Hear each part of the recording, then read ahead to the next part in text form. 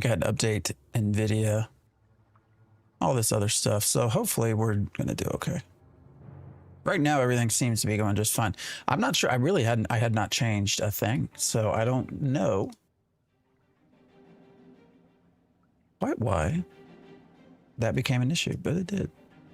All right, let me get everything moved around. We're gonna, I think, play around on the rogue. I want to try to craft. I want us to see what that experience is like. We have our healer. We got to level 6 sitting over at Miraleth. And I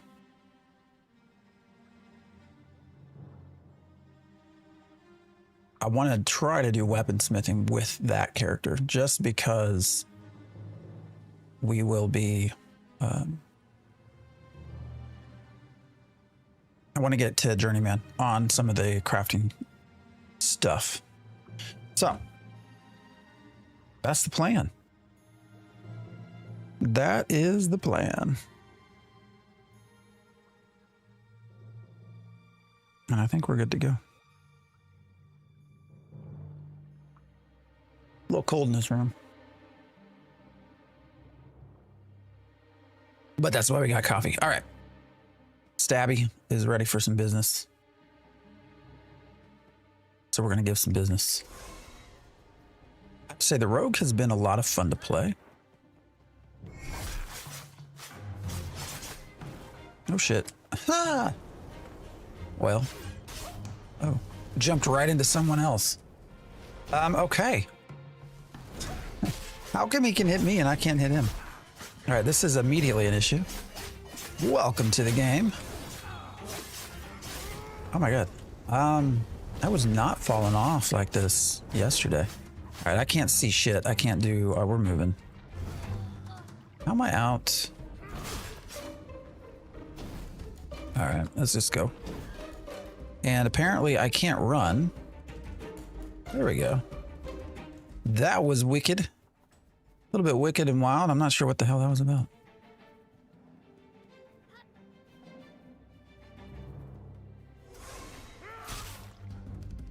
I'm pretty sure that should not have been able to do that because I went stealth.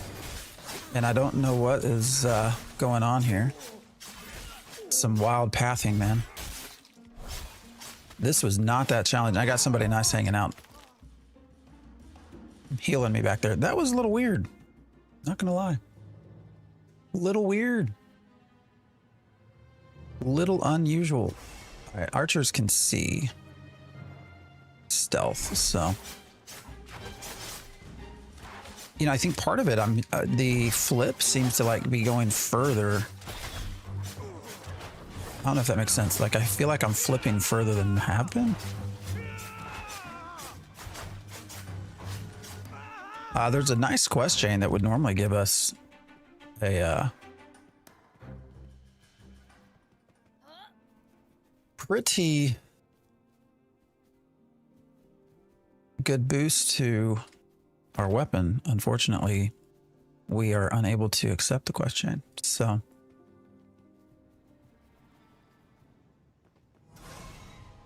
all right, let's get back.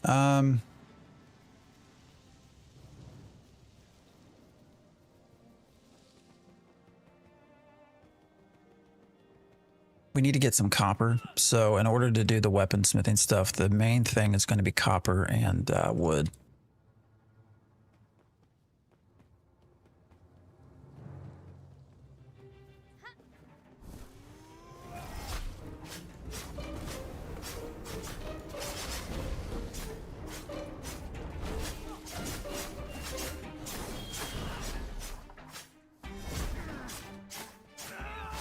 You know, person with a name that doesn't make sense. I'm curious what you normally get when you hop into chat like that. People's chat that you've never met before. What's up?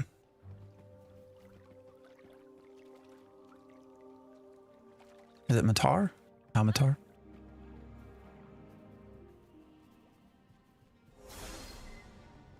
But brother, over on YouTube, that doesn't have a name that you can actually say. I'm curious what do you get response-wise when you pop into people's chat like that? Is there something you're expecting to get?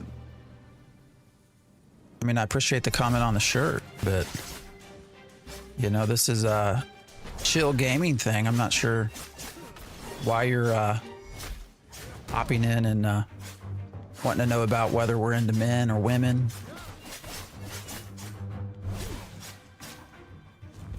Sorry if there's not much around for you in real life to try to find a partner, but seems a little weird, dude.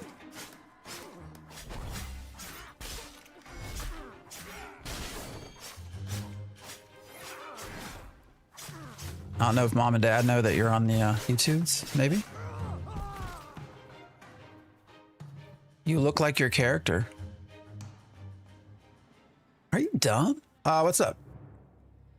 Cena John, is this Ashes of Creation? It sure is. Been playing fighter, but been thinking how the rogue survive. The rogue has been really pretty fun. I'm not gonna lie. I'm not really a rogue player. Not sure what's going on there.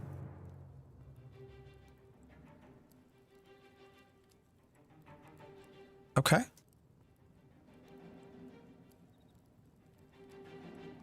Ball sucks.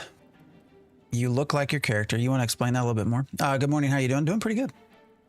Lewd comment. You guys got some interesting names coming up in here. Man, I want to play. I just don't want to lose time when it wipes. Yeah. I mean, that is a downside to the alpha and testing. I don't know. You know, they do try not to wipe much, but for sure it's going to happen. And it's very easy to burn out for sure. Oh, I could move. I was just seeing what happened. I also don't want to die by using the unstuck command. I don't know if you're trying to be truly helpful or watch me erroneously kill myself.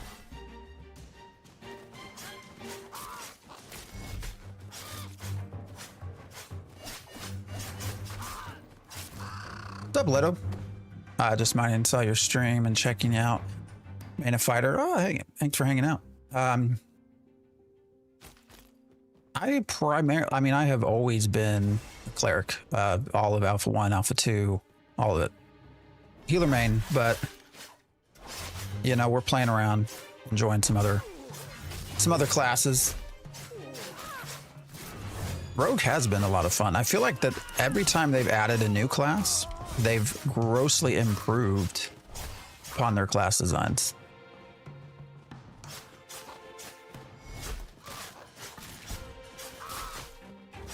How did I pick up more than one bird? I'm not sure. So a lot of your original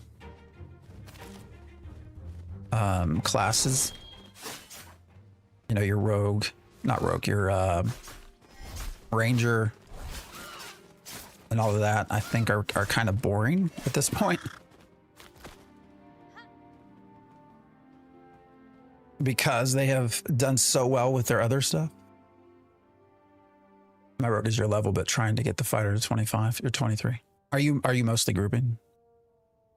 I assume you're grouping. I guess you could solo. I don't know how long that'd take, but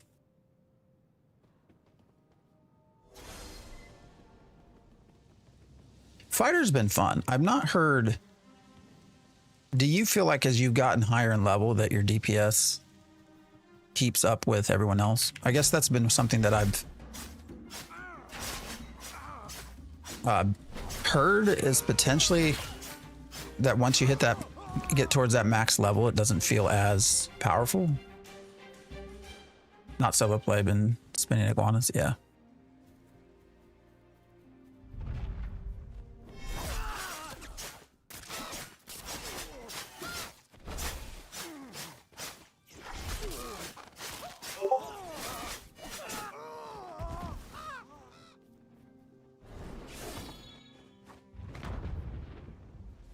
Well, come back, birdie. Really, I've been trying to focus mostly on the crafting experience here. And I don't know. It started off fun, and I'm starting to this phase anyway. And I'm starting to get to where it's like I get this urge. I'm like, I want to log in. I want to craft. We're gonna have some fun, and then I log in, and then it's like 75, 80% of my time is running from place to place to make sure I have the reagents, make sure I have the gold going, you know, and then logging into alts so that I can get, you know, things processed and other stuff. I don't know. It's I eventually get to where it's kind of like, I'm kind of ready to be done for now. And so it's been challenging. I'm only in gray radiant gear. Yeah, DPS is kind of meh. All right, bird is back.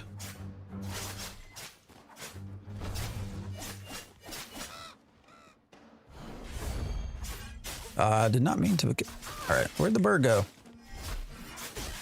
Didn't mean to get pulled right into the raider, but hey, we're here. It's been hard for me to find an mmorpg like WoW because I love Rogue, but this looks like something. Yeah, I mean, the Rogue really has been fun. Each of the classes, I think in general, most of the classes have been designed pretty well. So don't forget about the XP grind too. I just spent 12 hours at NA Giants. Yeah. Most of my alts I've not actually leveled through combat. Most of them have been entirely through the Grim Outbreak. All right, it's completed, isn't it? Oh, collect award. I didn't do anything, but I can collect an award. All right, go see. Let's go see what we get.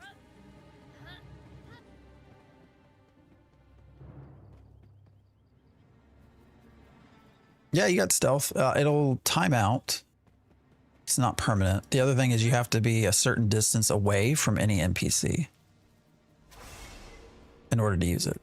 Now I can actually still sprint while stealthed as well, which is nice. The Rogue has a lot of movement. I'll show you one. I'm curious to see what we got. How did we end up in this? Did I get experience from it? I wasn't even paying attention. Event started, event abandoned, event started. Events are a little bit jacked up right now. PvP, you know, I only PvP when I have to. So I appreciate the follow. But for the folks that PvP, like that's their lifeblood, the actual like combat PvP. Oh, it's not letting me open it. That's weird. All right, so it did not, I guess it's because we bounced back and forth between event. Even though it says I have a claim your reward, it won't let me. The people that really enjoy PvP, from what I have gathered, you know, the actual PvP is generally fun, but all of the PvP events and stuff have been very lackluster and they don't have anything to do. So if you have the gold, processing EXP is worth a good chunk. Yeah, especially if you use the scrolls correct. Ban list when? I think never.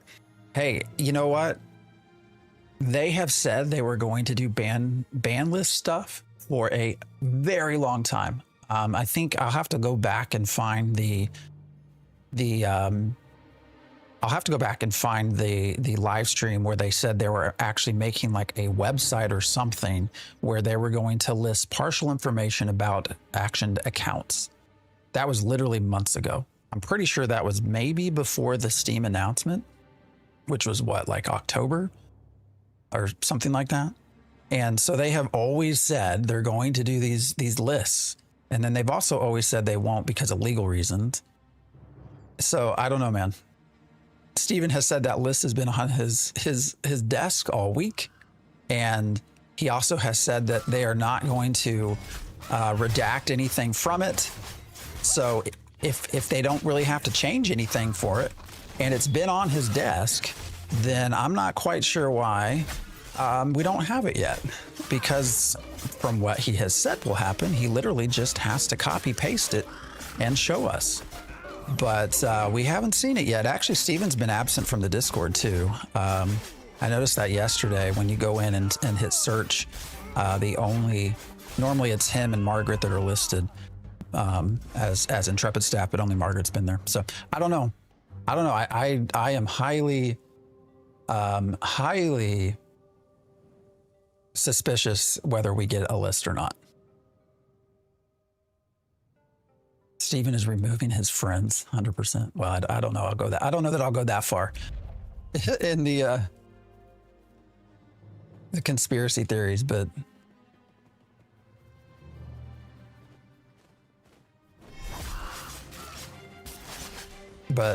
I will say historically that's just never happened. So despite what they might say, I need a max server where I can just buy vendor BIS. I get we were testing this game, but I want to test PvP. I don't want to play the whole game before release. Why play it again? It would be like, well, yeah, that's a good point. So one of the things we have, I guess complained about is probably a good word, is that,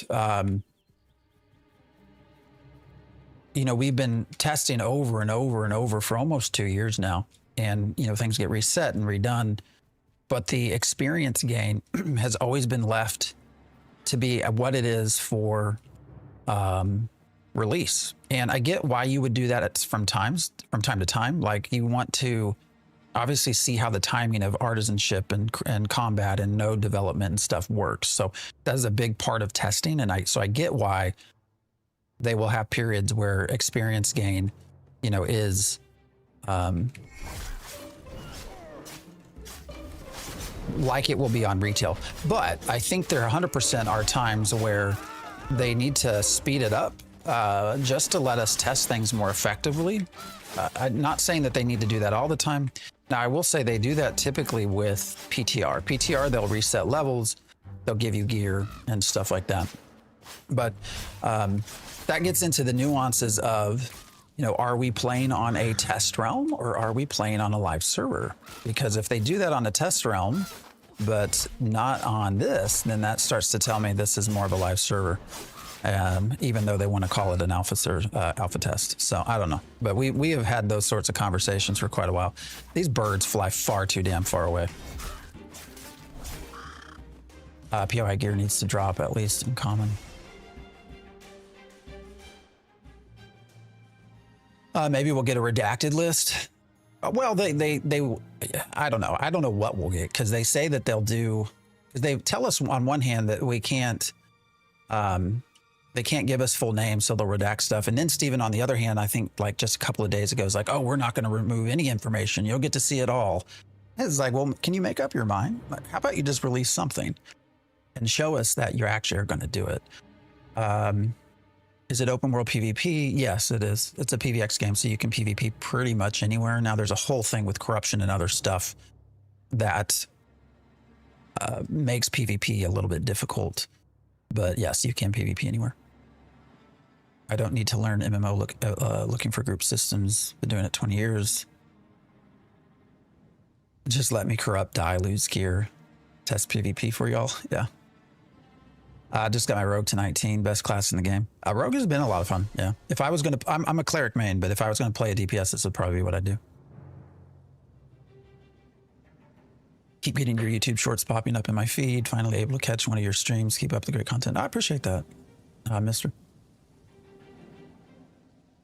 It is clearly a play while we build, not a testing environment. Right, I mean, yeah, I don't know. There's just... That's a whole conversation. I treat this no longer as I treat this as a like a live. Zeus, I appreciate the share, as a live service at this point. I know it's an alpha or whatever, but how do you see me?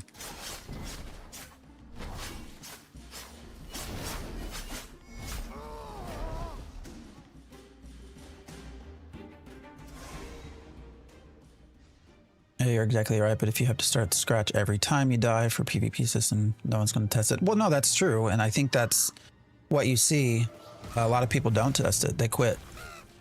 They do it once and they're done for a little bit. So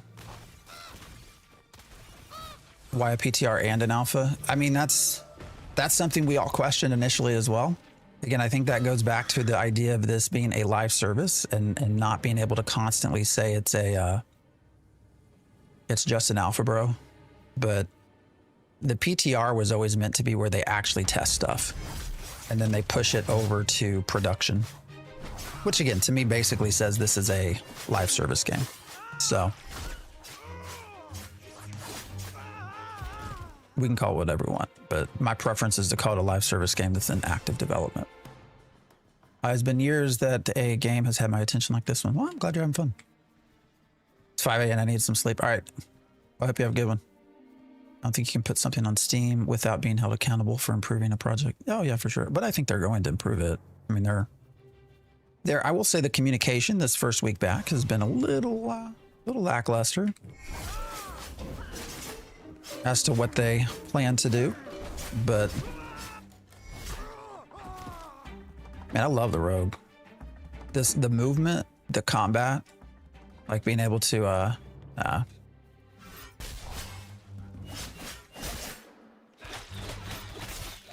I did not mean to switch to a bow. That little flip is just a ton of fun. Being able to, and then it immobilizes them. So if you time it right, you can flip over them and backstab them again. If you time it right. Man, those little lags kill, dude. So we do the backflip. He's paused. I don't know why I went back in front of him, and then I can go backstab him again.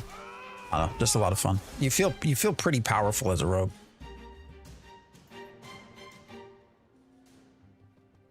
I think with all the negative community feedback regarding corruption, they might take it out or change how it works. Oh, I think it's a very real possibility that they actually just completely remove corruption.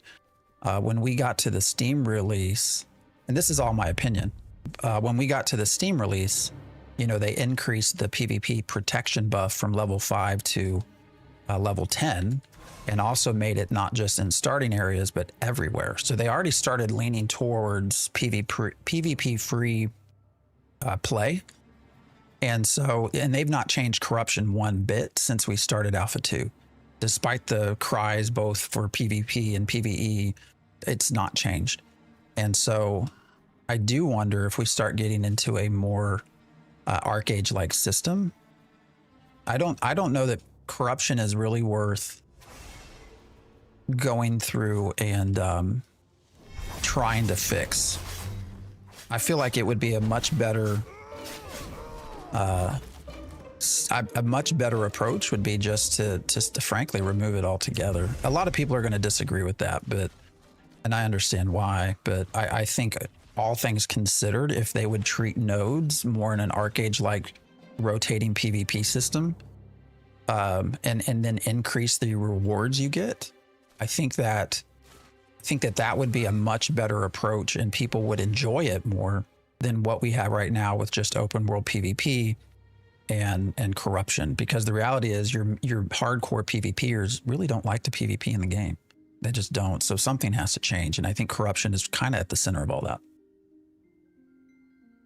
When you hit level 25, you get a free cosmetic. Yes. Yeah, you have quite a while to do it, but yes, you'll get, I forget what it is that you get. I was in a war today, 2 full raid parties walk through each other, neither rendered in for each other. That's hilarious. Yeah, that happens, man. I have an alt account just so that I could do crafting better, and I will at times be unable to see my my alt character, even though it's on a different computer. You know, I don't know. It's weird. Keith, I appreciate the follow. Really weird.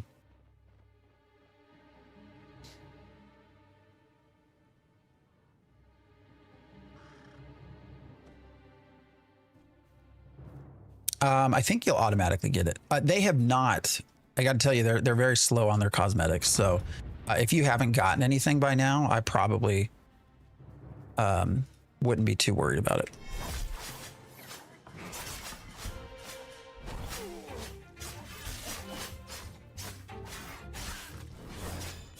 Love the movement, man.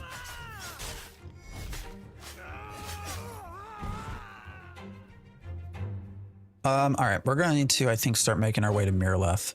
And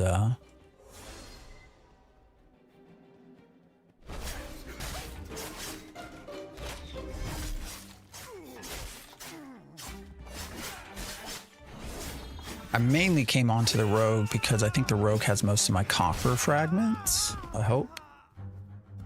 So the mount cosmetic will transfer to launch account. Yeah, you should get it. They're just very, I think there's potentially even like some purchase skins that haven't been delivered yet. I'm not sure if that's been fixed or not. I don't know if anybody can confirm that or not, but I'm on Vira. So if you're looking for a new server, Vira has gotten very, very populated. Vira was the 7th server to open up. So Vira was not originally part of, was not a part of the original 6. They opened Vira like, when did they release what? Like on a Thursday, and I think they opened Vira on a, on like that Saturday or something. So we actually did have a very low pop for a while, and which made things kind of hard. Oh wait, we can exterminate the Grim. How many of them are there? Damn. I feel like that's a bad choice. 1, 2, 3. Yeah, that's a bad choice. We're not going to go after 6 of them. I am not that powerful this morning. Oh, you're on Resna?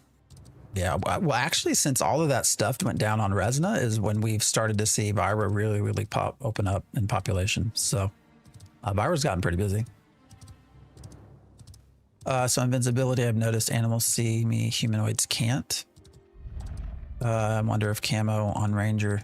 Oh, that's actually an interesting question. Whether animals can't see camo, but humans can. I think camo is based off movement though, right? You have to be still. Not correct for camouflage. I bought the frog cosmetic mount, was instant. Oh, okay, so maybe they fixed that then. I know for a while the cosmetics were not immediately coming over. We just went there with the majority of OC. Where the OCE guilds went. Yeah, Resna, stay away from Polar. I mean, put somebody in Polar's Discord, see where they're going, and go somewhere else. John, is that a real question? Are you messing with me?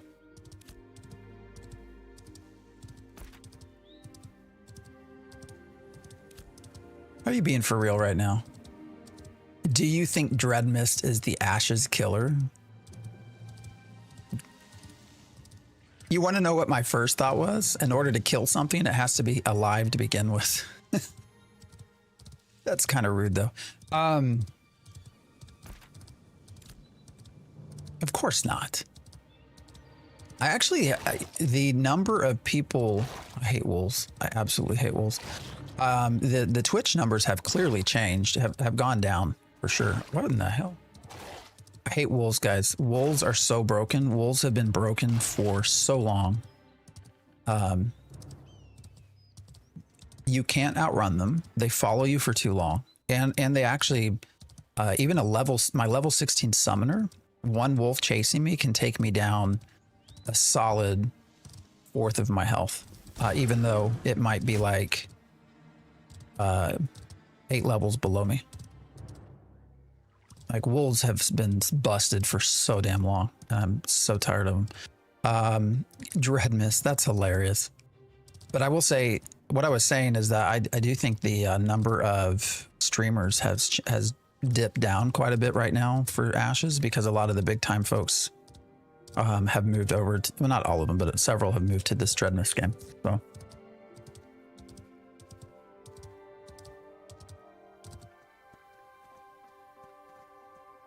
have they fixed the certificate issue? Which one? I guess I'm not sure what you're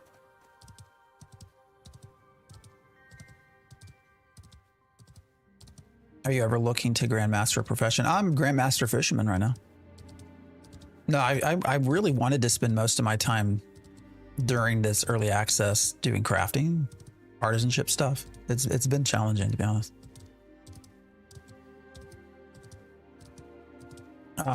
People always ask if this is the WoW killer, so I thought I'd switch it up. That's hilarious. Polar on, no, not all of Polar's bad. That's true. Good morning. You're so, oh yeah, up early. Yeah, weekends. I mean, we typically do 7 to 11 a.m. So it is early, but that's kind of what historically I've always streamed. So they're just playing the systems that they know better than everyone. Well, no. Okay, look. Here's the thing though, right? When you find an issue that's potential exploit, you're supposed to maybe test it 2 or 3 times, report it, and put it down, right? I think we can all agree that that is generally what we're supposed to do. There have been some notorious guilds that simply don't do that, that have at times not even told Intrepid what they found. And some of those guilds have had their guild leaders' characters reset multiple times. So there is clear history there and very clear behavior that is not necessarily in the best interest of Intrepid and Ashes of Creation testing. It's in the best interest of the guild. And so we can split hairs one way or the other, but there's a clear pattern for some guilds, is all I will say. And what I find very funny is this whole dupe thing, EBC Wolves thing over on Resina came about by a guild that's notorious for their own shenanigans, probably only because they didn't want another guild rivaling them. And so they gathered information and then immediately turned it over to Intrepid. So again, I don't think that was out of the best interests for Ashes of Creation. I think that was a very, very intentional way to help protect their position within the game. Resina has Quack started on that server after 350 hours. I think I'm going to have to put it down and wait to see what happens with development. Yeah.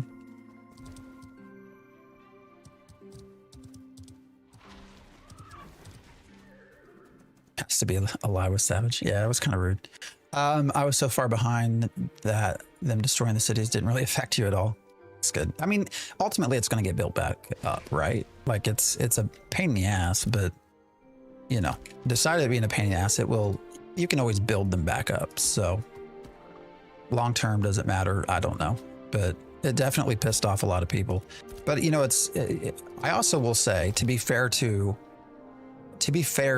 Polar, they're not the, damn, I didn't realize I have all this shit in here. They're not the, you know, while they are the villain, the bigger problem here is Intrepid's game design, right?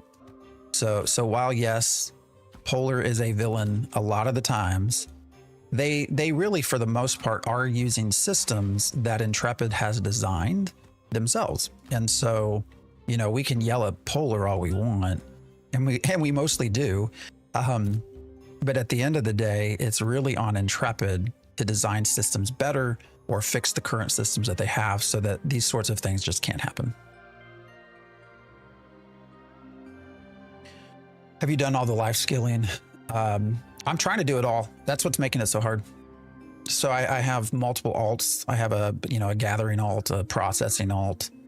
We're about to start up a weaponsmithing alt here if I can get everything set correct. Because you know, as you go, you can only grandmaster in 2 things, right? So if you think about it, if you wanted to eventually try to grandmaster everything, you have to have 11 characters, and each server only. Each account only lets you have 5 characters per server. So if you actually wanted to try to grandmaster everything, you need 3 accounts. Probably not going to happen. I don't know how long it would take to grandmaster everything anyways. But yeah, so I'm trying to generally do as much by myself as I can. So, and it does take a while. It is not the ideal way to play. I will say that.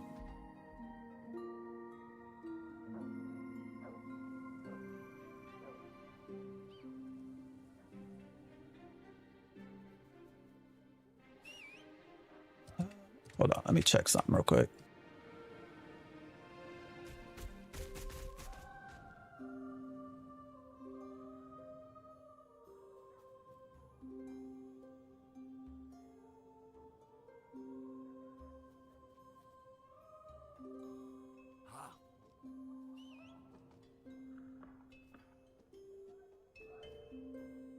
Something's not working. No, now it says it's working. What the hell's going on here?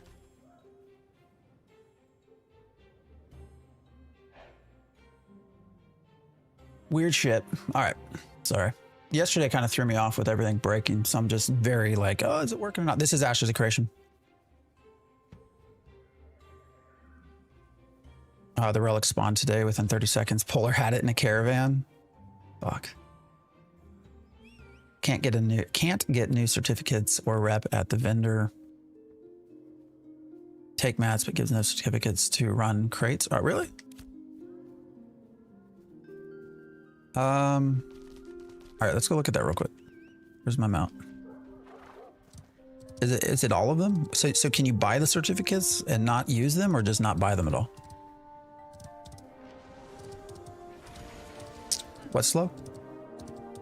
Bots are plenty. Yes, bots are everywhere. So there's some interesting. I'm gonna have a video come out tomorrow, hopefully, if everything goes well. Really looking at the statistics of Ashes and where we've been for the last 4 weeks, player numbers and all that. When you look at it, it's very interesting. When they close the servers, so when they have to restart servers or bring servers down for patches and stuff, there is always the Steam charts have never dropped before 4,000 or below 4,000. So, you know, is the concurrency we see accurate? I'm not sure, because I also wonder how many of those are just bots. So it's hard to grasp, man. How pay to win is it? It's not. There's no pay to win. You can get new certs. I mean, you can't get more settlement. Oh, the currency, the tickets. What's up, Hoodsy? We're on Viro. Yeah, they did. Got a vid on crate trolls in Resin. I think last weekend we actually had that happen to us running a crate. A rogue killed the mule. I killed the rogue, and a friend of the rogue was able to pick up the crates that fell off the mule, put them on their mule, and run away, all without getting flagged. Which meant if I tried to get my crates back, I would have become corrupted. So wonderful design. What's up, bot? McBot face, like your name. It's just people keeping the launcher. Yeah, I know it is, but there's also, I mean, so it just makes it hard to understand what your density is like, right, with players.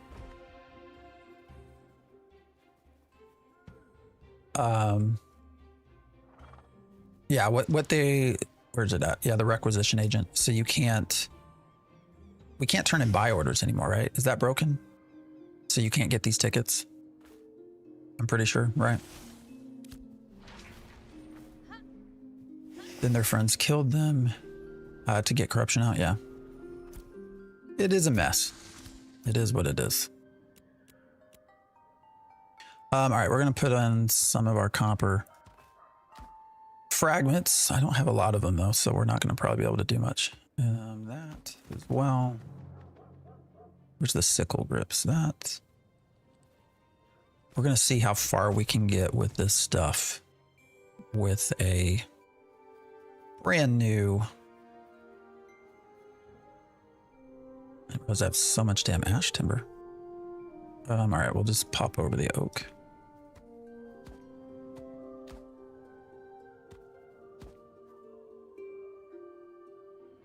All right, let's see what we get with this. If there's room. I actually don't know if there's room in our storage.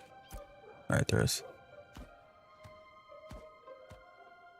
Yeah, if you're on, if you do come to Vira, you can certainly join our guild. It's small. We are not big go-getters either, so.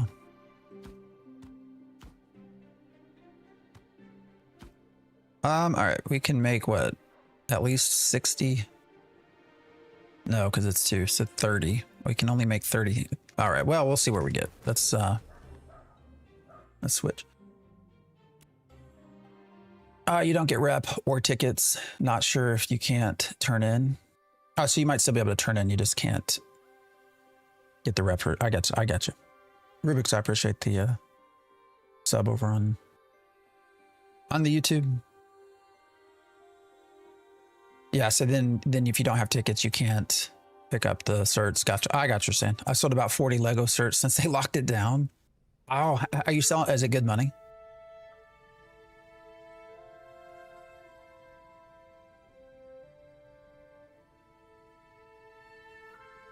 Oh, that's your main channel. Gotcha. I know you wouldn't frame it this way, but my thoughts on the numbers are they've lied every step of the way.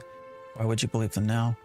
Yeah, I mean, I don't know that I don't think they're, I've been asked the question, John, of whether they're like inflating Steam or inflating reviews. I don't think that's happening, but some people do.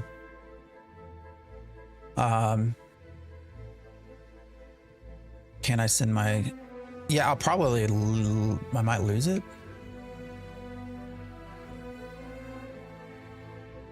I'm not going to watch it on stream probably, but no offense. I just hesitate to open up any YouTube live on stream that I've not watched before, if you know what I mean. I'm Lou. I appreciate the follow. If you could pick one thing to make the game better, what would it be? Multi-classing is meh. Add another healer class, shaman or druid, and add monk. If there's one thing to make the game better, I don't know that there is one thing that could make the game. Not just one. I mean, multi-classing is a big part of it if they can do it right. I back the game for nodes and multi-classing, so nodes have already started to take some back roads in their development. So, are we not going to connect? What's happening here? Why is this taking so long? It never takes this long. You can turn in, but rewards have been turned off for technical issues. Yeah, I wonder if they found. I assume there's an exploit. Not sure. A longtime huge fan, played after the recent release. I don't think the game has the vibe at all, which is big. I know it's not finished, but that's what scares me the most. Yeah, I mean, there's a lot of folks that right now are not going to have a lot of fun. So, and that's okay. You know, you wait, you see what happens. The game will come back. They will be going to beta this year. So that's what worries me more than anything. Is what comes from that. All right, let's start moving stuff around. In order to do weaponsmithing, what I think is the fastest route is basically just using that timber along with copper fragments, and from there making just novice harvesting tools. I think that's probably the most cost-effective and experience gain effective process for us to try. So that is what we will do. All right, I need these and these.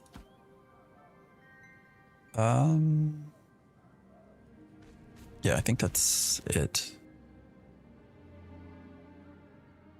One thing I need most is server stability and performance. Well, that's number one for sure. I mean, if your players can't connect, this is another thing that drives me nuts. Look at everybody fishing. You can fish, right? Let's see. Actually, let's fuck about for a minute. All right, was it K? Skill book, fishing. Let's fuck around for a minute. Let's see if we stand here and we fish. All right, so we're able to fish, guys. We're fishing next to the guild clerk. What if I open this up? So we open up our storage. And then I can open up my inventory. And then as I catch fish, well, maybe. So this is how botters are doing this, right? So we have we're fishing right here. I catch a fish, or I didn't catch a fish. What the hell? I didn't. Okay. Anyways, but you can easily make things, right? You can make bots that will easily transport, and then you can just have endless fishing. The problem with doing it here is you don't have a way to repair your stuff. So the really bad spots are the ones where you can actually fish right next to something that lets you repair your pole. And then botting becomes super, super easy. So, whoa, it's getting dark. What's going on? Hold on.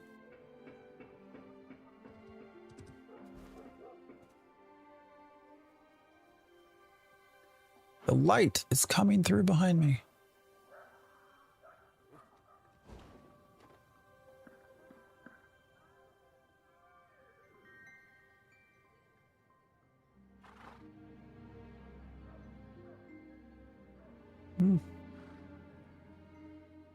bit better. Ain't nothing I can do about the sun. The bots are fishing next to the vendor and selling, repairing. Yeah, I mean it's a super easy script. There's no real way around it, because all you have to do, like there's, I mean you can do easy libraries that are just even visual identification, right? And you can have something that is just constantly scanning the screen, and if it notices up here in the corner that there's a broken icon, then you can script it to do key movements and other things to repair it. It's like super easy, and it's something that like easy anti-cheat will never ever catch. So I don't know how they get around it. I love how you often can't fish off a bridge or rock next to the river, but you can fish inside the castle walls. Very true. I thought I was smart by having 5 fishing poles, so it takes forever to have to go repair. I know, right? I don't know. Hopefully they'll fix it. I mean, that's been a known issue this whole time, but bigger things to fix, right? All right, let's go craft. I think we got everything we need. We'll see what we can get. On Resin and Halcyon, there is 20 people fishing next to the laboratory vendor. Put in multiple bug reports for it yesterday. Same people for over 5 hours. Yeah. Yeah, no, that's everywhere. The same thing happened over in the pier, unless they've changed it. The over here, the cookhouse and Hideworks. Unless they've changed it, you used to be able to sit right here next to the vendor and cast, and then you could just constantly, you know, do whatever. The real question is, how come they can fish from a little puddle? That is the real question. I can fish in a random 3-foot puddle, but not in the middle. In the middle of the desert. Yeah, that design, right? That is kind of a curious question. I guess if anything's designated as water, it's fishable. I don't know. You'd think there'd be a depth to it.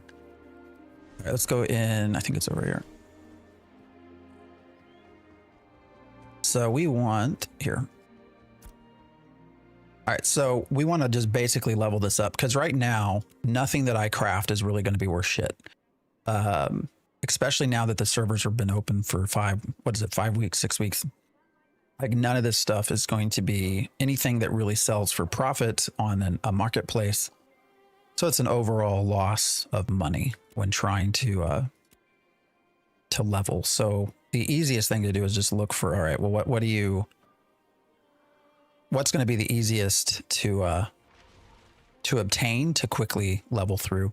And you have things like this. This obviously you have more copper than you have timber. And in my experience, it's so much easier to find timber than it is to find copper fragments. Now copper you can get obviously from mining, and then you can go through a stoneworks and get copper that way as well.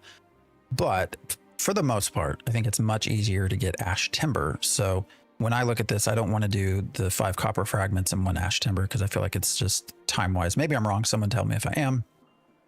So what I actually look for, and then when you go through all of these, I guess the shield is not, that's actually super simple. Holy shit, I've not noticed this one. All right, we're going to do a little testing. So only 2 copper fragments, 1 ash timber. If I go down here to the gathering tool, which is what I was going to do, it's 7 timber and 2 copper fragments. So this shield, by far, so far, the easiest to level up weaponsmithing that we can see. Let's see, what's the sword? 5 and 1. Yeah, that's not as good. Scepter, 5 and 1, not as good.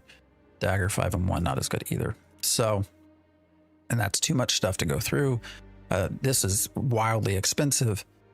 Okay, I think we have, yeah, 5 and 1. So all of these are going to be 5 and 1, right? Yeah. All right, why is the shield so inexpensive? I've never noticed that. Problem is we don't have shield final touches. So I'm going to have to go travel in order to buy some of those. But all things considered, I think it's going to be better for us to go ahead and actually we can, well, we can't do a test either, and see how much experience we get from a shield versus a crafting item or a harvesting item gathering tool. I assume it's going to be the same, but we'll see.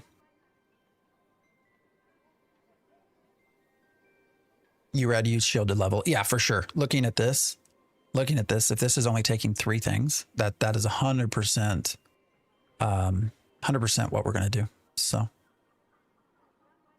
well, we're not in beta yet. We're in alpha. Beta will come sometime this year. Beta's, what we've been told is beta will be short. All right, we're going to log out and go with a different character. Go run. Get final touches off the equipment vendor. I don't think I have one in Miralath. Do we? I already logged out, I guess. I can double check, but got to apprentice super fast with shields. Yeah, I mean, that seems to be what we'll do here. The number of items that you need to do it is super, super small. So, compared to everything else. Was he there? Hold on, let me look. Oh, the equipment vendor. I thought you can't buy final touches there. Did they change that?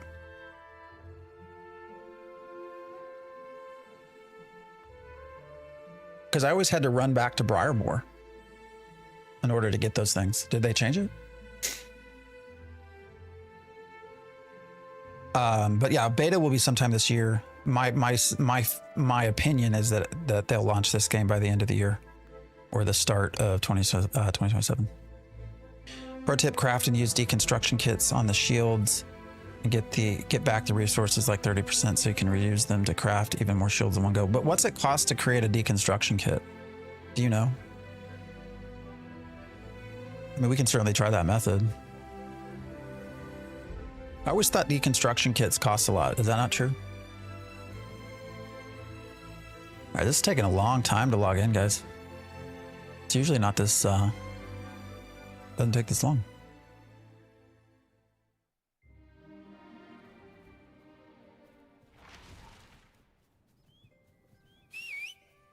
All right, let's go over here. Oh, someone died. Wonder what happened. I would love to see someone loot that body and then a guard kill him.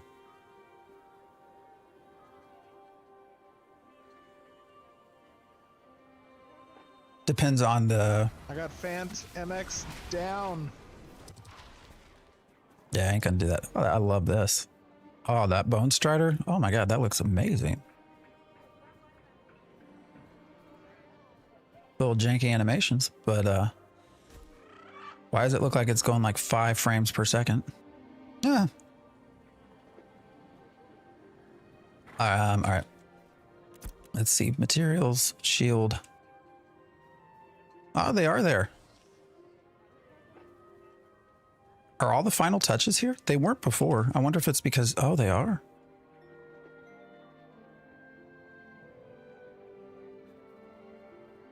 What about, okay. What about, what's the other one? Pick head stuff, pick. All right, so that is not. All right, final touches are here, but the gathering tool stuff. All right, and then that's going to be because, what do we have? We have Stoneworks, Laboratory, Agricultural Supply. Okay. All right. You know, in order to save some of the money, I'm actually just going to buy the final touches here and put them in the bank. How many do you think I need to buy? 100? It only stacks to 99, right? We'll just do 99.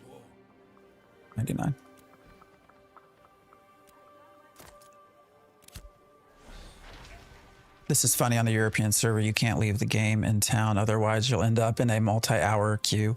Well, they admittedly, I will say, also give us, they give people in the content creator program queue bypasses. So I can say that because Steven openly admitted that, but.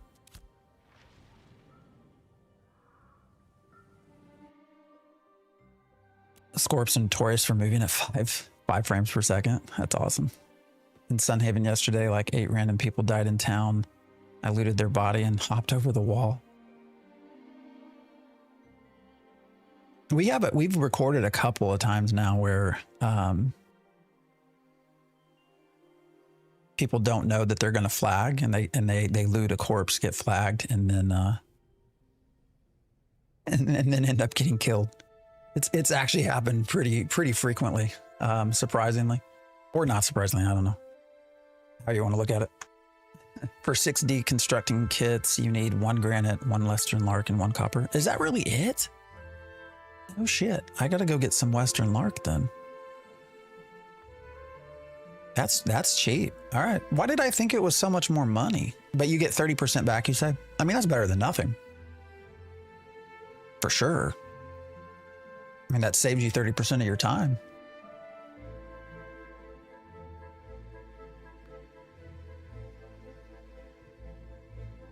How do you fix Skyrim glitches? I have no clue. When we start streaming that game, I'll let you know.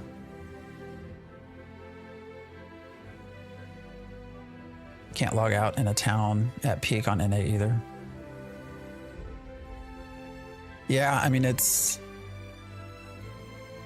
So when we look at queues, I don't know. So my curiosity with queues, we have dynamic gridding in, right? That's what we've been told. Oh my God, who am I running into? Weird. There's a shadow, a very pixelated shadow, mind you. Oh, here comes the floor. Is the person here? Where's the person?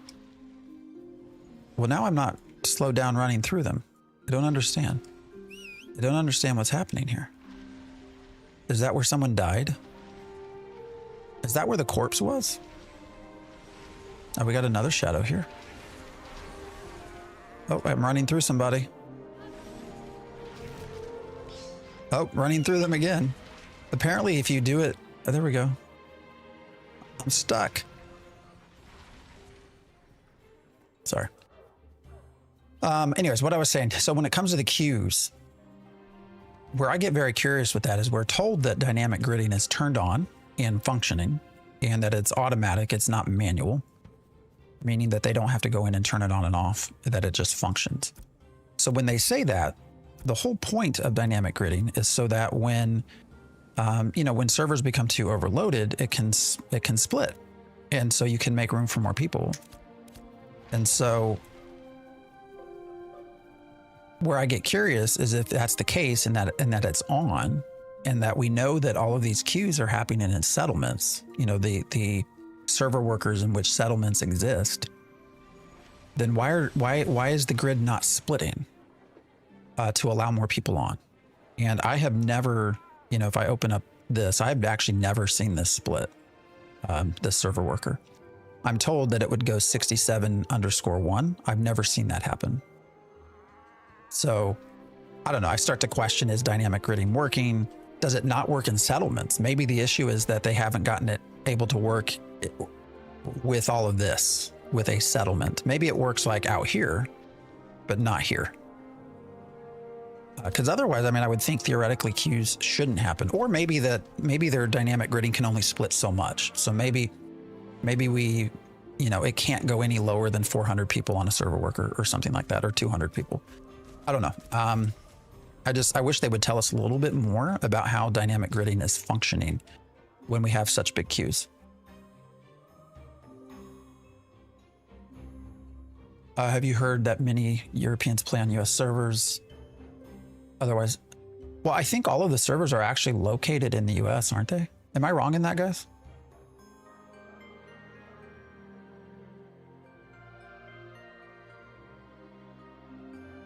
I think dynamic gridding is causing the queues. Yeah, I mean, I wonder what's going on. You get back final touches almost 100% of the time. Oh, that's nice. And 30% of copper back. Okay. I have 200 FPS, and on Big Town, 70 to 100. Everybody's rigs are hit or miss too. I don't know. I thought the dynamic thing wasn't in yet. No, they say it is. Finally, someone's streaming this. Yeah, streaming Ashes over on TikTok is not super popular. Yeah, Hoopsie, I think it's over on TikTok. TikTok isn't a very popular place for Ashes.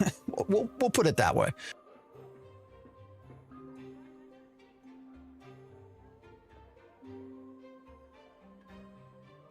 Yeah, Ohio. Yeah, yeah. So even your European servers are located in the US.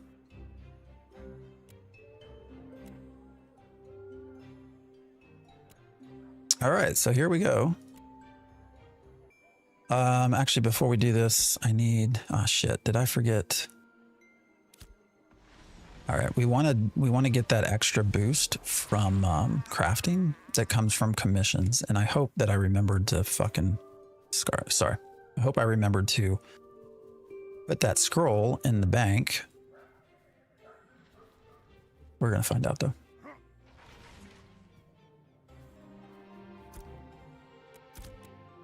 Is it here? Processing, gathering. All right, here's crafting. I only got 15 minutes worth, but hey, better than nothing.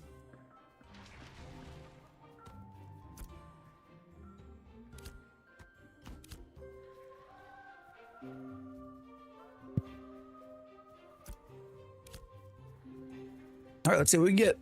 I really hope they release the housing and the animal husbandry breeding as soon as possible. More systems, please. Housing should be coming. I mean, you know, freeholds worked for a little, well, they worked. We're told that they're going to start doing housing, you know, this first quarter.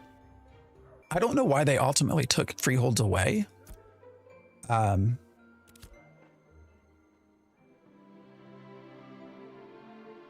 I don't know if it wasn't working with dynamic gridding or what, but you know, freeholds were briefly in, and then they moved it, took it away. So that should come back in. And you know, there have been game files that have shown the work on static housing as well. Animal husbandry, I gotta say, I don't think that's going to be in the breeding part. I really don't. Not in anything sort of complex.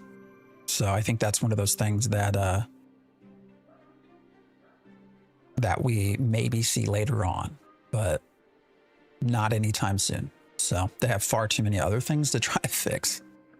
Think about it. The bank doesn't open in the city. You have to click 5 or 6 times to interact with the NPC. Switch from European to the American server. Nothing like that happens.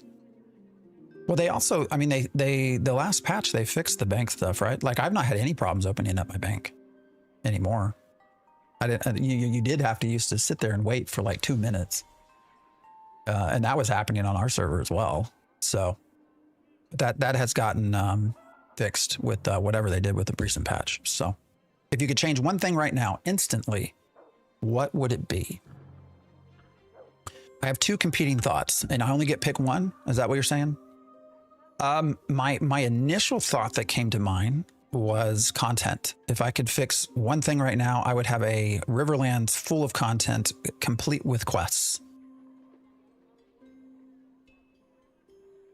But then I immediately thought if I had one thing, probably server stability would be the next. But, you know, that goes to my 3 things, right? The 3 things that I think they need to address, server stability, content, and PvP. But I would say, there's some other quality of life things I would love to have. I would love to have a shared bank across my characters, you know, especially if they're going to force me. All right.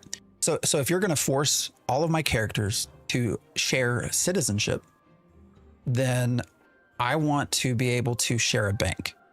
I'm glad that they let us have the extra bag space as a citizen. But if you're going to force me to have all of my characters be a part of that Miraleth, then I want a shared bank space.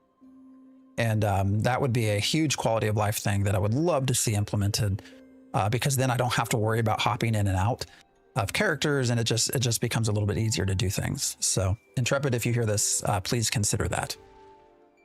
Content is a big one. Yeah. The one thing we want right now is the list. You know, I don't think we're getting a list.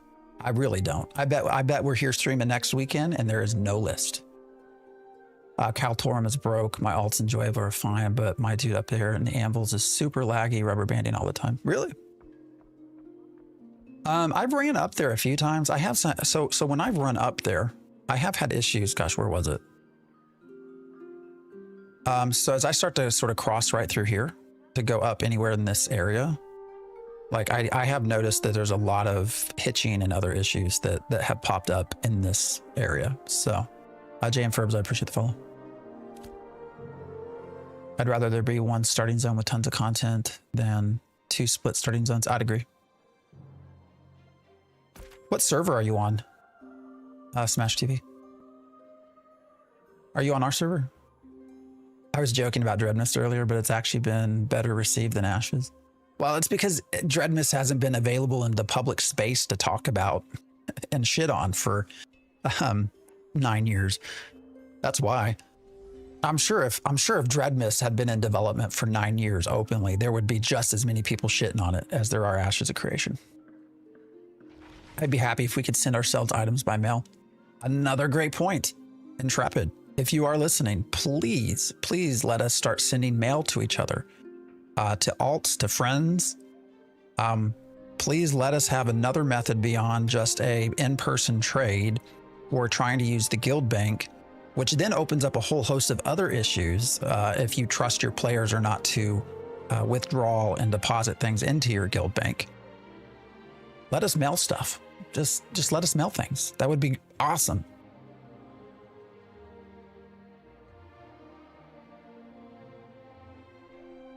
I like the game. It's hard. You don't have quests to finish leveling. I like on WoW. I mean, well, so yeah, so people can very easily get to level 25 in 24 hours. So this idea that Ashes is somehow old school and it takes forever to level, and that's a great thing. The only people where it takes a long time to level are the ones that do not have the ability to know life the game. Anyone that can sit and play this game for 18 hours will get to level 25 within 24 to 36 hours. So, you know, I don't know. We could talk about that many different ways, but it's not like there's some big barrier to leveling because there aren't quests and because you have to grind. People can grind their way to 25 very fast.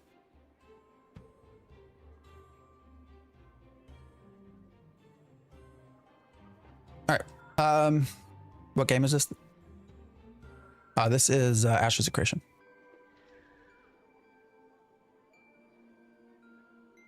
All right. We're going to just see what we can get. Let me pump this. All right, we got to do it now. Hopefully we can... God damn it. Are you serious? What happened to my goddamn timber? I have timber. Is it ash timber? Son of a bitch. It is ash timber. Son of a bitch. I don't know why it has to be ash timber and not any timber. You can go get wood that's coconut and shit all day long. I'd like to know why the shield can't take coconut wood. All right, we're gonna waste a minute and a half. Oh, you know what? Son of a bitch, we're gonna waste more than that. I think I left all the ash timber. Oh, here's some. All right, we're gonna at least try to get some done. All right, that scroll's pretty much wasted at this point. Huh. I was not paying attention to that. We have a lot of ash timber made. It's just, it's over on a different character. So the game currently lacks stability and armor balance. Playing with light armor is simply impossible in both PvE and PvP. Yeah, I can see that. All right, we're gonna try to get what we can out of this this scroll we just burned for no good reason.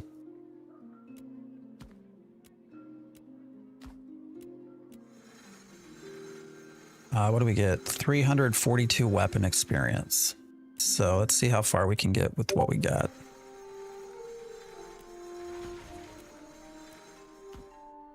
Can you guys hear Discord chiming in the background? I usually don't have it active and I forgot to turn it off. And that's going to annoy me.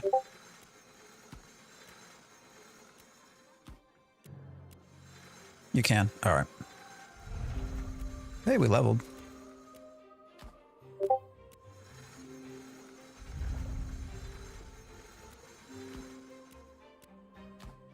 All right, I'm going to probably turn it off here in a second.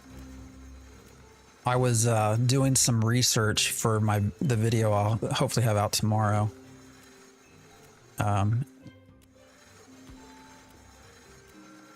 Of Steven's Discord posts, so I had it open while I was copy paste or screenshotting some of it. So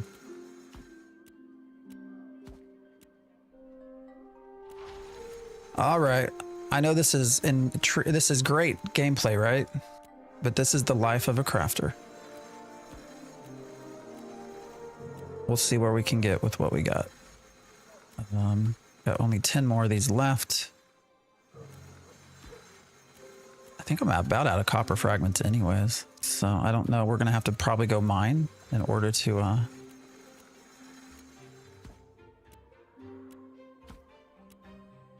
get more copper. I guess I can see what it costs on the auction house, but I hate spending money for shit. Hey, we completed a Destiny objective too.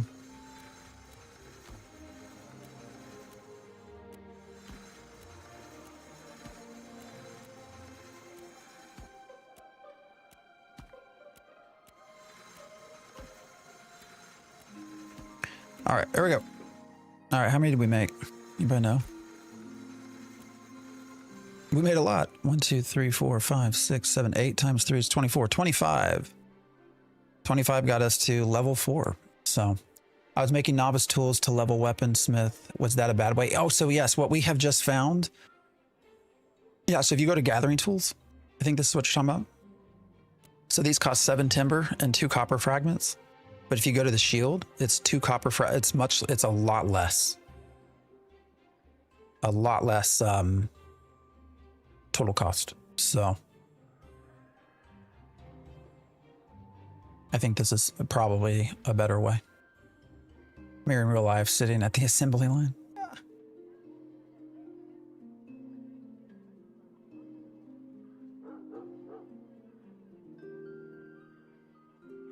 Oh, you were, yeah. All right, guys, let me real quick.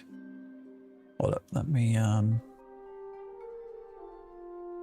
don't know I don't know where the Discord is along all of this. So the way my setup is, I'm going to need to, I think, do this in order to turn it off. All right.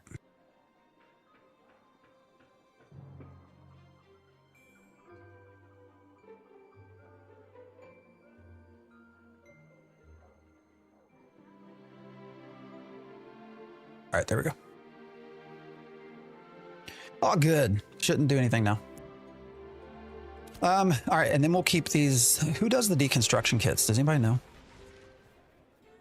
I actually kind of want to play through that process. Is that over here? Is that in the... All right, so you have tempering. Oh, here you go. Deconstruction. Wait, what is all this? I thought you said it was just one...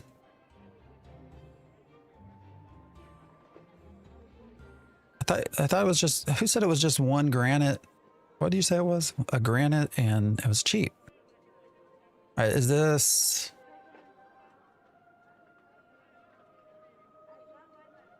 Granite grinding stone? What is that? Is that just one granite? Turpentine. Is that crafted?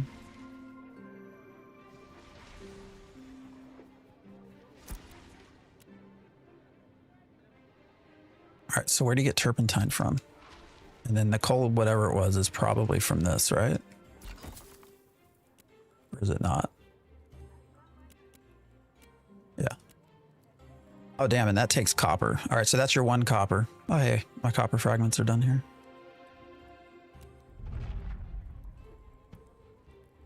And then what's the other? Where do you get the other thing from?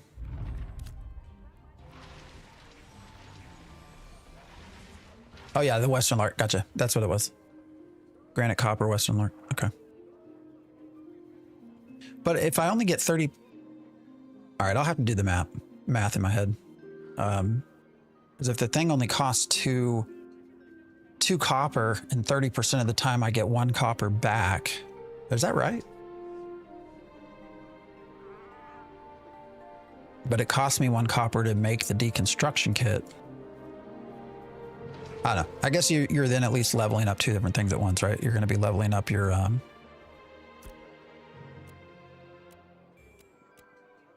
arcane engineering as well. All right, I also want to find this excavation of kits. Does anybody remember the name of the recipe? What's the recipe in order to make treasure maps? Was going to be one that I want to try to explore again, but I know I don't have the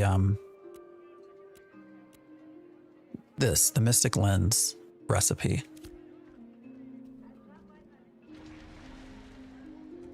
Turpentine comes from alchemy. Shit. Yeah, I hate that they added the Mystic Lens. I won't go into that rant again, but I've never been able to find the recipe for it either. Mystic. Let's see.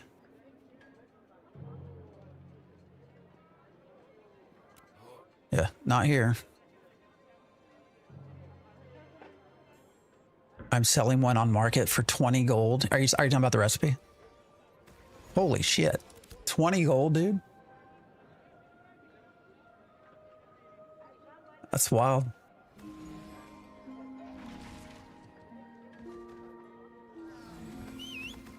You get back your final touches too. All right, let's, I guess now I got to go back and get the rest of our ash timber.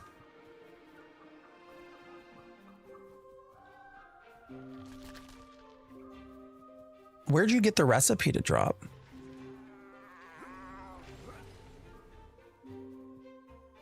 I've only seen the recipe drop once from goblins.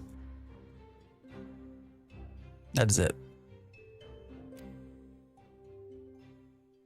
Top secret. Well, that's not cool.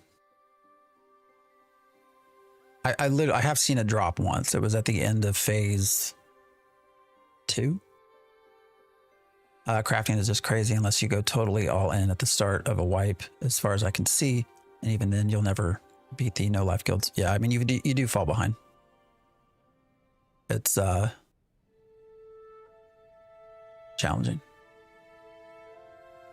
Top secret lion toll goblin area. Are you serious? You're messing with me. You're just all right, we're gonna play around.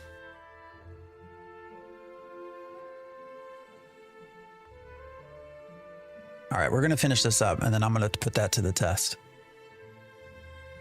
Treasure maps for everyone, guys. Treasure maps were so fun. There's a trick. Ooh, okay. There is a trick. How can you get a trick with a loot table? How are the nodes been trying to keep up, but it's been a while? I mean, things bust here and there. Vyra, the problem with nodes for a long time over the holidays is that Marileth was broken, so it could not update. And then now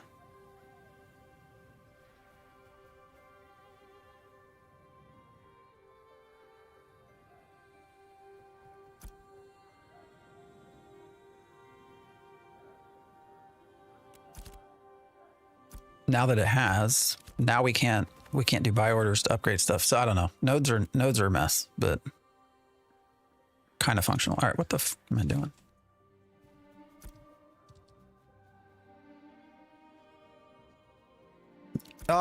Okay. Well, we will we can run back with Stabby as soon as we finish our crafting. See what happens.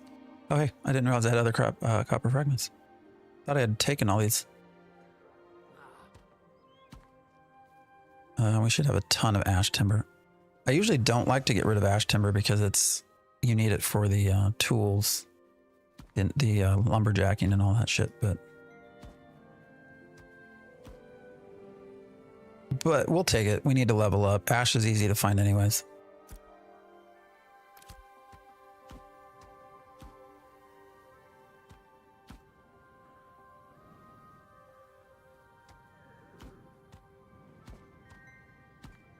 Life of a crafter.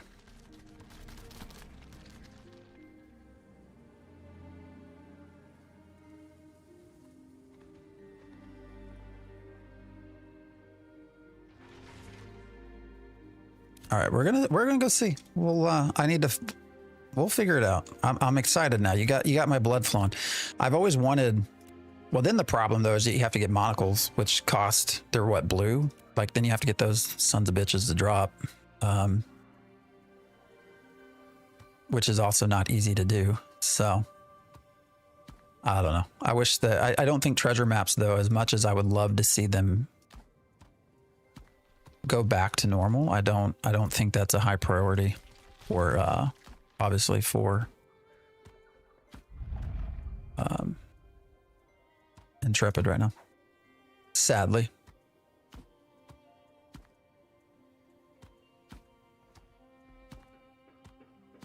All right. 10 copper plus 10 Western Lark plus 10 granite, and you get 60. Oh, that's right. You said you get it by 6 as well. 60 deconstruction kits, and they get back the final touches and copper back. Okay. What's wrong with treasure maps? Treasure maps used to be a much more engaging system. You know, you get both what are called faded treasure maps, and then you get completed treasure maps. And you, in my experience, by far are more likely to get faded treasure maps to drop, which you then have to go and craft. You have to restore them, basically. And, you know, that's always been a crafting process, but it's usually been a simple crafting process. And then they added this whole monocle thing. So in order to process the faded map, now you have to get a specific recipe to drop, which is very hard to find. And then you also have to, beyond that, you also have to, it takes a blue item that's a rare drop in order to even craft the rest, like to use the recipe. I don't know. They've made it very complicated. And it used to be, I mean, treasure maps were a lot of fun. Like that was something that we did a lot of streams. Like we would just go treasure hunting. You know, you never know what you're going to find. Sometimes it took you into challenging places that you had to fight through. And it was fun. It was a lot of fun. And I feel like they've made it not fun. All right. We're going to store some of these. I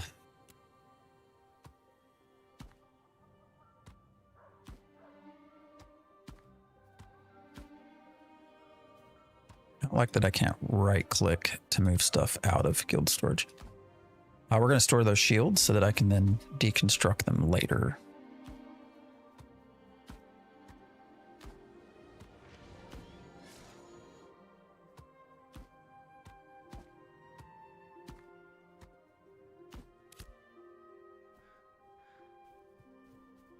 Started a few days ago and wanted to do maps as main gold income. They're just hard. They're hard to make. I don't know.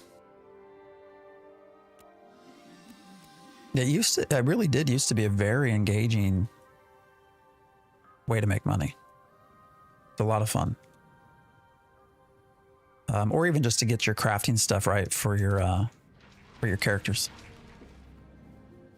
All right, we're still running into these people that we don't see. Like there's clearly a person here because you can see their shadow and I can't run through them. But they're not showing up yet. It's so weird. And they restarted the server last night too. A lot of times, most of the problems are server degradation, but even with restarting the servers, it's still an issue. So I think sand can ruin the need for treasure maps. You think what? I don't know what you mean. Jose, did you have a stroke? All right, we're gonna go back, make some shields. All right, I'm fucking cold. Hold on.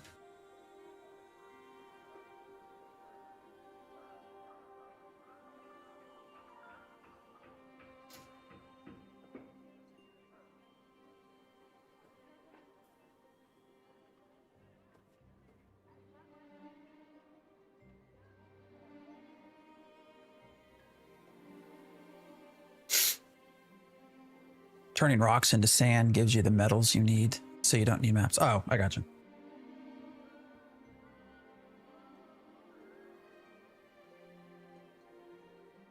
Yeah, but you still found a lot of interesting stuff through treasure maps. So, I'm on Vira. Is it possible to join your guild? Oh, yeah. I always preface that I'm happy to have anyone kind of come hang out, but we are not a hardcore guild. And then during the week, so I have a career and job and stuff. So during the week, I'm also, as guild leader, not always able to jump on all the time. Although I did buy a laptop so that I can maybe do some stuff at work. But I still had fun, Hoodsie, with the quest aspect of treasure maps. It was a lot of fun. All right, guys, we're going to, so we can make 35 more. Is that, no, wait. All right, let's see what level we get to.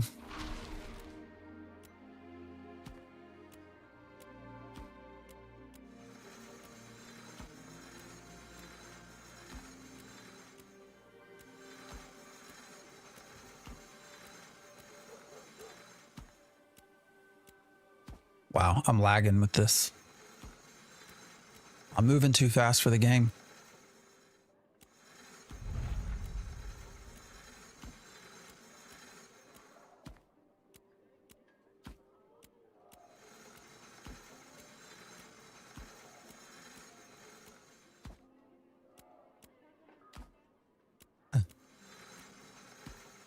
The game really is, I don't know if you guys can see that. It's lagging. It's not liking me doing this.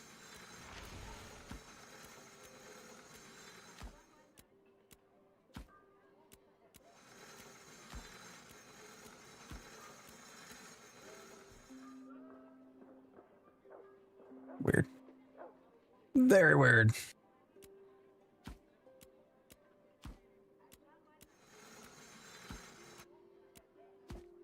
I would even cut the sound. Did you hear that?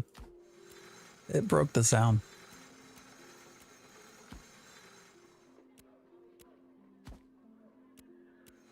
I mean, you only give me 5 minutes on the cooldown of the scroll, so I gotta use it.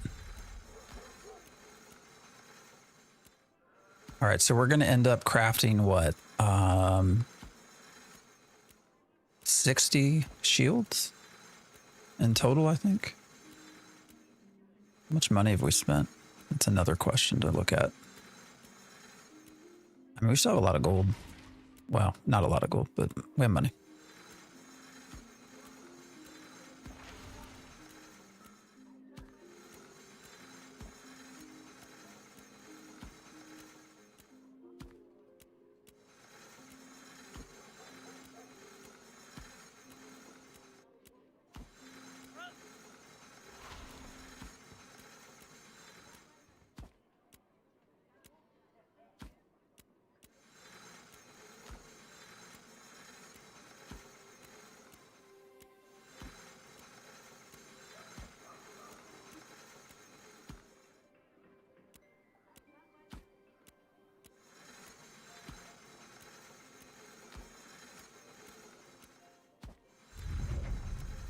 Crafting fun.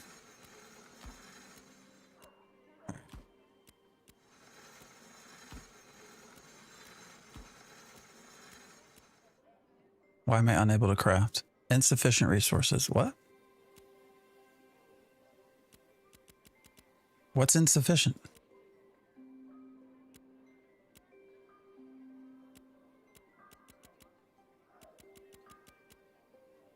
Oh, weird.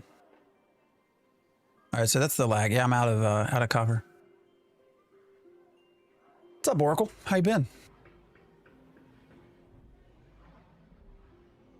I hate when speeding this crafts and the camera moves a bit in the background each time. Yeah. Notifications are still going. All right, so I think we just crafted what, 35 plus 25, 60? 60 total shields. What level did we get to? I didn't pay attention. 7. I mean, that's not bad. That's not bad at all. Busy studying the temporary system. How's it going with that?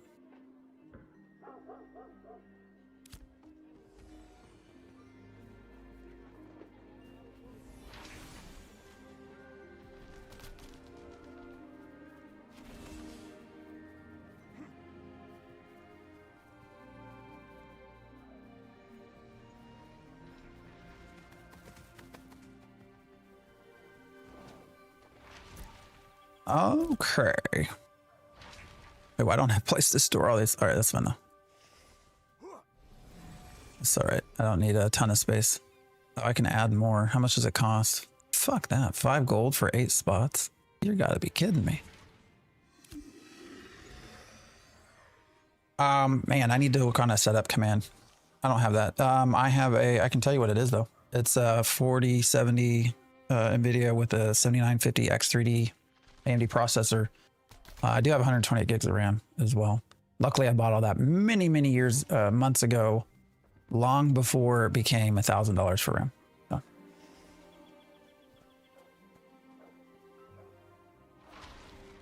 I mean, I have to say that's not terrible. I mean, to get to level 7 weaponsmithing, it's not terrible. We have plenty of timber, so what we need now is copper. So, I mean, we can always look on the auction house, I guess, and see. I hate buying stuff from the auction house, though. Money is so hard to come by. I guess I could sell my own stuff on the auction house, but.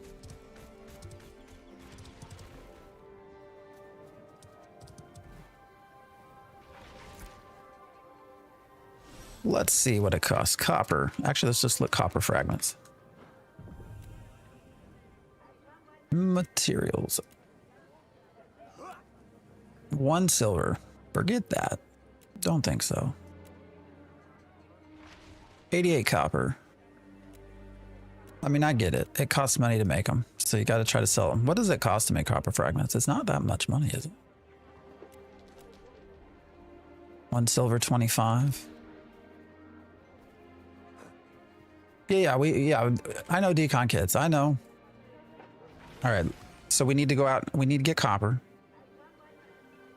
Copper, Western Lark. And what was the other thing I needed? Granite.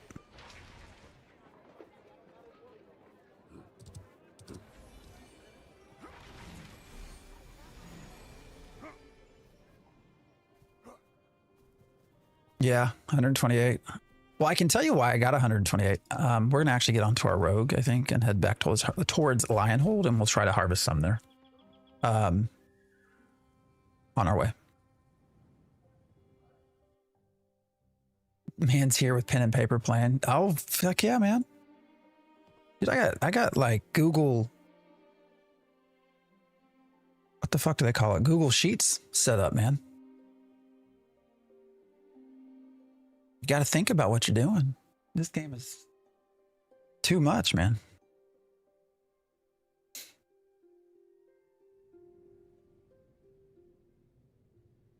You got a complex game that doesn't have a lot of good tracking systems, doesn't have a necessarily great UI nor explanation. So yeah, I write shit down. I mean, think about this. I'm trying to make a simple shield. In order to make the shield, I need to make sure I have enough copper fragments, which means I need to get copper either from ore or from processing sand.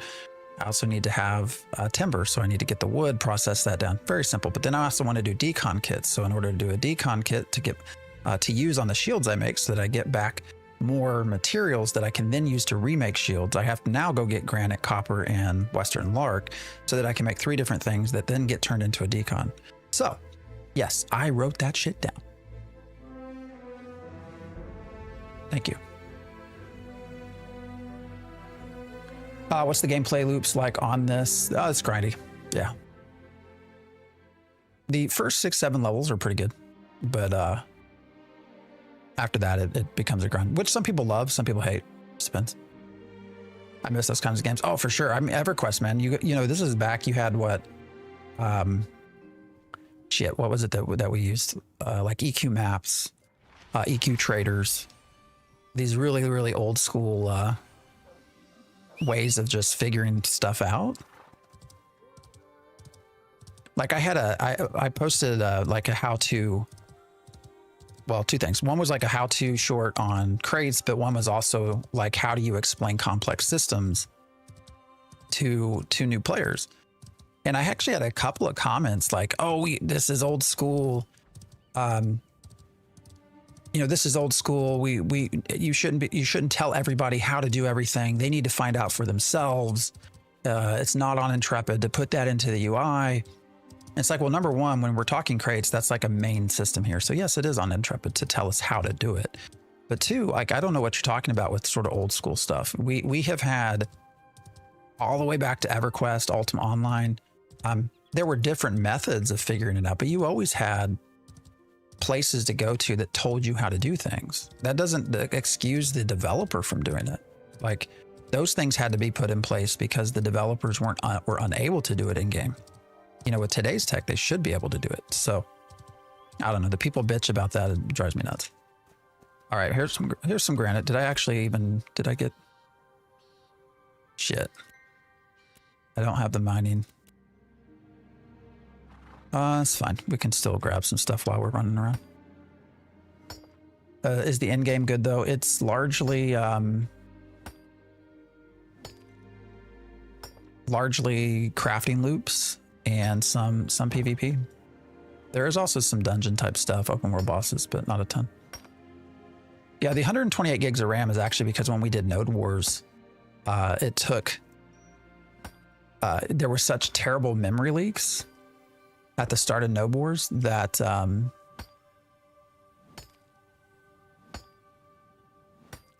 I bought a whole bunch of extra RAM. So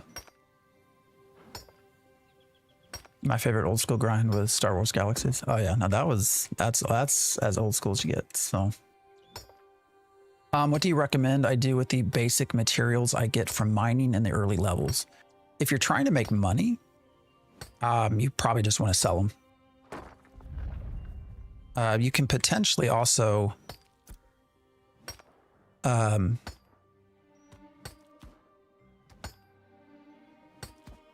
process things and then sell them, but it's far easier just to sell. Glitched, I appreciate the follow. The old school games had in-game tutorials. Exactly. Or they had manuals. Anyone remember when games came with manuals? Isn't that some crazy shit?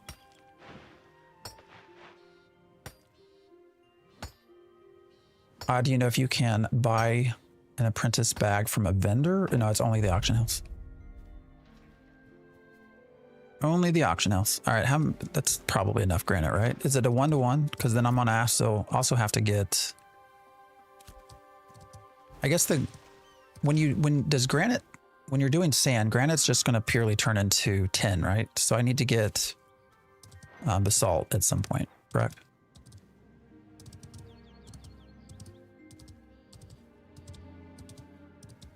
And Western Lark is even more of a bitch to find. I don't know. I think there's some in this area. I know there's Western Lark all over here, but down in New Ayla, that's a pain in the ass to run to. Remember when WoW made everything accessible and casual friendly and it got really popular? That wasn't by accident. That's true. That's very true. Can't argue that. Make stone into sand, get copper, zinc, tendonite, coal. Okay, so you get it. So it's not the same as the harvesting. Gotcha. I remember code wheels. Remember code wheels for copy protection. Game reminds me a lot of Lineage 2 way back in 2008. Priceless memories, grinding with my buddies, node mid, maxing, just exploring the game. Shit. Well, I mean, it's based off Arcade and Lineage 2, so it's good that you feel that. That's what they're going for. Any grind spots you'd recommend for level 13 summoner? I would just tell you to start moving outside of Riverlands. Go down in the desert.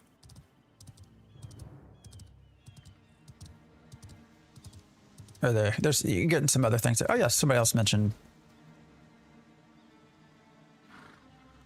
desert as well. So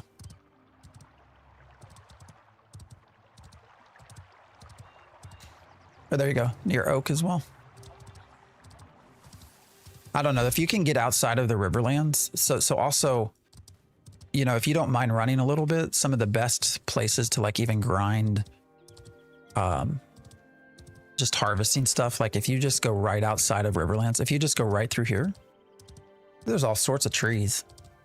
Now the problem with that is most of, these are going to be like coconut and stuff. So they don't work in Riverlands recipes unless it's just like, just says timber. But if it says oak timber, ash timber, then it won't work. But like nobody's over here harvesting stuff. So you have all day just to harvest whatever you want. And actually, if you don't mind running even further, there's a spot. Let me, where's it at? There's a spot like somewhere up in here that's just full of flowers, literally like fields of flowers. But it takes, you know, it takes 20 minutes to run there, 25, 30, I don't even know. So if you're going to go there, you're going to go there with the intent of just, I'm just going to harvest. Yeah, lark and hemlock around mountain areas. Yeah. Is the stream laggy? Hope not. Is anybody else seeing it being laggy? I thought I fixed it from yesterday.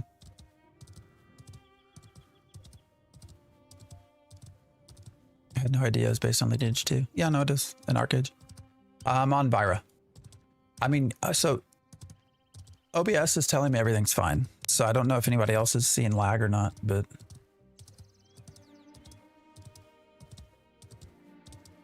hopefully not. I will say the game lags here and there. So that might be what you're saying. Seeing. I hate wolves.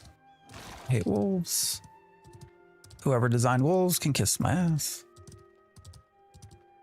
The game, yeah, it is stuttering at times. Up north, there is difficult to traverse mobs every 15. I mean, I can go up there on a level 16 without any problems. You just have, yeah, you do have to be careful.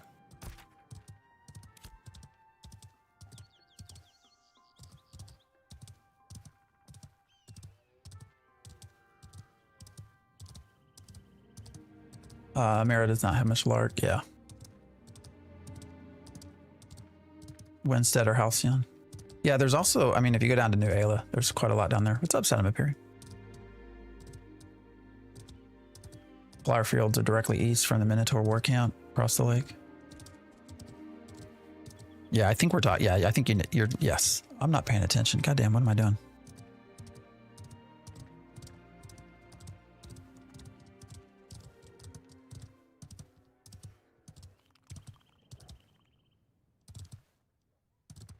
All right, so we're running over here. We're going to be looking for a named. I was told the goblins in Lionhold. Now, I don't know if that means... I don't know where exactly that means within Lionhold. So if anybody has ever seen a named mob, let me know where you saw it. So I don't know if it's through here. If it's the actual like starting area of Lionhold. So if I was to buy this game, what tips would I give you? Definitely do the introductory quest line. It will give you a lot of experience. It will teach you a fair amount. It will get you a bag. It will give you your harvesting tools. So definitely do the introductory quest line. Then also you're going to want to do your destinies. So if you hit L, that's these things. Do your destinies because they do give you also a lot of good experience and other goodies that will help you early on. After that, I would say you probably are going to want to find a guild because things will turn into a grind. So those are my big things.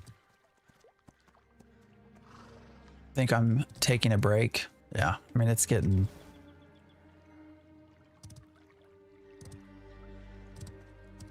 Oh yeah, you mentioned it was named, so I'm trying to... I'm curious. I feel like I've seen a named running around somewhere, but I can't remember where. In the center with all the goblins, there's a building with the name Goblin on top.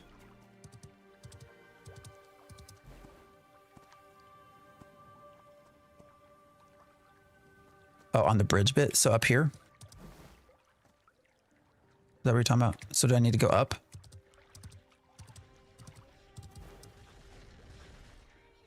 All right, I'm going to run one place. You tell me if I'm wrong. So when you say left and up, is it up here?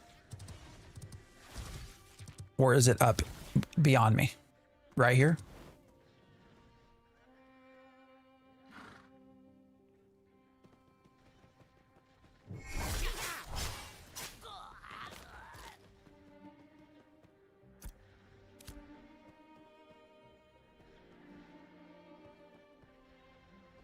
All right, well, we're gonna see what we can happen.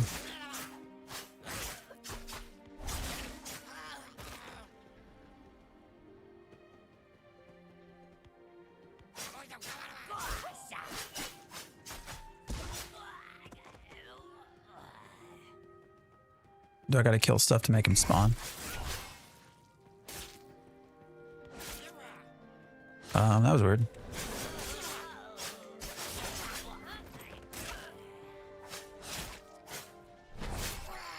Two-minute timer. Well, we'll see what happens. Seems a really cool game. Is it going to be reset? Yeah, no, you will.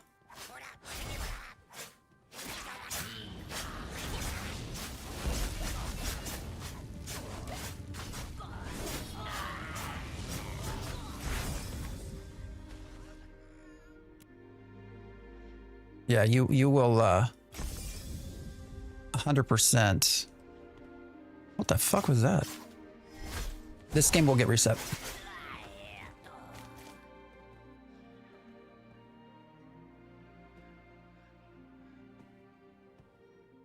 Why most rogues playing with great sword instead of daggers? That's a good question. I don't know. I guess it has something to do with skill tree. I've not played around on the rogue long enough to try and understand great depths of.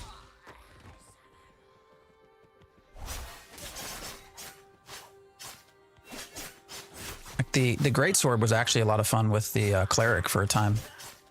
Hosey played a lot with the great sword. Isn't that right? Or am I making that up, Hosey? As a cleric. I think it was like a leveling build.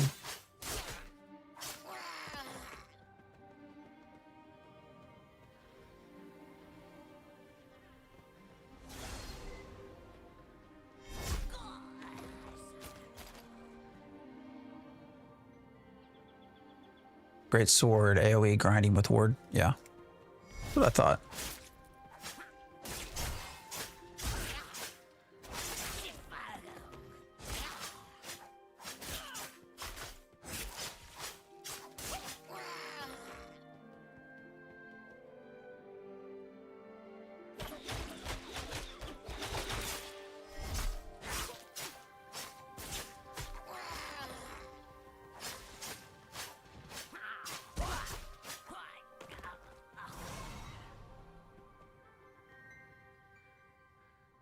What's crap? Oh, the reset. Well, yeah, I mean that's part of the whole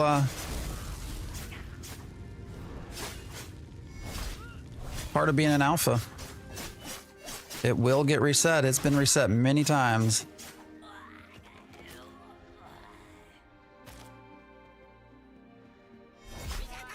After how many hours of gameplay does this game get repetitive and boring?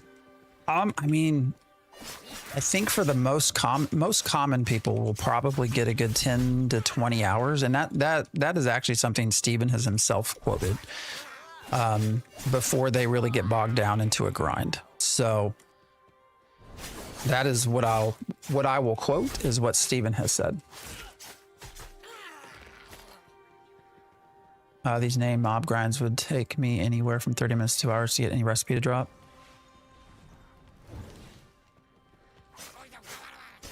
We'll see.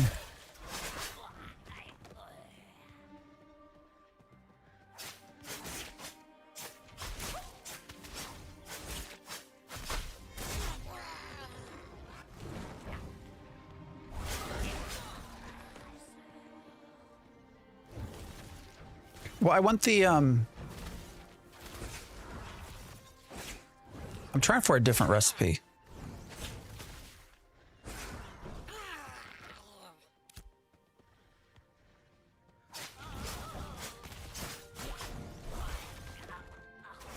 We're going to see if we can find it or not. If you do not find a community to play with, the game is night and day. Yeah, I mean, it is a very different experience for players who play in a big group, big guild, for sure. Depth and higher axes are worth leveling due to the last two nodes.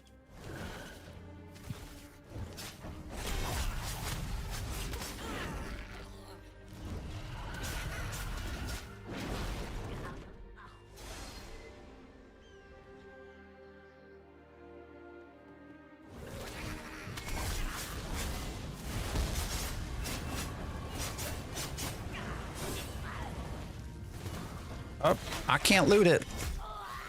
What did it drop? Did it drop anything? Went to you.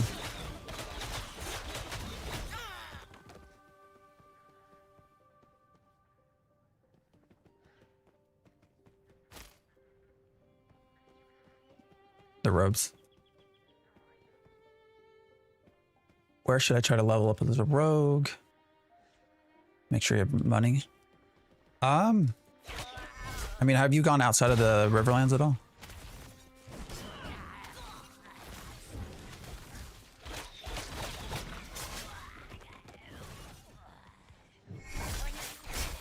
I will say one thing with these little grind spots like this, you know, it's obviously not a huge experience gain, but you start getting quite a lot of glint over time.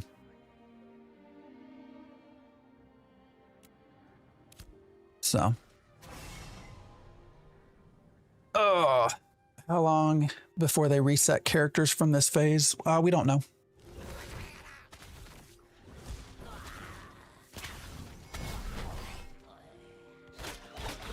I didn't mean to do that.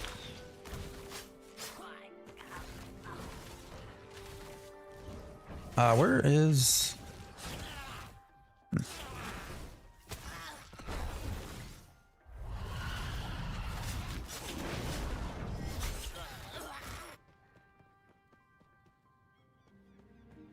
Why do you always have the server info active? I don't know. It's actually just turned it off because I forgot I had it on.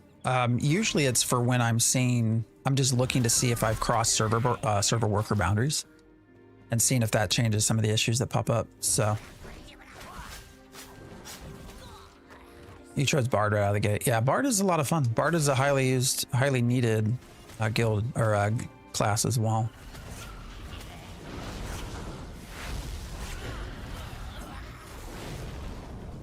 Why is you not? There we go.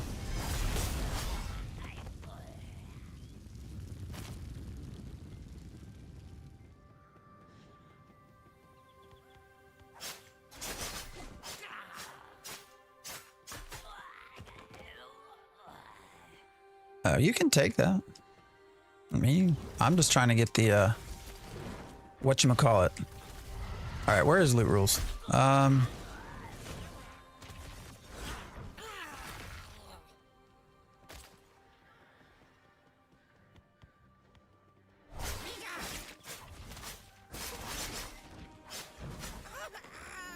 I played Bard and EverQuest 1 to 2. Yeah, it's nothing the same, unfortunately. Unfortunately. Yeah, why is it not showing me convert raid, leave party, mark, trade, invite to guild? All right, why is it not showing me loot rules? Does anybody know? Oh, I actually got to go into party settings? Okay.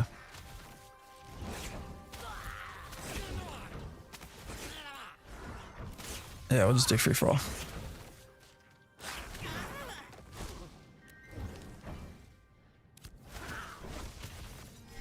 That's weird. I don't like I have to go into the actual... Anyways. Yeah, so EverQuest 1 Bard, vastly different. I was hoping for something like Tune Twisting. But we don't have anything like Tune Twisting, so sadly.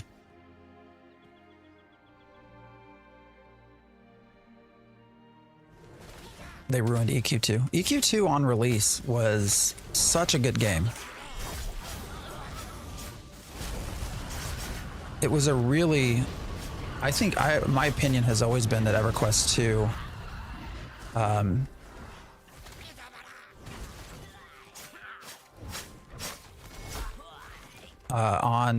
release, on sort of the... you can have some of these fabrics. I don't know that I need them. EverQuest 2 on release was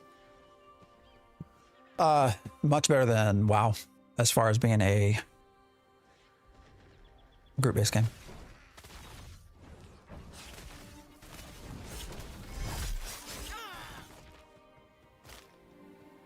But because WoW succeeded so much, being a much more solo-friendly game, they then went through and changed EverQuest 2 quite a bit, unfortunately.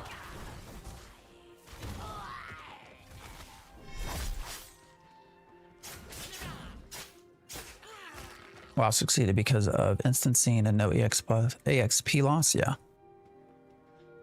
And they had both equally solo and other options, so. Hello, party person. What are we up here for? Tommy? 2 what?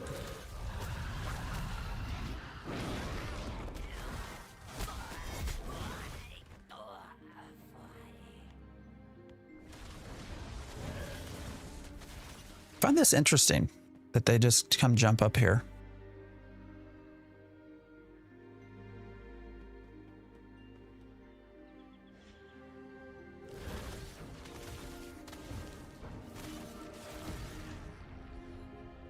What level are they, actually? Level 10. Okay.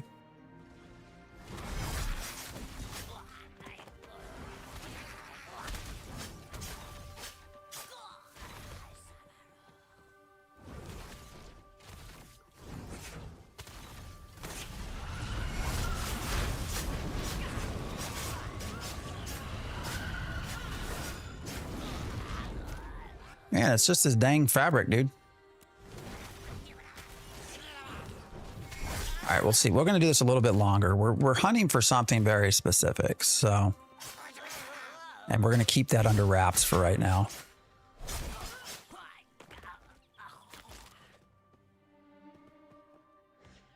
I don't think WoW sucks. I think WoW is obviously built for specific people, but I mean, if we look at just market economy, like it didn't become the best, you know, highest popular, like it didn't become the MMORPG because it sucked, right? Like there are obviously like you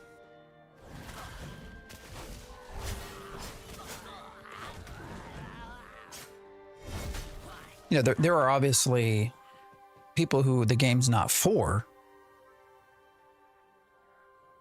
and they aren't going to like it, but doesn't mean it sucks. You're still playing EQ. EQ was great, man. I loved EQ. What do you think about EQ3? Are the servers going to get a population expansion? What do you mean?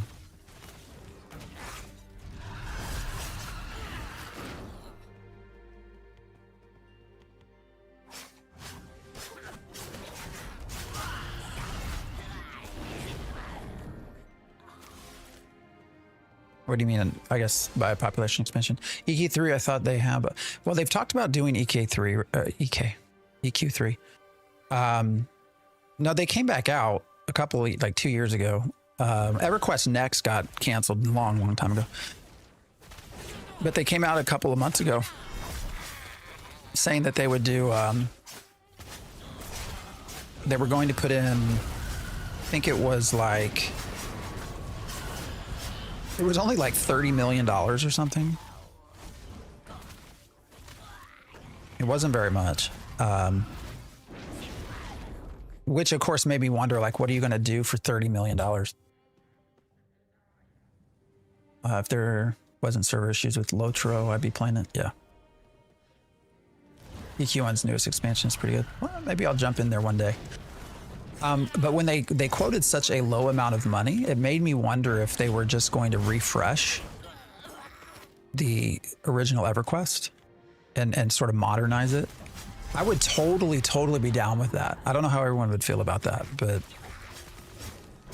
like if you just upgraded the graphics and UI and added some quests and stuff, I think EQ1 would be an amazing experience.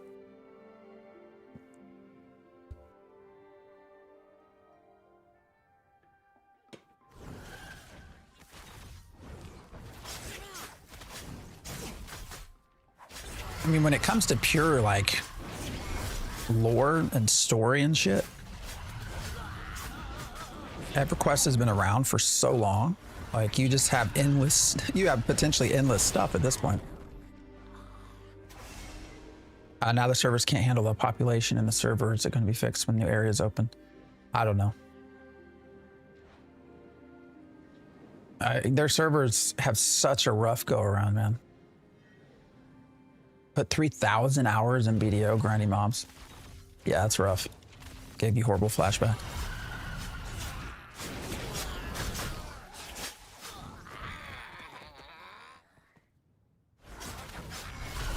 I don't know. I'm not much for a grind, to be honest. I'm not a huge. Probably the most I've ever did for grinding was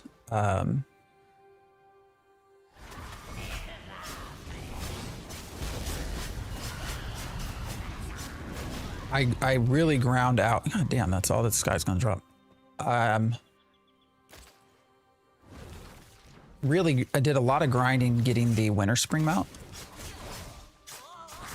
in World of Warcraft, getting the rep for it. That's probably the most I've ever done as far as grinding in a game.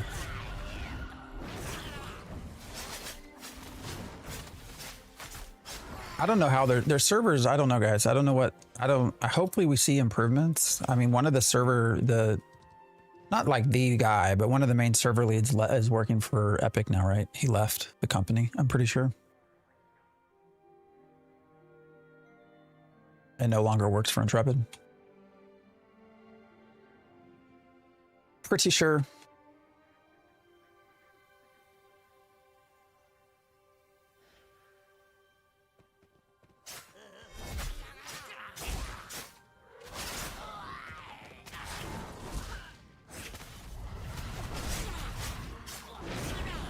I don't mind. I appreciate being hanging out with me. I do want to get to some of those deconstruction kits, so we'll see if I don't know how much longer I'll hang out here, but I appreciate you showing me this. Love a good grind spot. You got 16,000 hours on BDO. Holy sh.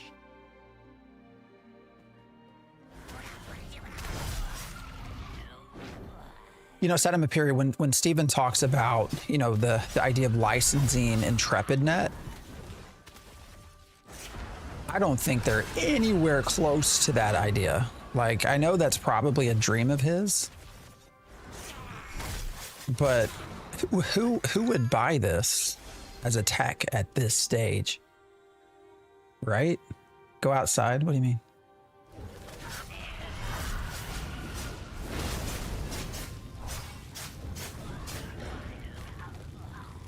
Man, still same old stuff. Shame old, shame old. The Godly Zebra. All right, I really need to know this person's name. Where does it come from? The Godly Zebra. Love that name. They need to get dynamic meshing functional and smooth. Then it will be more interesting. I just don't know that they can. I have to say, when we look at things like freeholds and them getting removed, I feel like that was largely because of dynamic gridding. I don't think they could get it to work very well. The same with when we talk about how queues are largely only in the settlement areas. I have to think that that's because dynamic gridding doesn't work very well with settlements. And I don't know if it's because of the process of splitting everything up, and when they have so many different actors and entities in a small space, is it really hard to separate them out dynamically and create the second server and make it all mesh well. I would love to hear more from them on that, because I suspect that is a problem. I suspect that part of why, you know, we're not seeing a lot of dynamic server gridding stuff, and we are still seeing a lot of these queues, is because it's just trying to get that to function has been incredibly hard, is my guess. We don't know, because for a company that says that they're the biggest open development group there is, they don't tell us.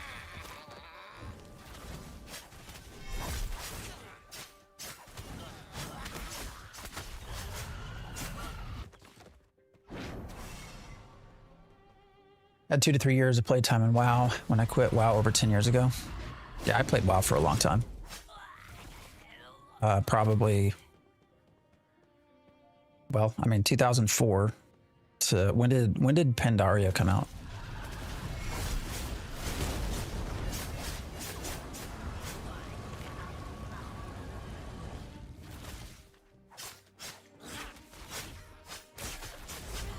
Is this fabric worth anything?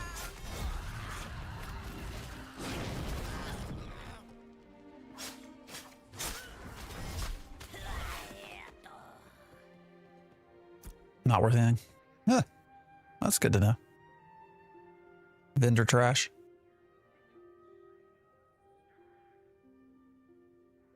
I guess it's just for this recipe, isn't it? The robe. Is that even a good recipe? I mean, it's a novice, so like how long do you actually use the robe for? Probably not very long.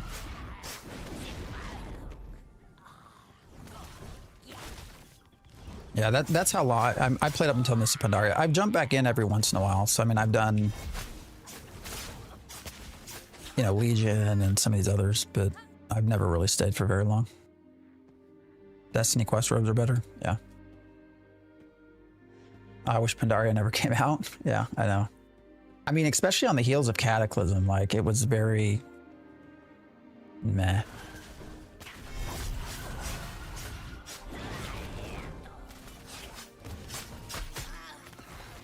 Very meh. What's up, Stunner?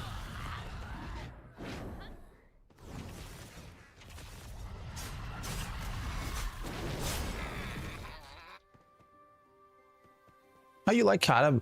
You like Pandara? Then really? I loved Cataclysm. What about Cataclysm do you didn't like? AOC and Star Citizen are the only games I know of trying to get dynamic meshing working. I'm hopeful one of them will get it to work because the industry needs new tech. I agree. Dynamic gridding, if we're able to get it and get it functional and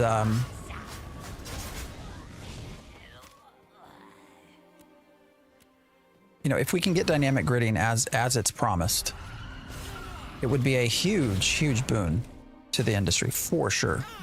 That would be such a highly licensed tech.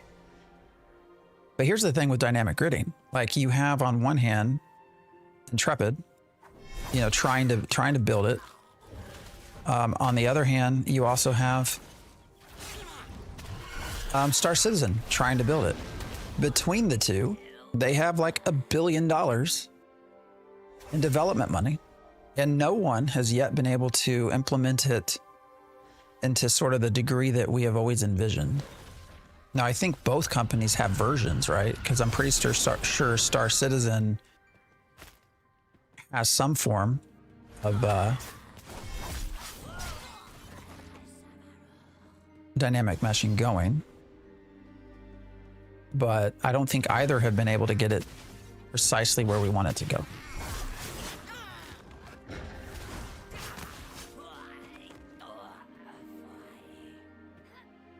I don't know, if you can't do something with Star Citizen money, it just makes me wonder if it can ever be done.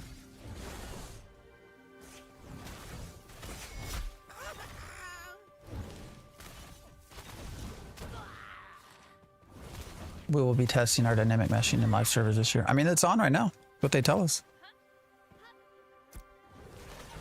They have said it's turned on currently. Or are you talking about over in Star Citizen?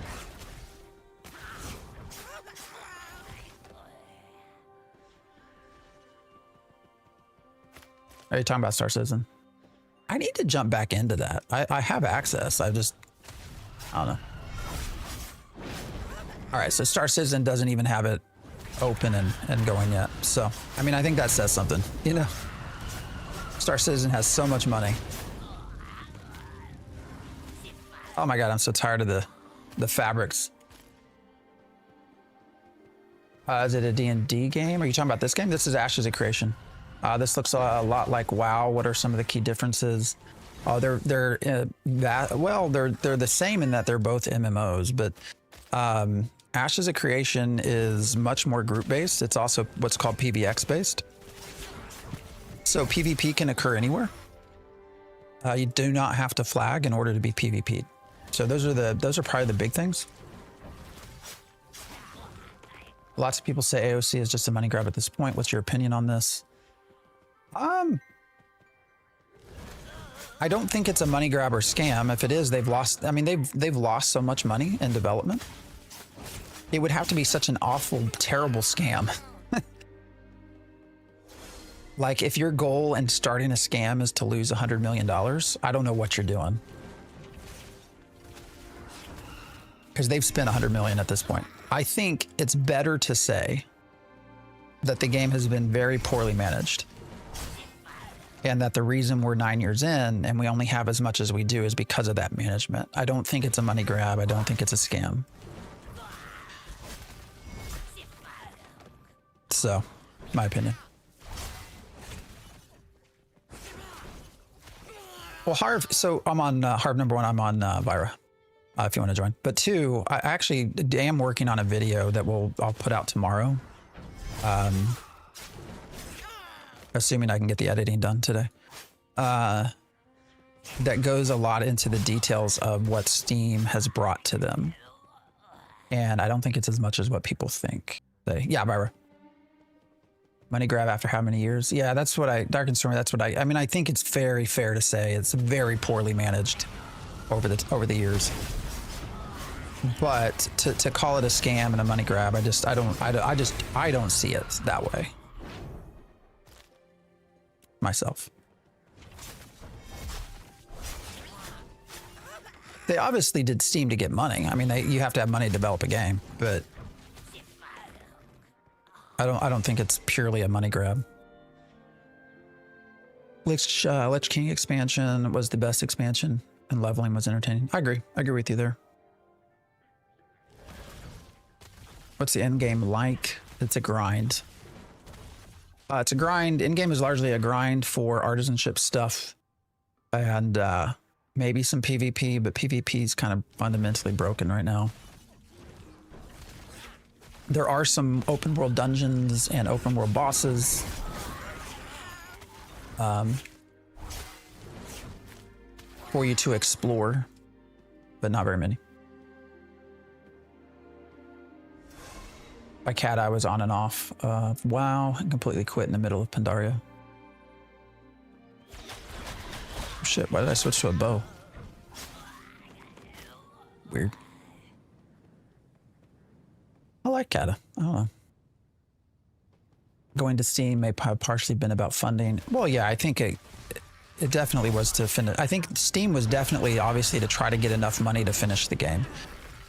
You know, we have always been told for long periods of time that the game is, quote, fully funded. I think the behaviors we have seen and the decisions we have seen made suggest that might not be the case.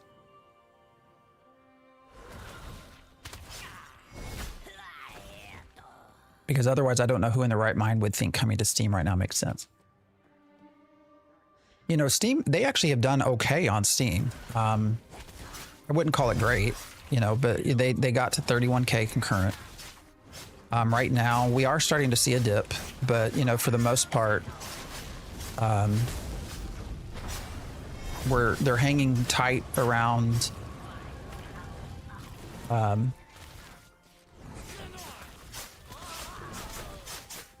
population of like 20 to 25,000. So, I mean, in the scheme of things that way, they've done better than I think some of us have felt like they would do. But I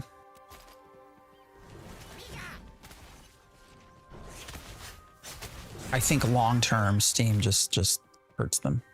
So we'll see. I hopefully I'm wrong. If I would be fresh starting the game right now, how would the gameplay look? You get quests for the first kind of 6 levels. After that, it's all a grind, either solo or group-based.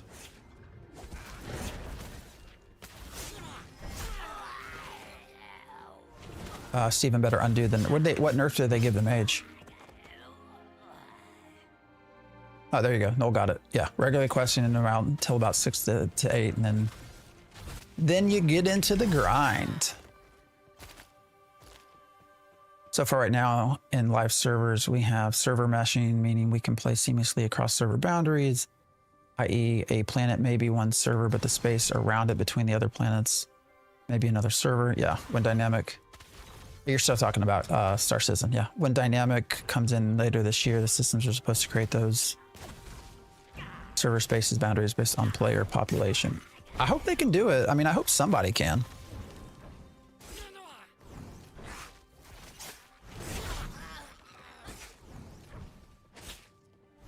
The Steam game storage system is an awesome upgrade.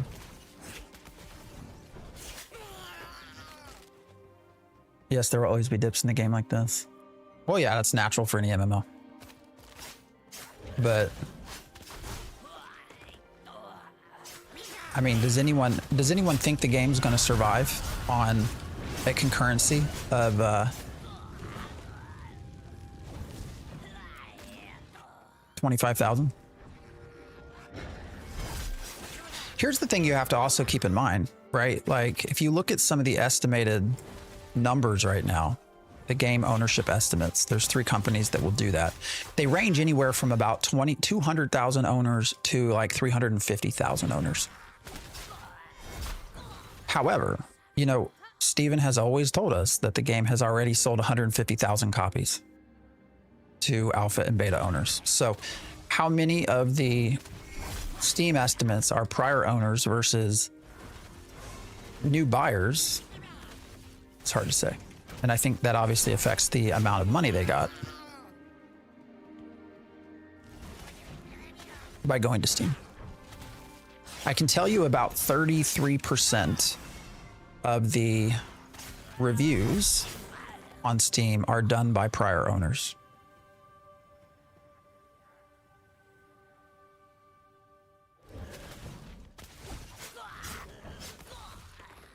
Hey guys, it's been about 2 hours. Malachor, I'm going to take a quick break. Like 2 minutes, 3 minutes. I heard my daughter just came downstairs, so I want to make sure she's got breakfast. So I'm going to hang out right over here. Hopefully we get that recipe, but I'll be right back, guys. Okay.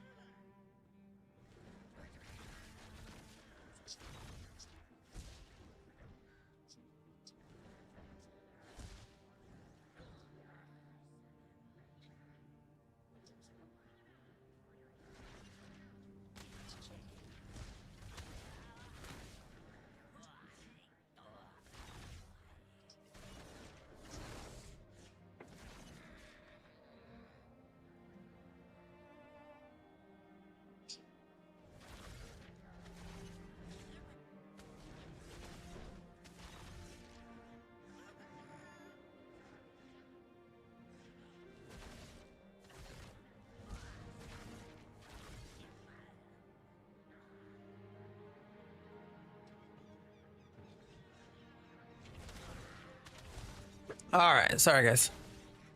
We should be good to go for the rest of our morning.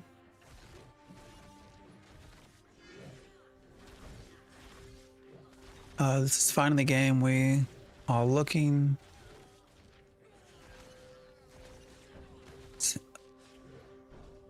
Real old school hardcore gamers, not for sissies. PvE crabs. Hope game will grow in that direction. I really want this game to be successful, but I'm pretty concerned with the game direction. Seems like they have good intentions. I'm curious. So when we think of old school, what does everybody think of when you hear the words old school?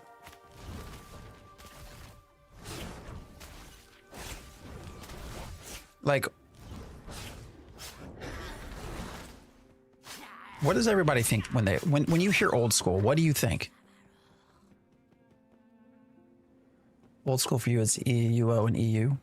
Wow, EverQuest. So what do you think defines old school? So when people say, I want a game that feels like old school, what does that mean?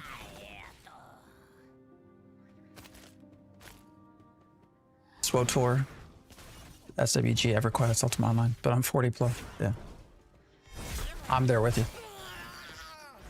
Gathering Sweat and Project Entropia. Oh wow, that's a game I've not heard that name in a long time. Old school is code for shit. Lineage 2 for me. D4 interlude. Have to work for what you get. Have to work for what you get. Okay. So so that's what you tend to think of when you think of old school. No data mining or in-game metrics like meters.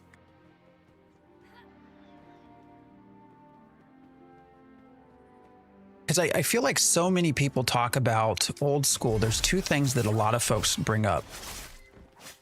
They bring up the idea that you have to be in a group for everything and that you grind for everything. I don't know how people feel about that. I have some,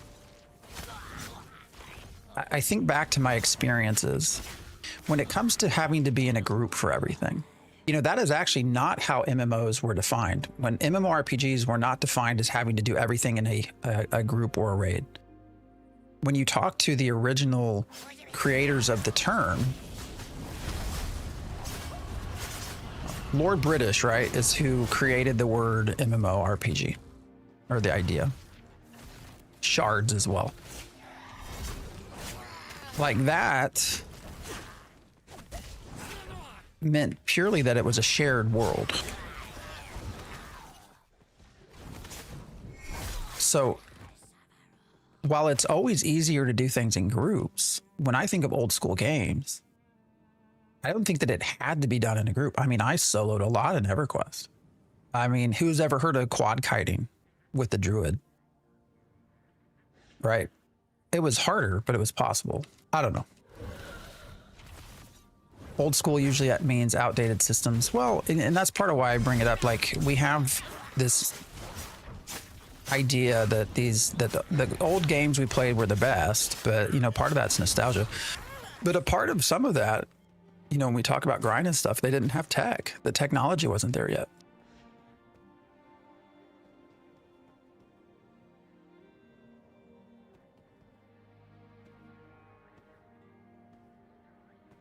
So I don't know. I'm just curious how everyone, when you think old school, what that means to you. So old school games we played are seen through rose-colored glasses. Yeah, I encourage anyone that has the time to go play. Go play vanilla version of EverQuest and see how you like it.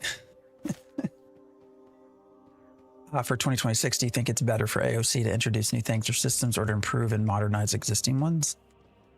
I think they need to throw down on the core pillars that they said they would give us rather than worried about old or new. I think at this stage, they need to really put the brakes on brand new systems and just just try to really polish what they have in right now. What does Steven think old school means? Arcage, Lineage 2. That's where he would see things. The sit and grind on mobs design is not good. I also think initial adept radiant gear system is super flawed. What classes are solo viable? In this game, all of them.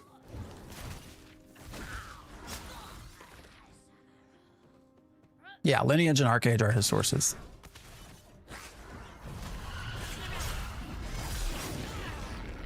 Today, companies make games and create loops with monetization in mind first. I think there's fair.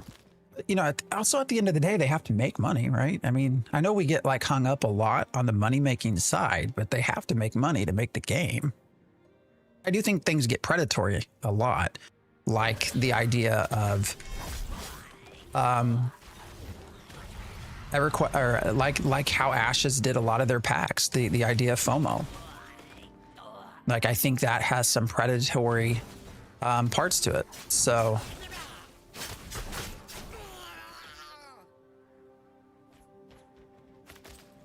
but they have to make money, right? Otherwise, they're not going to last. So,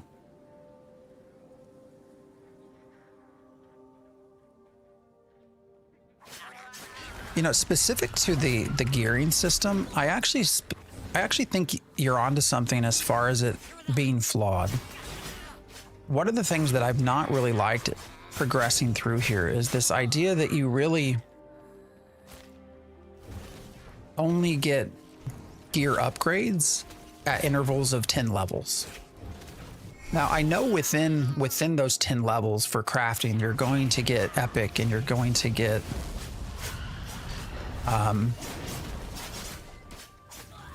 different versions, right? Epic and legendary and heroic. But the reality is, to craft those things takes a lot, to where it's not really worth it until you get to the max levels.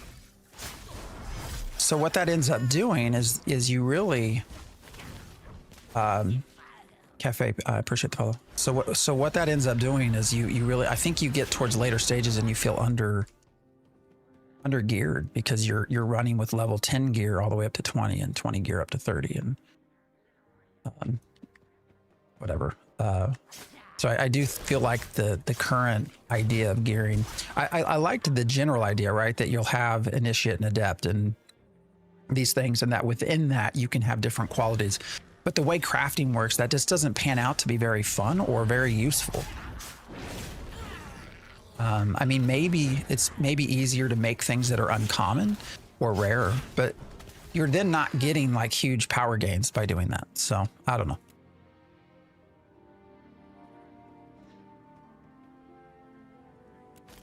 You can grab some of this stuff, man. I'm just messing around.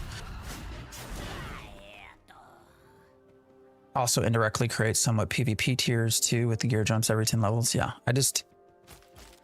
again, I feel like the theory that they had behind gear leveling, with grades changing every 10 levels, and then within those 10 levels having different quality levels, again, on paper it does make sense and it sounds kind of cool. But the way Artisanship is currently the way Artisanship is currently designed, and the way gear drops currently work and all of that, it doesn't seem to work. It doesn't feel very good right now. It just feels very underpowered for the most part, and until you get to a higher level and crafting and whatnot, where it makes sense to start making some of the more high grade, high tier stuff. There's that road recipe again. But anyways, they made crafting such a pain in the ass. You need 20 people to craft a set of gear, and 12 of those people need to be farming gold. You got it. I mean, that's true. They have made it a pain in the ass. That is for sure. Here is my always reaching back out to everyone watching. If you haven't followed or subscribed, please consider, especially if you've been watching for a minute. If you like to hear my voice and have some conversations, give me a follow. We're live every Saturday and Sunday. So I wonder what is causing everyone's EAC issues. I never have. I haven't either. So I don't know. I installed, I did install, why is that doing that? There it is. I did install Ashes of Creation on a laptop, and I did have to verify files due to an EAC mismatch, but after that, I've only had to do it once.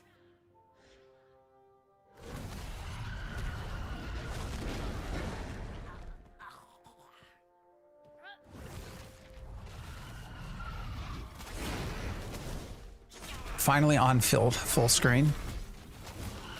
Yeah, we do both. I'm sorry. We do, you know, yeah, we do have horizontal, and I do stream horizontal in addition to vertical, so. But YouTube likes to push out the vertical more than anything, so. Like right now, YouTube has pushed out vertical far more than horizontal.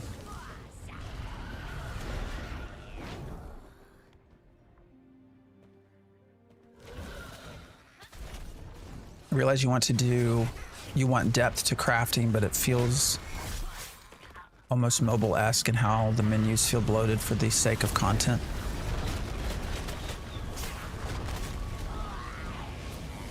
Yeah, I mean, I do think that there are elements of the game that feel too complex for no good reason. If that makes sense.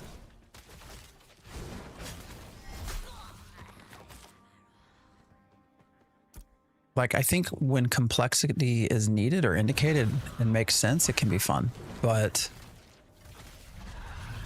when you're doing things, when you're making things complex just because you want to extend grinds or stuff, I think you start to lose your sight on what's good. What's up, brother? You good? Okay.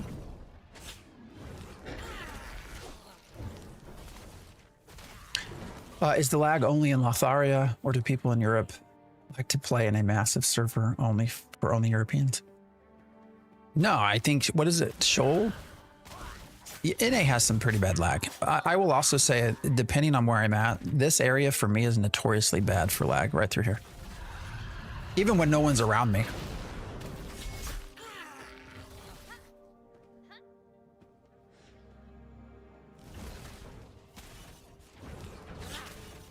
See, I agree with Nullspite. I paused leveling at level 10 to try and craft my own gear. It's just not worth it. 2 to 3 crate runs. Through starting crafting zones to buy full common adept gear. Yeah. I mean, you're gonna, the way it always seems to go is, you know, really your big,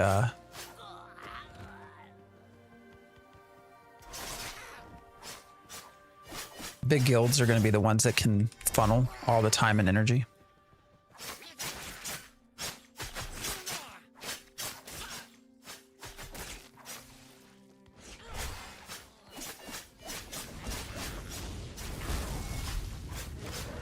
I don't know. I've always wanted to be a crafter.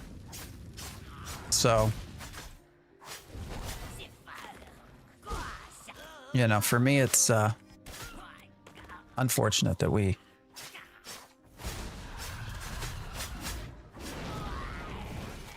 it just takes a long time.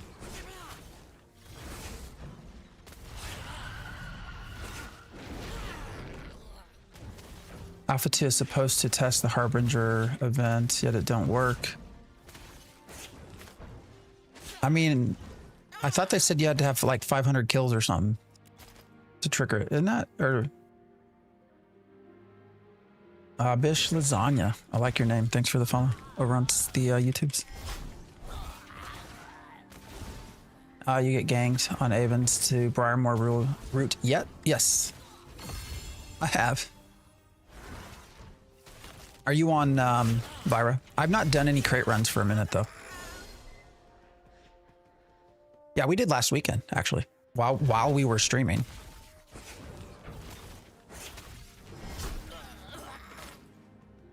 Had a like level 10 naked rogue come up and kill the mule. And then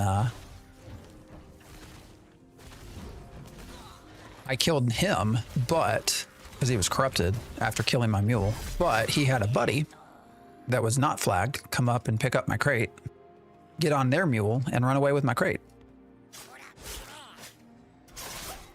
Do you see the design flaw there?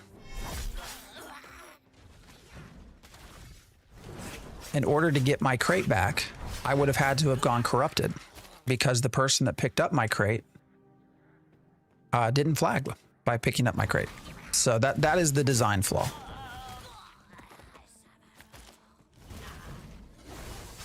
The way it should work is the same as though you are looting a body. If you are looting a corpse,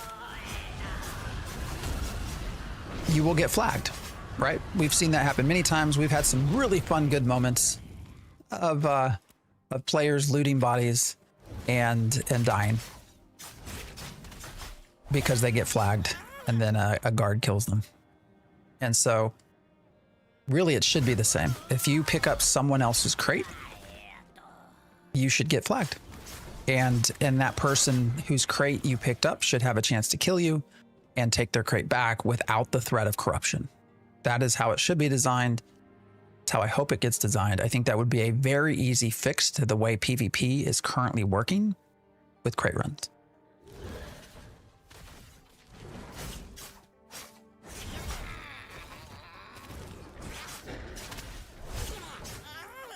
Why you don't run crates or caravans alone. Here's my issue with that though. It's like right now the only way to make money is through crates. Right, so you've introduced a system that almost everyone's going to have to do because literally everything's crates.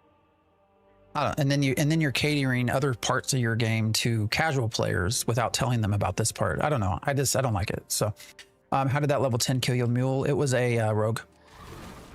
They just now I think the other thing that I can do better is to I need to get the next tier. I need to get the next mule. The one that has more hit points and a faster travel time. I think that would help as well, obviously.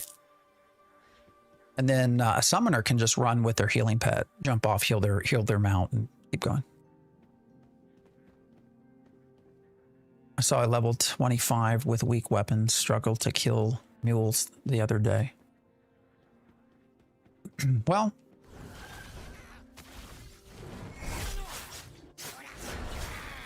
depends on the mule. I mean, it's not like an immediate, you know. Oh, we got it. We got it. Malachor, you are the best. You are the best.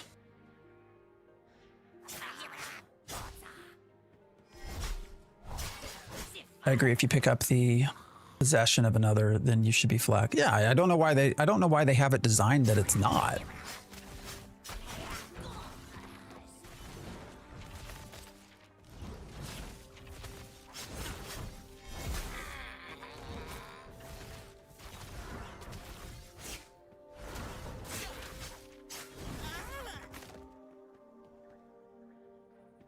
It's so weird to me that they decided to design it this way. Well, I appreciate you, man. I'm going to put that to good use. I'm going to let him spawn one more time and then... Yeah, I appreciate you. Have a good one, man. You need anything from me, let me know.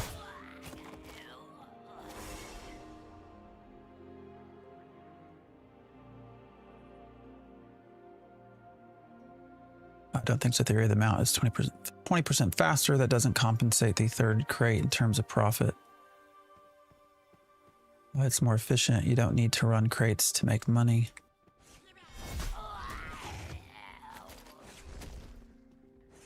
Oh, we got someone else coming up here. They didn't see me stealthed, I don't think. I won't.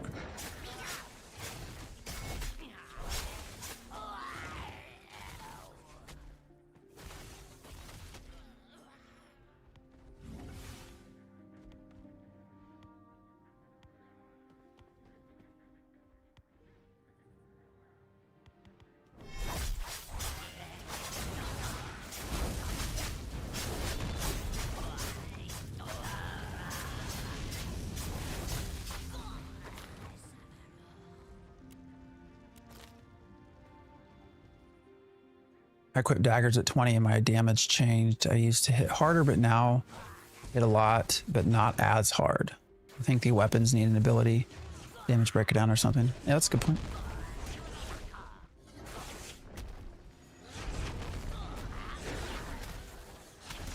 They had 9 years designing this, so why haven't they fixed it? I think crates are relatively new. I don't know, did we ever have crates as a discussion years ago? We always had caravans, but I feel like crates were never really in the picture.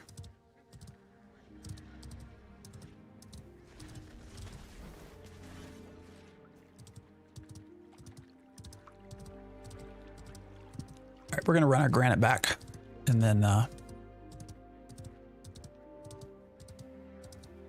go try to find some lark and some other stuff. Caravans have evolved over time. Yeah, I feel like crates, I mean, I'd be really curious when crates were first ever mentioned on the wiki. Berserker Moose Gaming, I appreciate the sub on YouTube.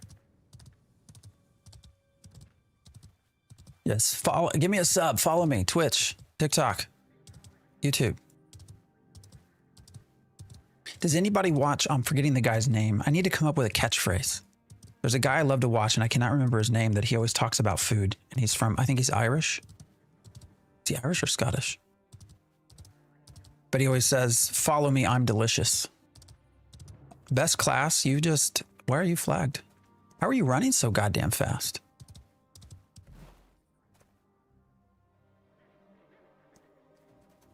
What do you do? Did he loot? Oh, it's a rogue. Are they going to try to get... How's that thing moving so fast? Look how much faster it is. I'd say that's worth it, don't you?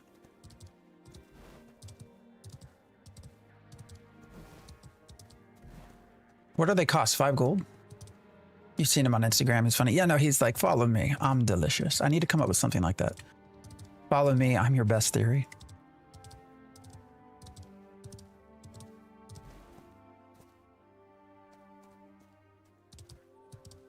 Won't drop if you're above level 9. Yeah, that's a good point.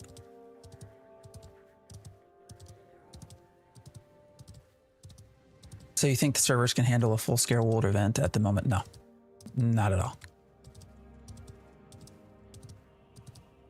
Somebody was in. Who was in here? Are you still here? That did a war yesterday? Somebody did a node war, and they said that none of the raids could see each other. Garen, that's it. Yeah. He's great. I need to come up with something like that. He's not corrupted. The Baghorn has much better speed over standard mules. Yeah. I need to probably find that. Find a cheap one. Do I get level 25 when I need to start crafting gears? I mean, that's a great question. Do you start crafting now or wait? I'd probably just get to 25 if you don't really care much about crafting. You might find that it's easier to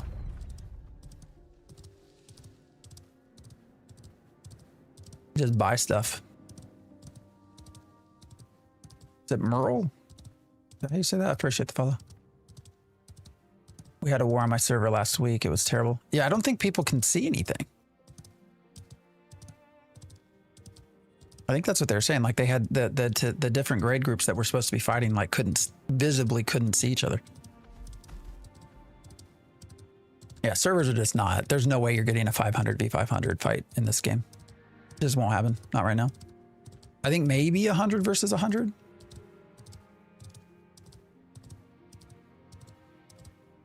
You had a war in Lotharia.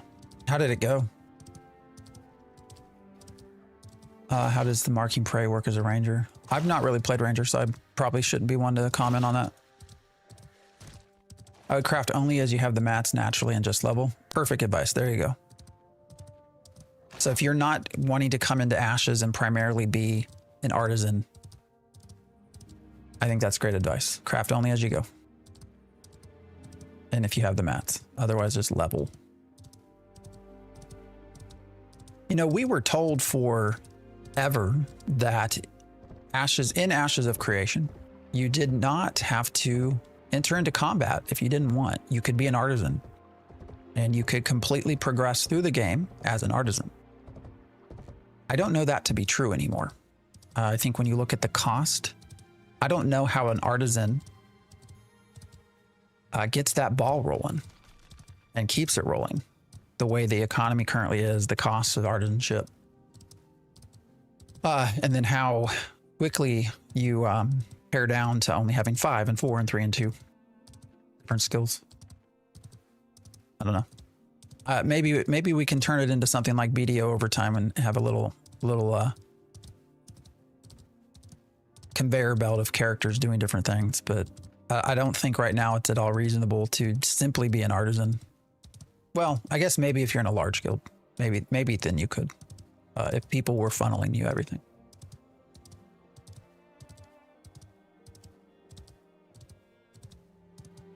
Also thought if you worked for it, you could get a freehold too. I know, right? That's a question that irritates me because, you know, we have been able to interview Steven 3 times, and I was very big on asking questions about freeholds. And one of them I specifically said, I'm not looking for a handout, but if I put the time and energy into it, can I have a freehold?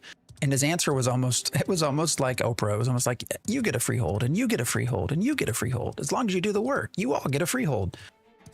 And yeah, that's not the case. Which is fine. I'm over it at this point. I'll hopefully just find somebody nice that lets me use their freehold. So these little things are also buggy. These dogs, they don't go away. I saw a picture the other day of like literally like 50 of them chasing somebody. Video made all life skills into family instead of individual characters. Yeah, I would love to see that. Is there a limit to how many professions a player can do, or can one player do everything? Oh yeah, there you go. There's your answer. Yeah, go on. 2 Grandmaster. So Grandmaster is the top tier. So you have 2 Grandmaster, 3 Master, 4 Journeyman, 5 Apprentice. There's 22 total artisan professions. So if you're going to want to try to do everything on your own, you know, you're going to need 22 characters. Or 22 characters, Jesus Christ. You're going to need 11 characters to do all 22 artisanship things, which is going to be all of your harvesting, your processing, and your crafting. So when you take that into account, one account can only have 5 characters per server. So to get to 11 characters, you would have to have 3 accounts. So I just, in practice, it's probably not going to be that most people do everything on their own. And keeping in mind, each one of those is a grind, right? All 22 of those is an EXP grind. So you're just gonna have to rely on other people, or be a part of a big guild. Kind of the best advice I can give you if you're starting out as an artisan in the game is to only focus on like a couple of things. Don't focus on everything. Don't try to harvest every tree and every rock and every flower. Like, go out specifically. Say, all right, I'm going to gather wood. I'm going to process that at the lumber mill. And then I'm going to maybe turn that into be a weaponsmithing person. And then you have all of your skills kind of lined up in a way that you're not overwhelmed and it's easier to sort of do. That would be the advice I would give anyone that's sort of curious about starting into the artisanship realm. I'm Journeyman Tailor, Master Weaver, soon to be Journeyman or Grandmaster, Herbalism, Master Fisher, and Apprentice. Yeah. Way too much work, 11 characters for it all. Yeah, I mean, that's, yeah. Wasn't there a streamer in P2 that played a crafter passive play style? He didn't, I don't know, was there? I don't know any passive people like that in my cohort. All right, what were we doing? All right, we got granite. What do I need to turn the granite into? Does anybody remember? I'll just do that on this character. It was a granite. We're going to make destruction kits. Horse, come back. Where'd you go? It was a granite block. Is that right? Grinding stone. Granite grinding stone. All right. Where do I make that? Well, I assume it's over here. Let's go to Stoneworks. Oh shit. That was weird. I like to gather and craft. I could sell what I don't need. I mean, that's true too. You can make a fair amount of money selling stuff, but if your purpose is to go up on your, probably if your only goal is to make money, here's what I would do. I would go in here and I would just, I would level all the gathering stuff up. I mean, that's where I would spend all my time because you're going to be able to sell all this, right? So, I mean, there's only 5. So you'll be able to push all of them up to apprentice, and then you'll have to start sort of picking what you want to do. But if your goal is mainly to just make money. Oh, look, everybody's fishing here. And they're by the vendor, so they can sell and repair. How nice. Isn't that so cool? All right, what guilds do we got? The Enclave. Anybody know the Enclave? Ember and Ashes. Oh, I've seen that. I think they're bigger. Sorcerer. Source Error. Interesting. Leona. Echoes of Creation. Eternal Flame. STP. We got a lot of Enclave people right here. I wonder what bot stuff. You know, there's only one reason to be standing next to these vendors, right? It's because you're running an automated program. Only reason. You're right by the vendor. You can automate repair. Only reason.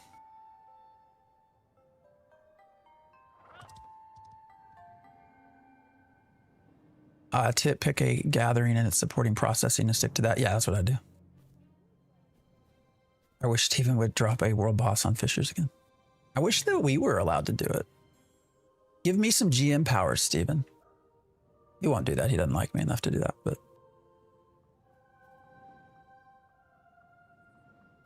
Follow me. I'm delicious. All right, what am I making? Granite, something, blocks. God damn it. I don't remember what I was supposed to make.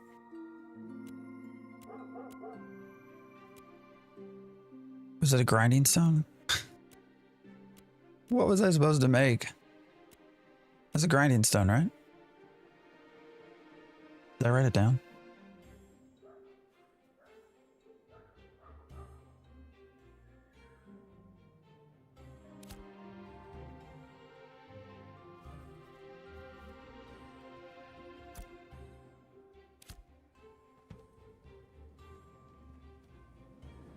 Yeah, I'm pretty sure it's the grinding stone.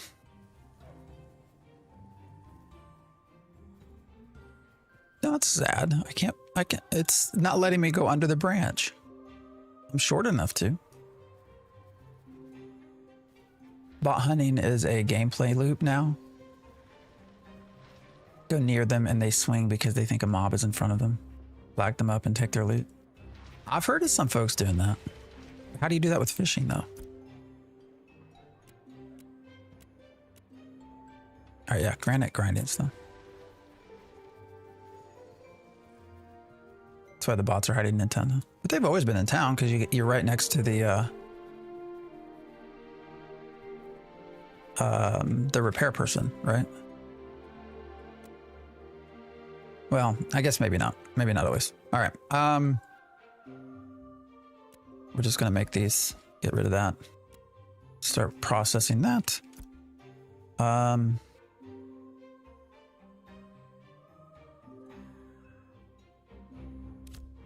I think next I'm going to get back on the summoner and we're going to go try to hunt down some Western Lark.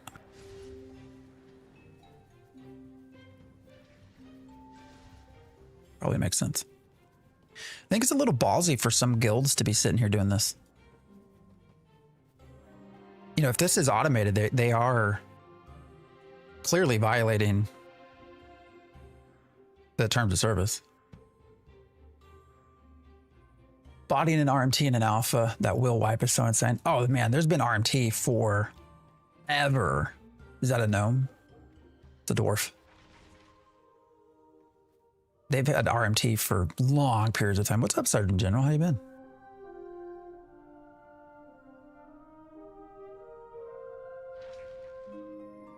It could be worse, guys. You could main a game where botting is tacitly encouraged and killing them gets you mass reported. Yeah, so again, this has been going on for really the entire time that we've had early access. And what they're doing, fishing is obviously AFK. Now you will time out after 15 to, I think it's 15 minutes. It used to be 30. I think it went down to 15. And there's easy things you can do to automate key clicks and other stuff, right? To make it so that you don't actually time out. Anything that you can use to simulate keys will keep you from timing out. And then they come here to the vendor. They stand by the vendor because then they can also set up macros to repair. So you have a constant repair of your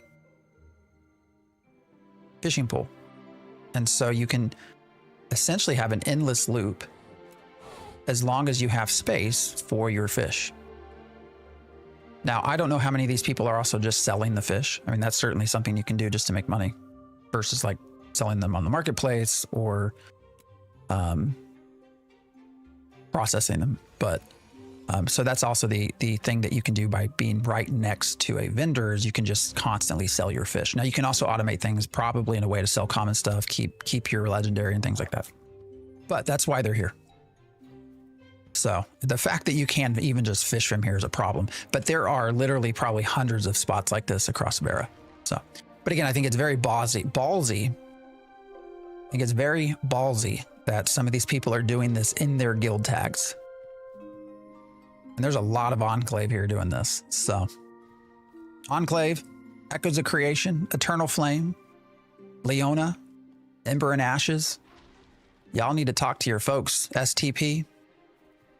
This will get your guild in trouble because if they get caught RMTing, botting, whatever, anything that gets traded around to your guild members might get you in trouble as well. I think it's funny. It's up to the devs to change the game. Oh no, for sure. For sure. I mean, they need to fix those spots. Where even is the water? I mean, you have the river right here. Stunner, I appreciate the gift subs. Thank you very much. 5 gift subs. Appreciate you. Exploit early and often is a saying for a reason, yeah. I don't know, I do think it's ballsy to do it for with your guild tag, but whatever. Whatevers.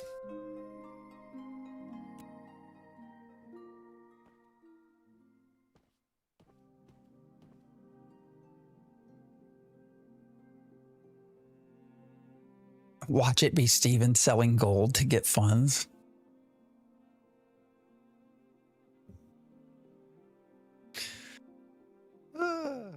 You're not the first person to say that.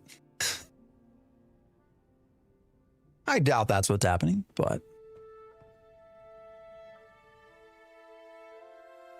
does raise the question of why they're still here.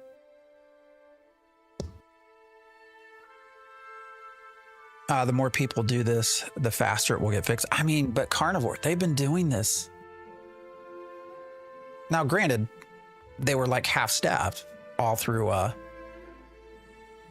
the holidays, but people have been AFK fishing, doing that, running that script for weeks, like weeks. Clearly, there is something, and so this kind of I think goes back to they have admitted they use AI for elements of their design, right? And I assume a big part of that is going to be the world design, the layout of the land, the rivers, cities, stuff like that, that they're using AI assist. Clearly, having this, something is not coded correctly in that you're allowed to fish here. I wonder how much of that is AI related. And they just don't really have a good way to go back and fix it. I don't know. But clearly, for some reason, the world thinks you're near water. And so you can fish.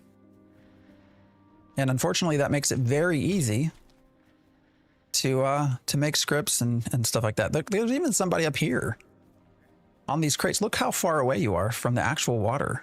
Like, I have to think that's something within the AI world generation that's just messed up. And I don't know how easy that is to fix or if they even want to.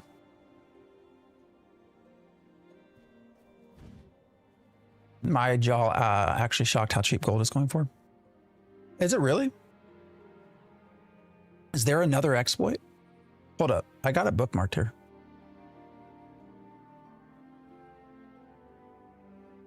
Well, I mean, Player Auctions has it less than $1. But it's still like 96 cents. Sorry, I appreciate the bits. I don't know. I'm still seeing prices listed here that are not changed. I did hear there was potentially another another dupe in the wild. 96 cents per 1 gold, yeah. Because that is one of the ways they found out there was this dupe on Resna, right? They the gold prices suddenly dropped of what they were selling. So that immediately tells you there's like a huge influx of money, right, into the system, or into up gold into the system. So that's just one way you can kind of monitor how that all works. One of the cats found it and reported it, the dupe. What's up, Brawley? Best Ashes content creator in here. Big fan. I appreciate you. There's a lot of good ones though, but I appreciate you saying that. Jordan and I appreciate this sub over on Ash or over on YouTube. All right, I'll look. I'll look here. All right, I just Googled it. Game coins. All right, here we go. Yeah, Resna is 60 cents. Shoal is 65 cents. Vira is 79 cents. So it is coming down.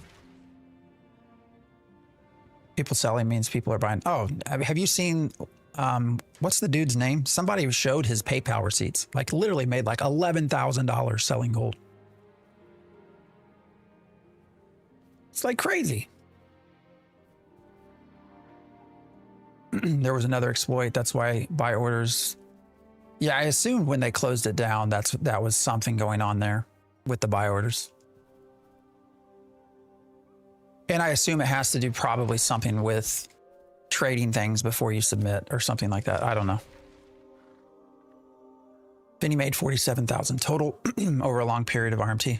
$47,000 selling fake gold in a game that is currently in an alpha state where you will get a wipe, likely multiple wipes. $47,000. What the hell?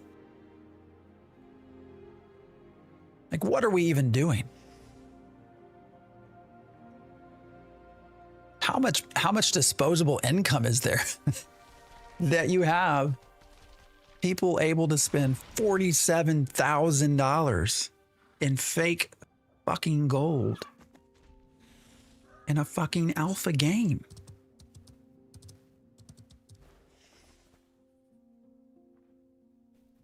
And I wonder how many millionaires are playing this game and then just freely spend. I mean, Steven has talked about that, right? Steven has talked about how he would spend in Arcade. A hustle's a hustle no matter what. Yeah. There's what, maybe 40,000 players. All right, we want to find Western Lark. So where are we going? We can go up here. I think there's Western Lark. That's Western Lark, right? The way those trees look. That's north of Winstead. That's Steven's millionaire D&D table buying up all the gold. Something, man. Halcyon also will have Western Lark.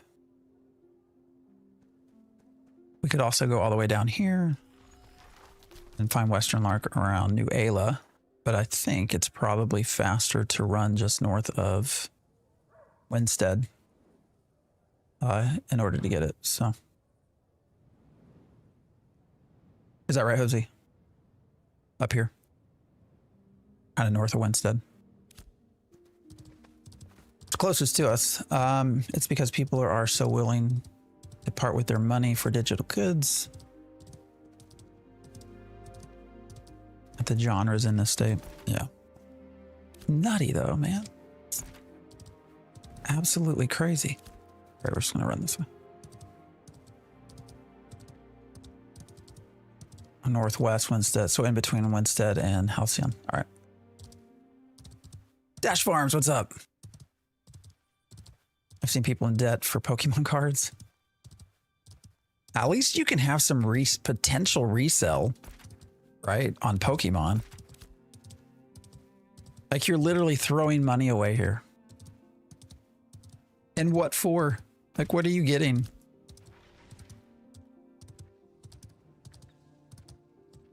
Let me spend $500 just so that I can gank a crate runner a little bit faster and laugh about it. Holy shit. Time is money. I wish I had disposable income like that. I mean, so do I. I have a pretty good career. I have a pretty good job. I mean, I work hard, but you know, I'm pretty, you know, I do well for where my life has taken me within my career and what I do. If I went and spent that kind of money on gold in a game like this, I'm pretty sure my wife would divorce me. Pretty sure. And I have to say, I would probably look in the mirror and understand why. It's just crazy. Absolutely crazy. I'd be like, yep, I get it. Yeah. You could have had a diamond ring. I spent it on Ashes of Creation gold so I could get some fake pair of daggers that eventually is going to get deleted anyways. I get it. I'll see you at the divorce hearings.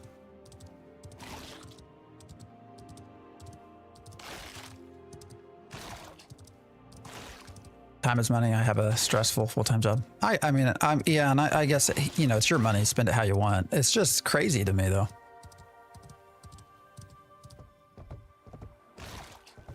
Oh, damn, that looks nice. Look at that.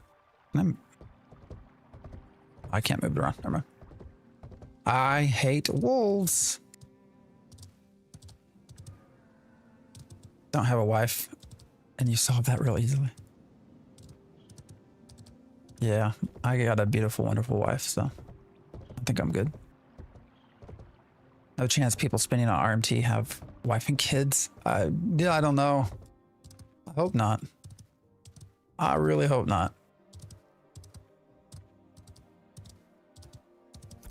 Shit, did I, oh, damn, did I not move my, okay, I think we'll have some space. I just realized, like, I didn't move. I should have dumped off my items before we started running, but I was too busy talking, like usual. So it's fine though. I think we'll be okay here.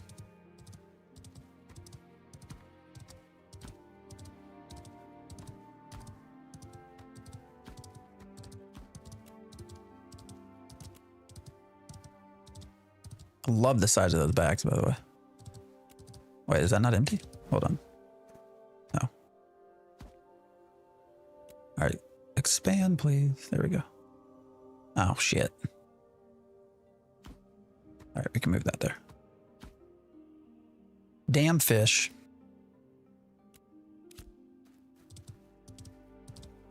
Would she divorce you because you didn't get her gifts? Instead, you buy gold. Well, I'm just saying that to be somewhat facetious. I'm just saying it's crazy. It's crazy. People smoke cigarettes, right? You have nothing to show for that either. That's true. Hey, everyone, I'm not going to tell people how to spend their money. I think it's crazy, though. I bought gold in game before, but I'm military and go away for long periods of time. I buy to help catch up. It's real life, friends. Yeah, I can get that. Wait, I want to go this way.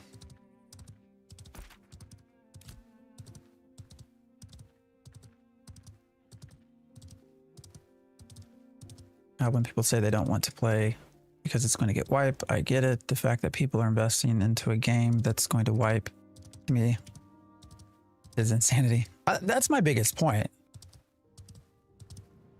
What if you buy your wife gold? Unfortunately, she doesn't play Ashes of Creation, so Otherwise, yes, that would be a win-win.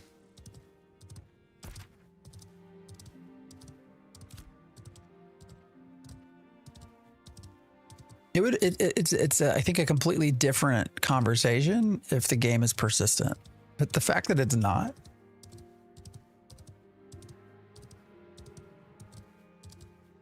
is what I find to be so wild that people are spending so much money.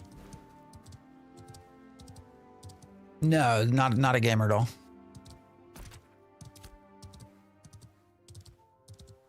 But we have other. I have a wide range of interests. So. But you tell me a player did 11k euro without bots running? No, I didn't think so. They have to have bots, right? Oh no, we have other hobbies. It's all good. The other thing I would say is that I think it's a positive thing to enjoy multiple different things. So I have a habit. I like to learn. I'm someone that just likes to learn new things. So.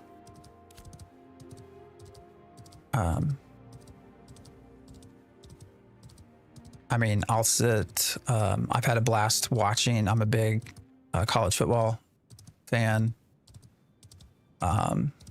Equally, I'll sit and watch YouTube shorts with my son about physics and chemistry and math. Grew up in Indiana, so big basketball fan. And also a nerd. Love D&D. Love video games. It's all good. Just because somebody doesn't like one thing you like doesn't mean it's a end all be all. We love to hike together. I like going outside. So. I played MMOs for 20 plus years. Never did any RMT or cheating. Neither have I. I do get it though. It's just like a drug addiction. Yeah, I mean, I get it. I understand it as well. But I haven't either.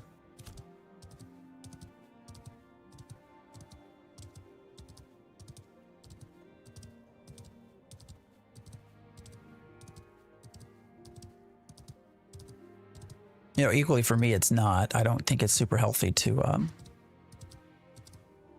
spend every waking moment, for me anyways, on this game. So even if you play on a persistent server and spend money there instead, your gear will be outdated and not worth it. Oh, I see what you're saying. Yeah, the server's constantly.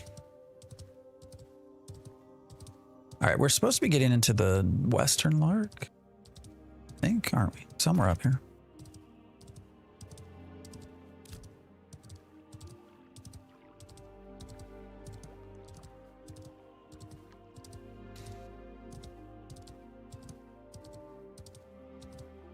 Was a big college football weekend. Not a fan of I mean, the pros are okay. I prefer college. Can I just say I love seeing a little boat out here? Isn't that fun? The fact that I'm just running through the world and I come across somebody just sitting in the middle of a lake up in north of Winstead in their rowboat fishing. You know, there's moments like this where this game, I think, thrives and does very well. And the scenery can be really nice to take in.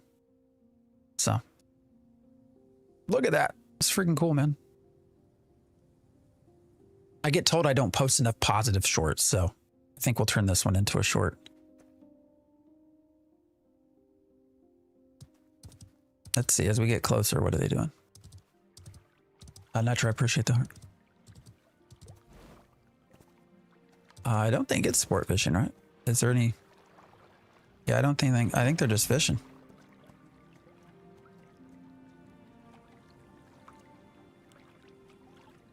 Wait, who's this? What's this over here? Why can't I click on them? There we go. Zoo, leisure, level 17.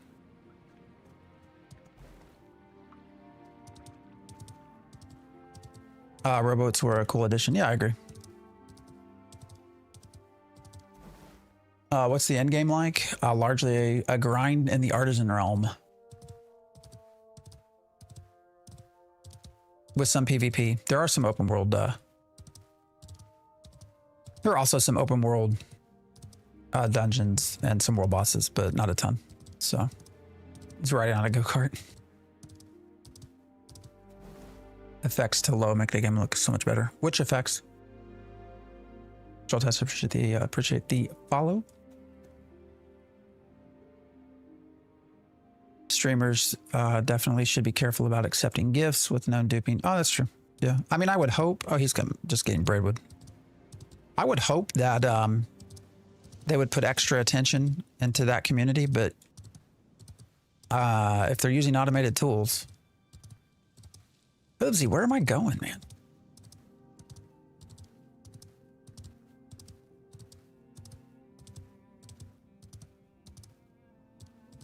But the fact that we just crossed into this space and saw someone on a rowboat, I don't know. There's something fun about that. All right, I see him up here. Here we go. We can see what we're looking for. Actually, there's some straight up here too. Damn, what is going on with the lag?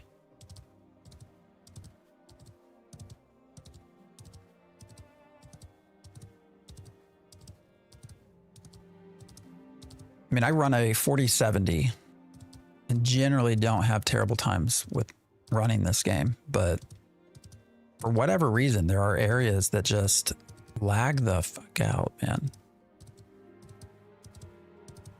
All right, we wanted Lark, right? Oh, hear music. Web weavers? All right, I should probably pull out a pet.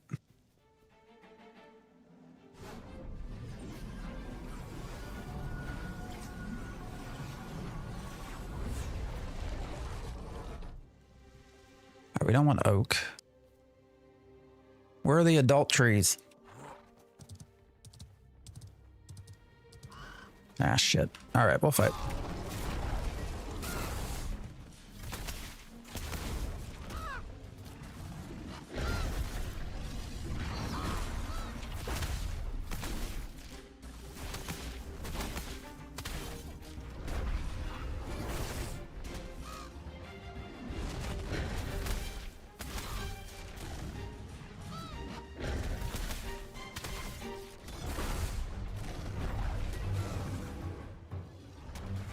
Good luck preferring adult trees in Riverlands.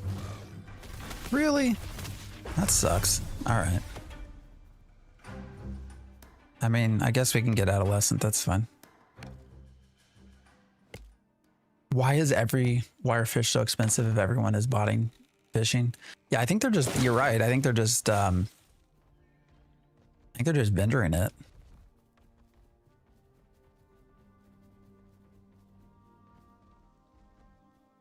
Why is the UI not showing for this? Oh, there we go. I don't know. Does Moonbell become at all useful? I have not done anything with Moonbell. Bluebells are on the other hand. You want to make fillets? You should see my, I have a orc farmer slash cook that has a shit tons of fish.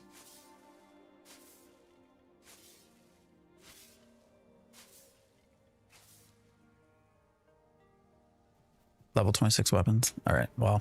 I've not got there yet then, so I've not found a reason to do anything with Moonbell. Hey, we got an adult. Oh shit, I should probably have a processing scroll. Or not processing, gathering. Okay.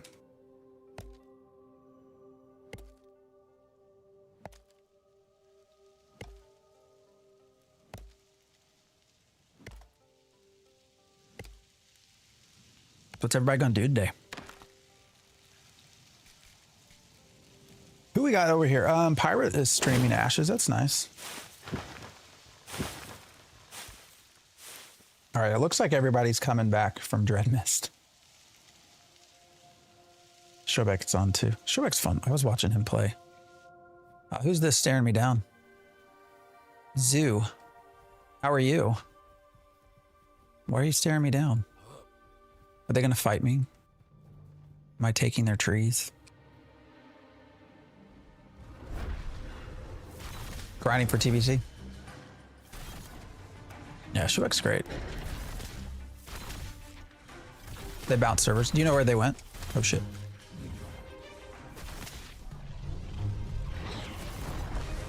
Oh wait, they're over here on Byra, right? I think somebody said that.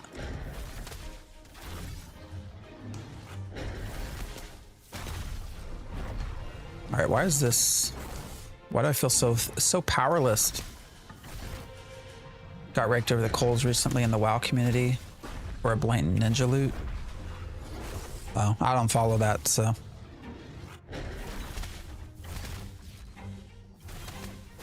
What was claimed to have been looted? Did you hear if those mining quality bag or axe?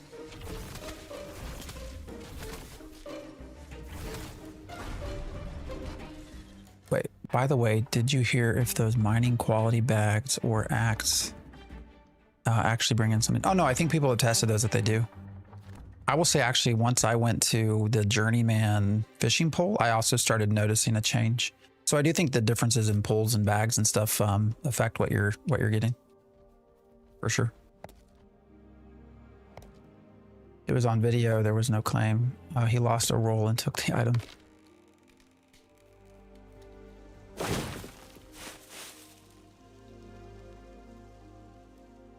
He also had full gear doing the duping explosion. I don't know.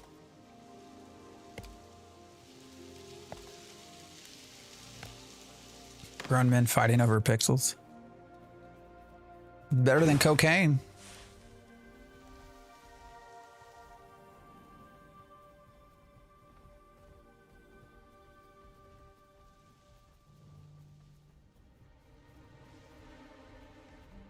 All right, we're about to get into some trouble here. Is there an easier way? I don't want to have to fucking fight all this shit. All right, there's a big tree over there. Let's see if we can get to it. Better than cocaine, says who? Says the parole officer.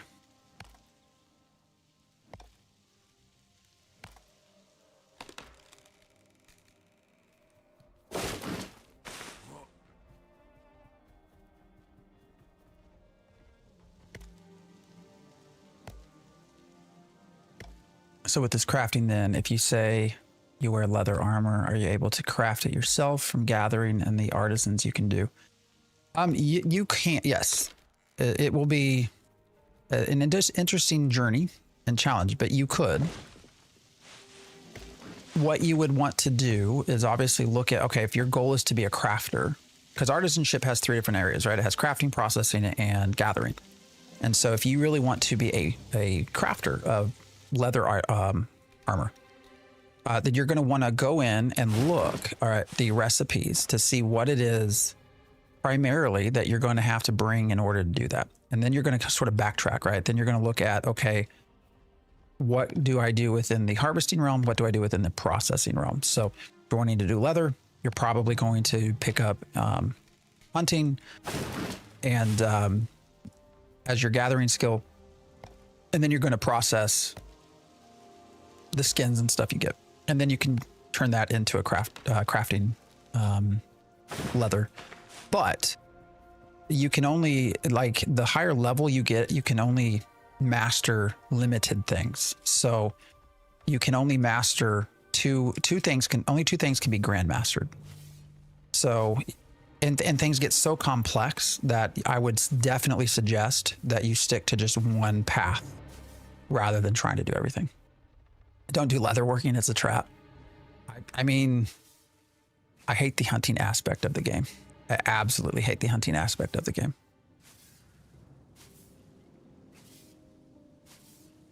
But yeah, the best advice I think anyone can give you, if you want to have a full experience within the crafting, processing, harvesting, all of artisanship, is just to pick one specific craft and then tie in the processing and the gathering that goes to that craft. So it might be that you just come out and harvest flowers, or you just come out and harvest stone or trees or whatever it might be. But that will save you time and it becomes easier to do. The fuck? Tomuk. Tumuk is up. The wretched. Nobody's fighting him. That's sad, man. That's sad that you have a world boss spawned and nobody is up here to fight it.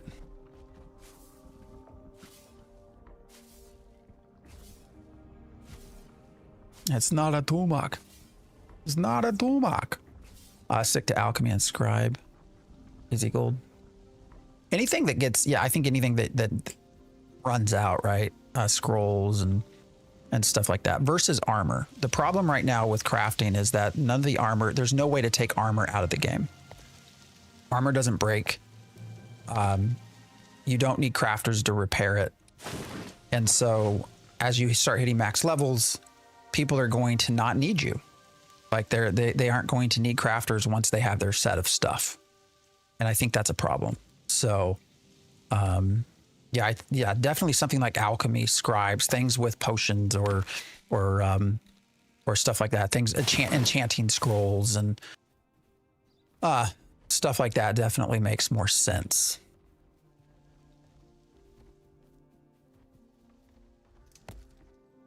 It is sad that he's sitting up here and there's no one up here with him. Let's see. Here's Tumak with his tree. This would be quite an interesting place to fight.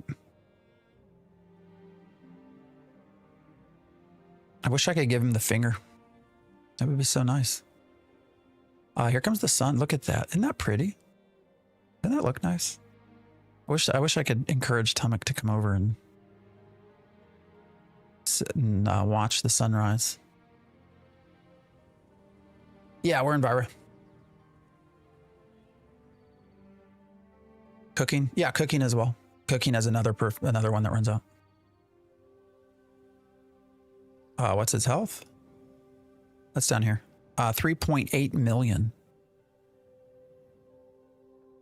But here's one of your world bosses. For anybody that's wondering, when we talk about what is in-game content within Ashes of Creation, there of course is the Artisan system, the whole economy process, the node system. But in addition to that, you do have open world dungeons, and then you have open world bosses. And this is one of them, Tumak the Wretched. And there is a video of this on Ashes of Creation's YouTube channel of them fighting this as they sort of created the encounter. But yeah, so this is one of the things you could do in order to have some sort of in-game content. This is raid level content. So you would definitely want to have a raid full of people to try to come kill him. As you can see, he's level 27 and currently has 3.8 million health points. So good luck to anyone trying to take down Tumak. I have a 4070. So you have to choose one thing to craft and the rest of the professions have to fall in line. You don't have to. You could make both of your Grandmaster stuff be crafting professions, right? You could choose weaponsmithing and armor smithing, and those be your Grandmaster stuff. But by doing that, you're going to have to rely on other people more so to get you the materials because of the way the progression system works. But you could certainly pick all crafting stuff if you wanted. I don't know that I would advise you to do that, but you could and see what it's like. And potentially if you're in a good, strong guild, that might work out okay.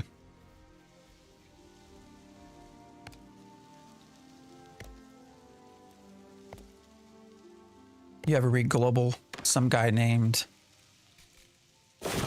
Gist crying about my guild in Global, calling it the Jigglebot Gang. Is he in there right now? I see a HP Lovecraft, work in a hospital, saw a guild named Code Blue and had a heart palpitation. La la la la la. Oh, I see Ghost X. No, that's not the right person, right? I don't know, man. I don't read Global. Global's full of just bullshit almost 24/7. Oh, actually, my Global quit moving. Oh, this is weird. How did that happen? Oh, and here I was wondering where the gold seller spam was. It's just my thing wasn't scrolling. So it was there. No worries. What's your favorite anime? I love Frieren. Probably my favorite. I know that's a very popular answer, but I think it's great. Overlord would be probably my next one. I wouldn't recommend crafting unless you were a designated crafter in a guild. Yeah, I mean, that I would agree with that. It's going to cost you so much money as well that you're going to want people feeding you stuff. Oh, it's over an hour ago. Gotcha. Yeah, crafters as grandmaster need a shit ton of money. Yeah, there you go. Isn't it better to do one alt with all crafting in your main, all the gathering? I mean, I think there's probably different ways to do it. I have it set up to where yes, this is my, I can show you, this is my gatherer, my main. So yeah, 40, I'm a grandmaster fisher, journeyman and lumberjacking and herbalism, and then mining.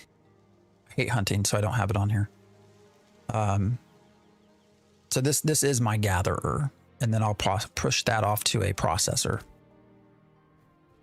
You know, equally, I don't know that it matters so much with it currently anyways, when it comes to processing stuff. If you're leveling something else up, in order to level crafting as well, the best approach to that is actually just to constantly make novice stuff. Once you get to like apprentice, the costs of crafting things goes up astronomically, but the experience gain does not. So crafting through, you know, novice to apprentice to journeyman, you're going to probably stick with just novice materials because it costs cheap. It's less money, and it's a lot less money, and you just get better return for your money. So in that vein, your processors really don't have to be like, or your gatherers and processors don't necessarily have to be like grandmasters, because you're only going to be using novice stuff for the most part. Now, once you get to a higher level and you're wanting to craft better stuff, then you're going to need higher level processors and gatherers. But grown men watching children's cartoons, brother, you do not know what you're talking about in this area. Do you watch movies, John? I just farmed 500 basalt, 250 copper for a buy order, but it doesn't work. Yeah, they turned them off. Grown men playing fantasy pixels too. That's a great way to put it. What do you watch? Give me a movie that you watch. What are your top movies?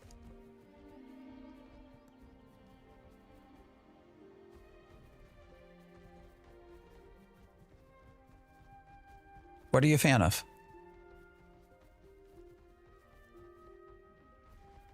Grown men watching men on TV. Yeah. I'm not trying to rag on what, I'm just curious what you're watching. Blazing Saddles. Top movies is so hard. There's so many, don't really rank them that way. First one that came to mind was Shutter Island. So what about it do you like? And I'm going somewhere with this. What's specific to that movie when you think about it, do you think makes it good?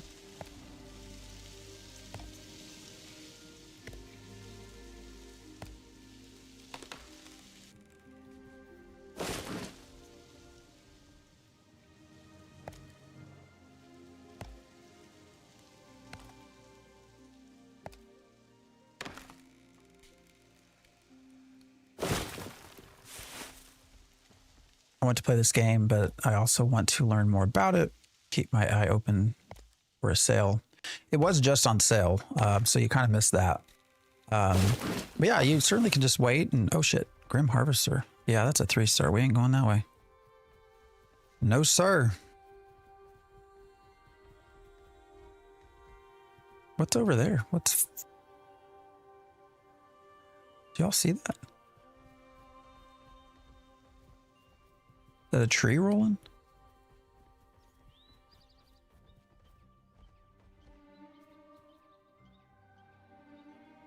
I get bored playing Albion all the time.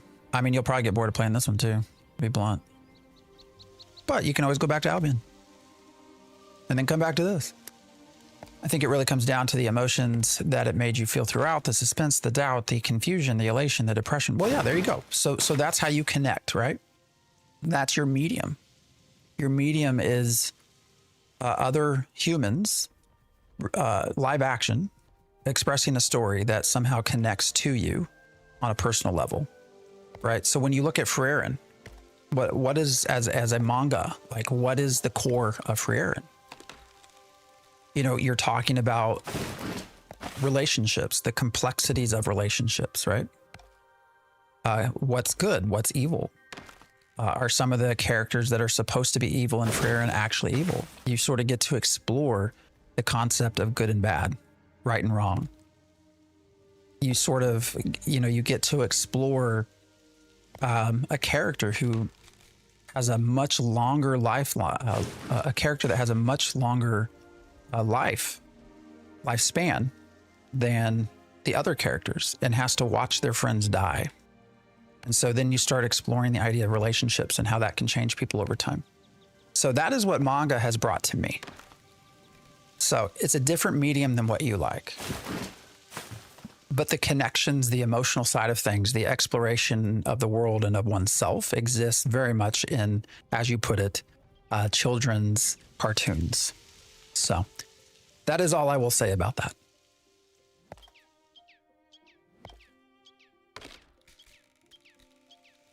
Sage, I appreciate Sage Toads. I appreciate the follow. Single digit players appreciate the follow as well. This one looks good though, the camera angle. Oh, yeah, the sun setting. We did another one actually. I recorded something that I'll probably put up. We saw a boat in the in a pond. Oh, it looked really nice. Willy Wonka in the Chocolate Factory. Yes, I'm a 55-year-old kid that has a 6-figure salary, plays video games, and watches Twitch. I think the real question is why I come on a platform designed for gamers. Oh, John's just being John. I'm not mad at John. John's been with us for a long time. John's a good person. I just like having the conversation. So, with no DPS meters, why do people say summoner DPS is bad? Just time to kill, probably. Takes forever to kill things. I like trying to get up in the mountains. I do too. Yeah, jump puzzles. Parkour. What's up, Matt? That's a deal breaker for me. It's just not something I'm going to be swayed on. What? Just the medium, I guess, is what you're saying? We're on Byra.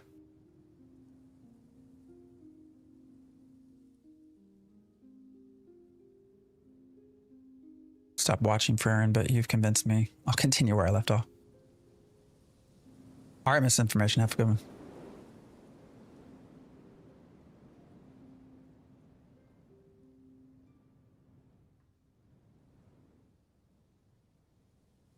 Oh, hold up. I want to see that. I missed this part. What were you saying?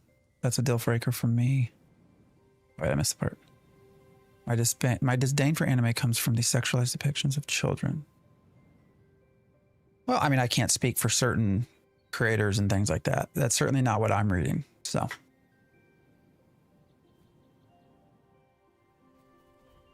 But I also don't think you should necessarily apply one fault to an entire industry.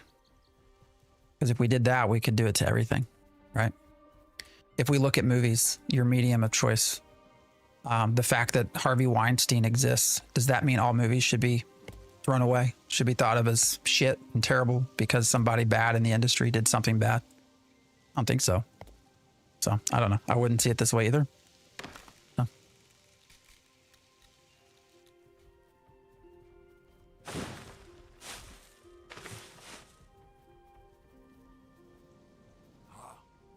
Weird timing to see this stream. What? We're having a fun conversation. Actually, I'm starting to get hungry. That might be part of the problem. I appreciate you hanging, Royal Demons. Yeah, we were just talking about anime.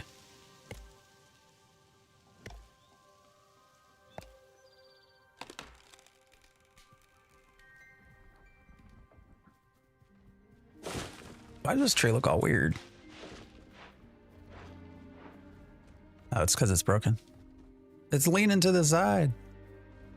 What's going on with that? All right, do we have enough? It's how many things of 73. All right, we probably have more than enough Western Lark at this point, right? And then what was the third thing? We needed copper. Copper comes from basalt. Is that right? So we can look for that on the way back, maybe? but I think we got enough Western lark for our needs at this stage.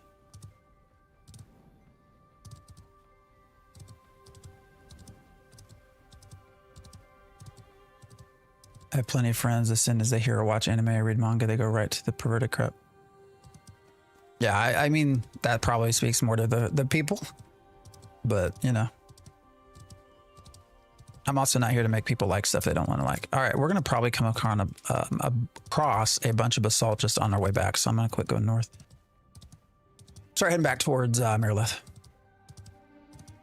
Speaking of which, Steven needs to release the files already. Magisto, do you really think he's going to do that? You've been here long enough too. They've said that for how long, that they're going to create a system where they show us who gets banned as their account action against. They've not done that. All right, Smash TV, I appreciate you helping me out. Yeah, it was a Weeping Willow that seemed broken.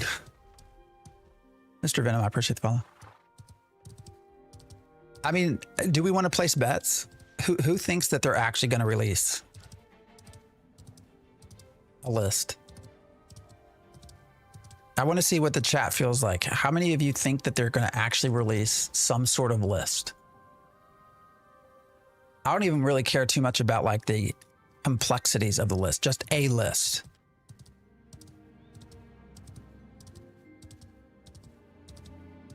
Fernando, what's up? You're from Brazil? Welcome. You got a big gaming crown down in Brazil. Nova Ordum is one of my favorite guilds to follow on YouTube. Until Lineker left. Thinking about playing Ashes, what can you say? Maybe yes. Maybe wait a little bit more. Well, I mean, the game is early access alpha, so there's a lot of bugs, a lot of server issues, not a lot of content. I think you certainly can get $50 out of your... I think you can get your $50 worth of time. Servers will wipe though, so if any of those things do not seem to appeal to you, then I would just wait. If you think you're fine with putting up with some of that stuff, then, you know, like I said, I do think you'll get $50 worth of, I think you'll get plenty of activity out of $50. The way I always like to talk about it or say it, you know, if you spent $50, that gets you what, maybe 2 to 3 movies. And so we're at what, six to maybe 8 hours of time at a movie theater. God damn it.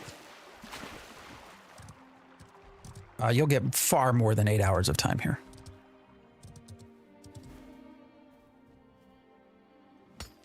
Hope that helps. Polar has been RMT since last wipe. Yeah, they always, oh, I don't know. I can't speak to that. I don't know about that. Have you tried to get to the top of the mountains? Yes, I have. Eventually you reach little red lines that you can't go any further. Is what even legal? I don't know what we're talking about. Oh, the white, sorry, I moved on from the conversation. The list. I mean, other studios do it. So, but they've said, I mean, we can go back. Where is this? Let me see if I can find this really quick. Let's see if we can, I don't know if this is set up to do this. Let's see, list. Crap.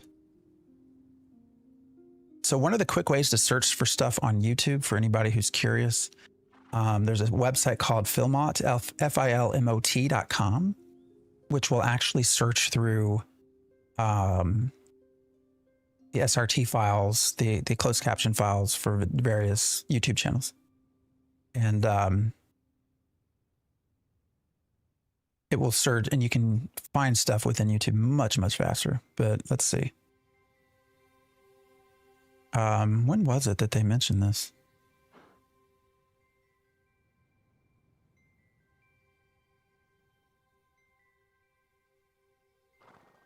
All right, I'll have to look for this later. At some point.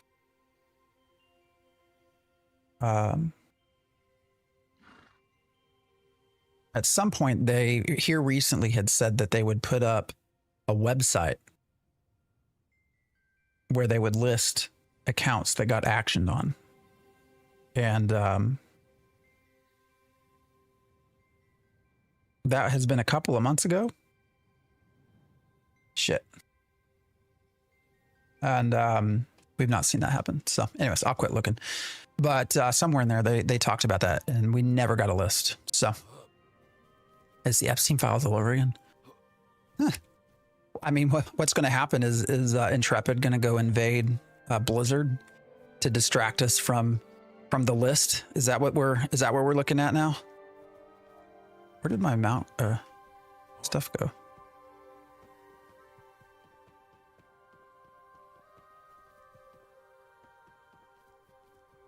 I think there might be some defamation or legality involved. Well, I think ultimately they don't want somebody to like take information they publicly posted and like do something in real life to them, right? I think that's ultimately what they're trying to avoid. And then there also are some data laws over in EU that are much more strict than ours. But what do you think about item loss on death? I believe it will be really bad during boss fights in the future. It's a really old idea. Borrowed from Lineage 2 Chronicles 1 through 4. It's bad design. Well, I mean, the only items you're going to lose on death, on a traditional death, is going to be materials. So I think the answer to that is before you go on any boss fight, before you go into an area that you know is going to be challenging and potentially risky to you, you should probably take all of your materials and put them in the bank. I don't think that's unreasonable to ask players to do.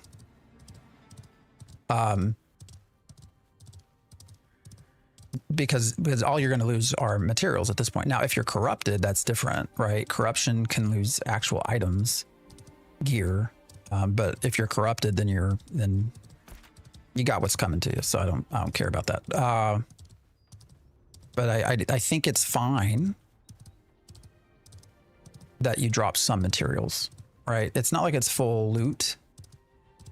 I would have issues if it was a full loot system or something like that. I mean, when you look at Pantheon, go to Pantheon. Pantheon, which is, I think, across Ashes of Creation players, they probably think Pantheon is a Care Bear game. On Death and Pantheon, you drop everything. You drop everything that you're carrying, and you got to go pick it all up. So in that regard, it's a much more strict game than Ashes of Creation. But the drop-in materials, I'm not hugely upset about. So, oh crap, I'm missing messages. Oh damn, there we go. Invade Blizzard, yeah. Oh, I don't know if I sniped. I don't know if I captured that to turn it into a short. I should have. Maybe he wants to triple check the bans before possibly ruining people's reputations. I mean, that might be. Might be. I don't know. I'm just basing what they have said they will do based off what they have said they will do in the past and what they have actually done in the past. That is where I'm basing my opinions on.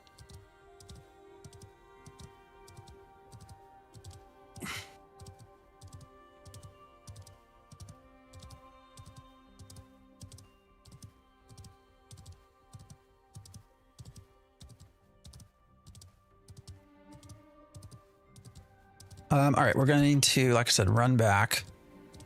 We're getting towards the end of our time here, though. So, how has no one told Steven to stop making public statements yet? Oh, I'm pretty sure they have. I mean, I would hope your director of communications is like, trying to explain that the communications haven't been the best at times. Not all the time, but at times. But that's also your boss, so.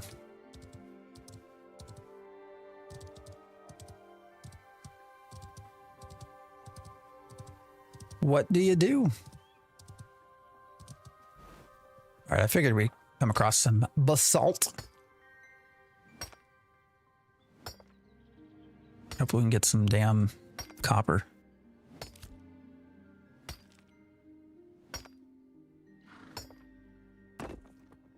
Hey, copper. What do you know?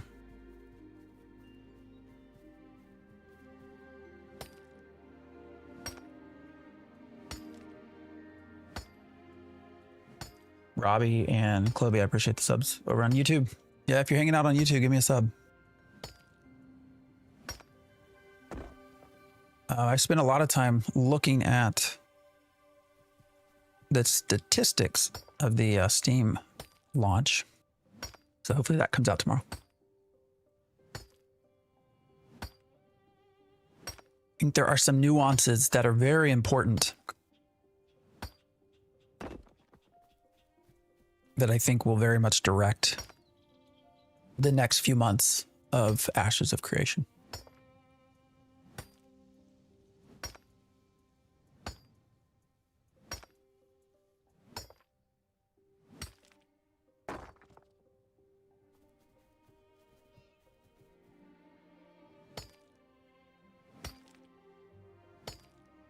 I think actually when you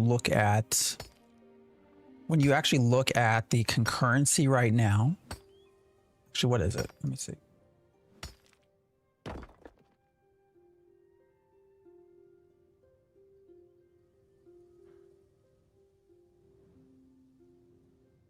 All right, where is it? So yesterday we peaked at just under 24,000. So in comparison, when you look at the data that's been made public,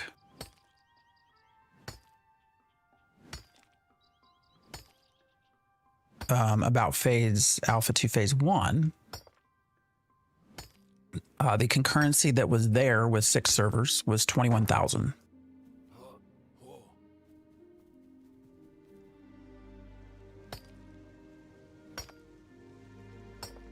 So we have 21,000 Alpha 2 Phase 1. We have 24,000 for Steam Early Access. You kind of connect those dots. I'm taking a dump at the moment. Well, Shay, I hope it's a good one, man. I hope you've had plenty of fiber, some fruits and vegetables. Technology's great, isn't it? Let's stop and think about this for a minute, guys. We are people meeting from across the world right now. We're hanging out, talking about a video game called Ashes of Creation that looks like this compared to games from the 80s. We're all vibing together, and you're able to take it all in while you're sitting on the shitter. You're able to take your phone, sitting on the shitter, and participate in this wonderful event. I mean, life is grand. Technology is great. You know, what can you say? I hope you have a good shit. I hope we get to hear about it. Well, no, never mind. Don't want to hear about it, but hope it's good.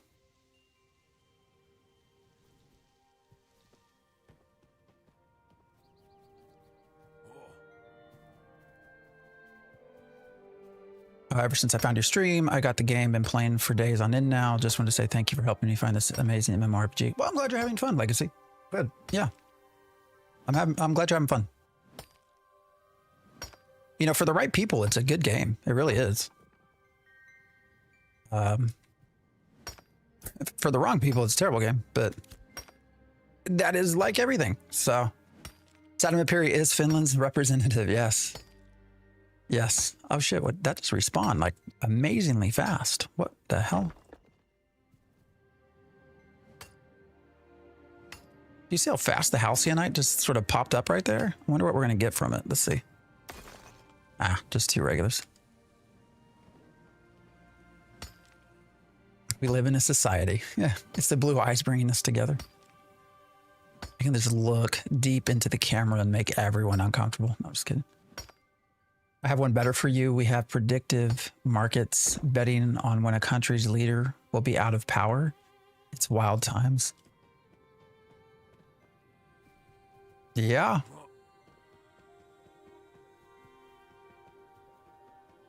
I mean, please take me back to the 90s is all I can say. Such a much better time.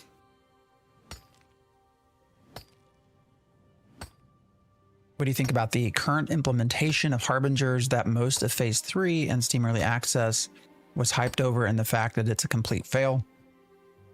Well, I think Harbingers is a good example of, how do I want to say this? They tend to hype things, right? And I get it. There's marketing behind that. And so there's a lot of hype that goes into what they're presenting to us. But when you get to something as big as Steam, I feel like you need to be sure that you're hitting all your marks, and this definitely has failed. The thing that I don't understand with Harbingers anyways is the vast majority of players in Ashes of Creation will probably never really experience Harbingers as it's designed anyways, because it's going to be an event for large PvP guilds. And so especially when they tie that into the story side that Steven has said, oh, this will be our first story arc. Like, well, why? Like, we aren't going to get, most of us aren't going to be able to do it. I don't know. I think Harbingers, I think in practice, Harbingers to me is not a great idea. Maybe as a piece of the pie, but not as big as, not the whole pie. Or the 80s. 80s was better. I feel like 90s was better, but it doesn't matter. What do I want to get rid of here? I want to be able to pick whatever this is up. So let's make some space.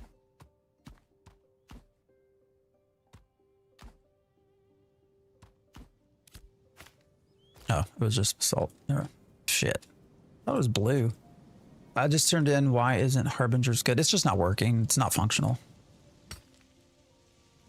So everybody was waiting for this really fun thing. Actually, I'm pretty sure it's back to like automatically flagging people at random times. Harbingers, if you had gone into any of the circles, here, let me pull up the map. So if you, let's see if we can find one. Is that one there? Oh shit, where'd it go? So if you go to a Harbingers event, right, which are going to be these, there's supposed to be 2, right? Are they active? Are they not active? Where's the other one? Anyways, if you go, so what has been happening is if you go into a Harbingers area, defined area, it will at random times auto flag you. For PvP, and you can be sitting in a settlement like processing or crafting, and then all of a sudden you're flagged for PvP randomly, and then the guards kill you. They had fixed it, but I've started seeing some posts that's come back, so I don't know.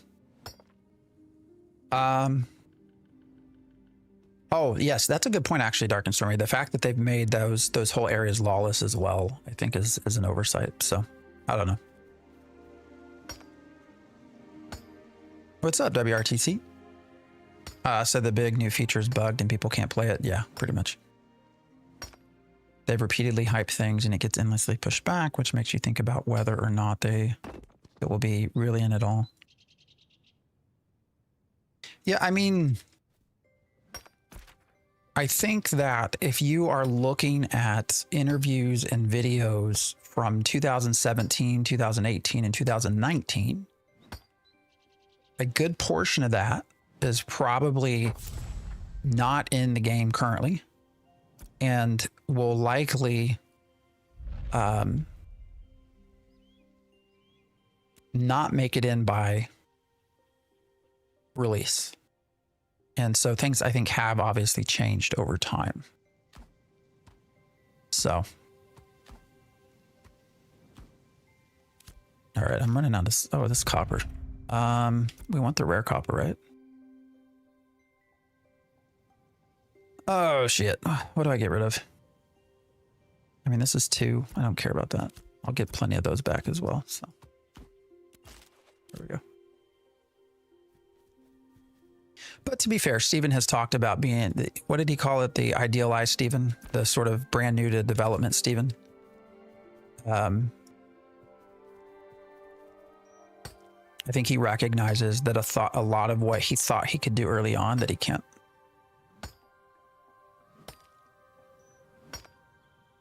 Don't think I've seen too many things prior to 2021. It's all out there. Actually, if you go back to Kickstarter times, they did a lot of interviews over Kickstarter. That's probably some of your earliest places for information.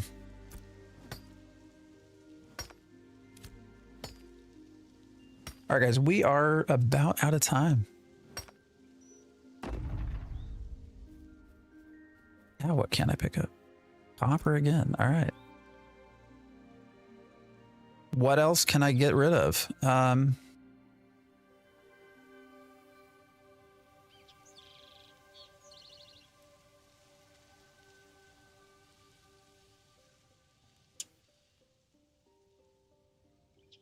Suzette, mechanic, I appreciate the follow. All right. I get these all day long. Honestly, probably even the rare bluegills. So, actually, we'll get rid of that. Fish long enough, you get that shit all day.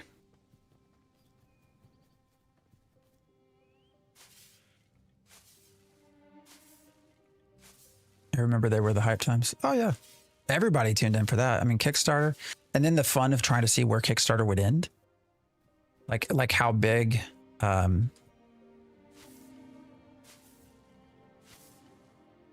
Right, like how many people would buy, and where's the money going to get, and all of that. Mark, I appreciate sub on YouTube. Yeah, Kickstarter was fun, man. That's back when we were all still like, oh, this is going to be the best shit ever. I think some of us are still there, but not all of us. Not all of us. All right, let's get going.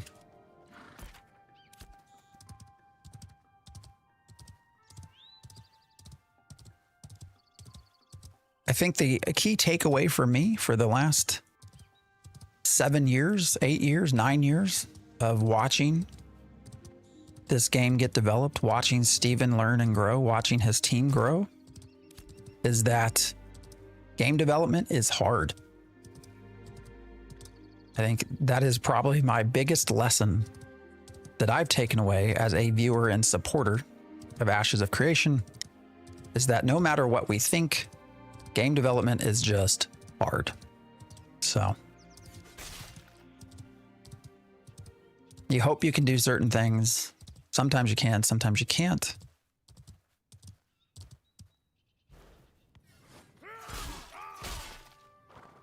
Shit, why are they hitting me so hard? What level are those? It's a level 8. Level 8 fucking character. I'm level 16. And they are easily taking me down.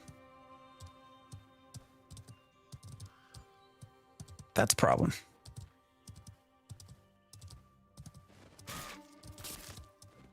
Like, why are they even aggroing me to begin with? That thing's a level 5 Raven. What the fuck is it doing? I'm a level 11 levels higher than this. Why is this aggroing me? Any chance we could get dedicated nodes for ruby, copper, zinc, etc.? They used to be that way, and they changed that. I think there are some people that miss those times for sure. I don't think they'll ever go back though. All right, I'm only stopping because like there's this massive halcyon right here.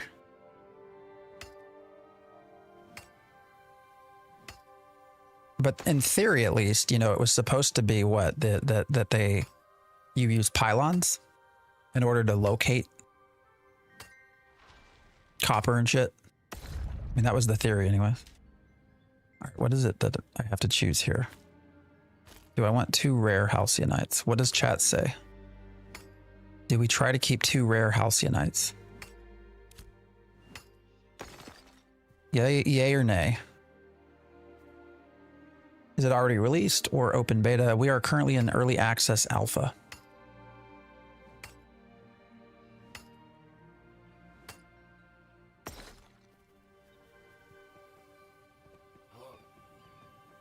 You don't usually see all these halcyonites together. That's why I stopped. No. You know what? I feel like, let's see what we get out of these first. That's $50, by the way, to get into early access. Eventually, you will have to pay a sub fee as well.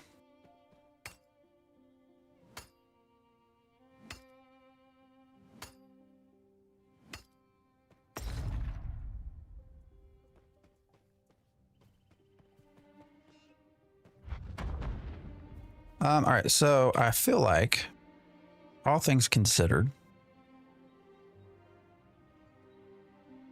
it is super easy to come across some of these things, not so easy to come across a rare halcyon. I don't know how everybody feels about that. I get these all day. So we're just going to move some stuff around, I think. What do I want to get rid of?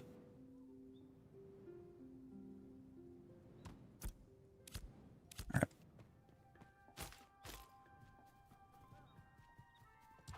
Back home we go.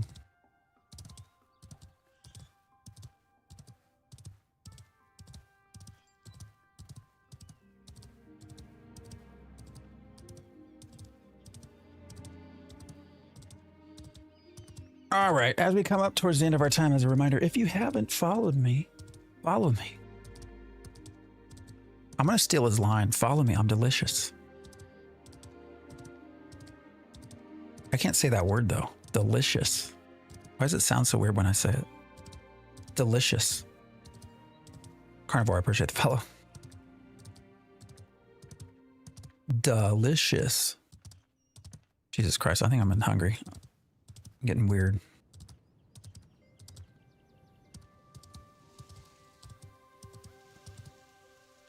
What am I stuck on?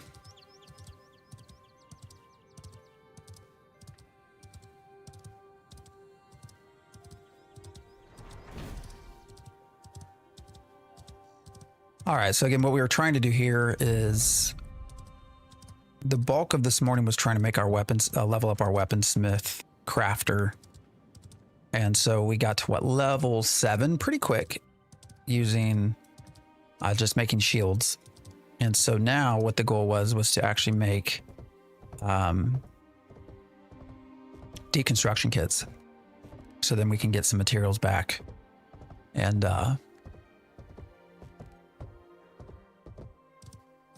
not spend as much money. So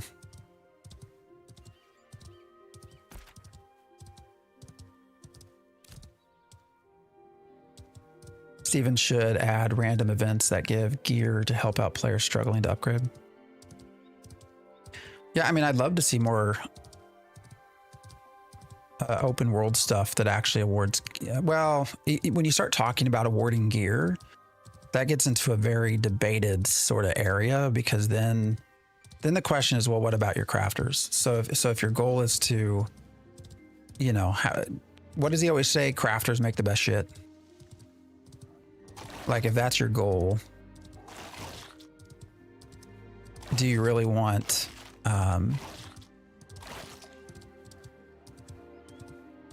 so much gear drop in the world? I don't know. Look at this shit. How many wolves are on me? I got 2 damn wolves on me that are level 8. I'm level 16. They've taken me almost to what?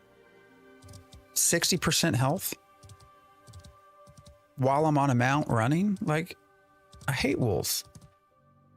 Not good gear, the basic. Yeah, that's fun. This is Ashes of Creation. I get what you're saying. That's just what everybody would complain about. Which I can kind of understand to a degree. I'm pretty sure I say it multiple times a stream, but whoever created those wolves can kiss my ass.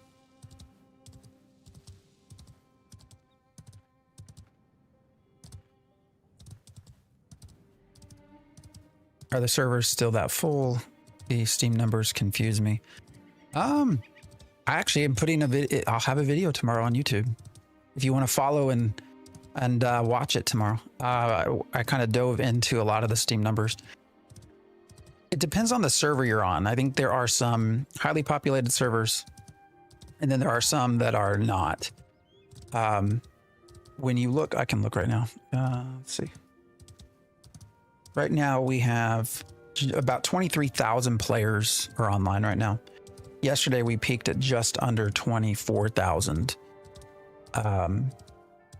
In comparison, the game peaked at just under 32,000. So when you look at that, we've lost probably on average 7,000 to 8,000 players. And you have to add into that as well that there are two other things. One is there's a lot of botting, a lot of AFK fishing. You know, there's legitimately probably hundreds of players that are just botting. And then also with that, a lot of that, so that concurrency is also the launcher. It's not necessarily the game. So you can also go look on SteamDB, for example, you know, even when their servers have completely shut down so that we can't connect because they're updating them or whatever, restarting them, the concurrency number never falls below 4,000. So you also have this group of players that aren't actually playing, but they're being counted. So I don't know. The server numbers are kind of hard to know where they're at. But well, did you see that lag? That person was like spinning their. What is going on? So it's just hard. It's hard to know where the server numbers are. You know, naturally it's gonna decline over time. I mean, that's just what everything does. But hard to say. But I did dive into it a little bit. So I want to follow you, Supreme Leader. Well, Anonymous Moose, just subscribe and I'll be there. All right, guys. It is after 11. Normally we go to 11. So I appreciate everyone watching. If you have not followed us on Twitch, subbed on YouTube, please do so. George, I appreciate the follow. I typically go live every Saturday, Sunday, 7 a.m. to 11 a.m. Central Time. So an early morning riser. Yes, you can wake up and get out of bed with me. That sounded dirty and was intended to sound dirty. I also do a lot of shorts and some long form on YouTube as well. So January is a little crazy right now for my job and my family. So there's a couple of Saturdays actually where I probably won't start until like noon. And there's one Sunday I don't think I'll be able to stream at all. But normally we're here every Saturday, Sunday, hanging out, just chatting, having fun, shooting the shit, basically. There's only so much you can do in Ashes, so we do a lot of shooting the shit. Wake up with the king. I like that. When do you record the episode with Neuro and Diggs? I mean, they haven't played. Firepower, I appreciate the follow.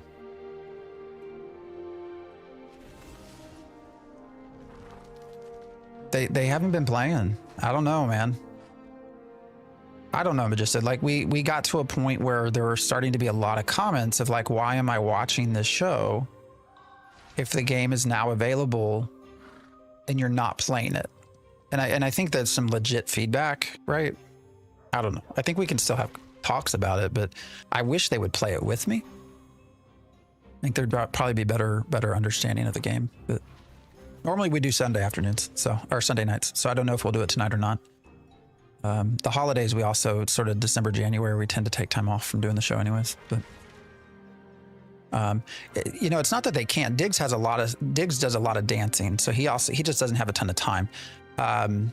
Neuro's computer crashes with it for whatever reason, and he doesn't necessarily have a potato either. But he can't really run the game. So anyways, all right, guys. I'm gonna start handing off. Let's see, TikTok. Appreciate you.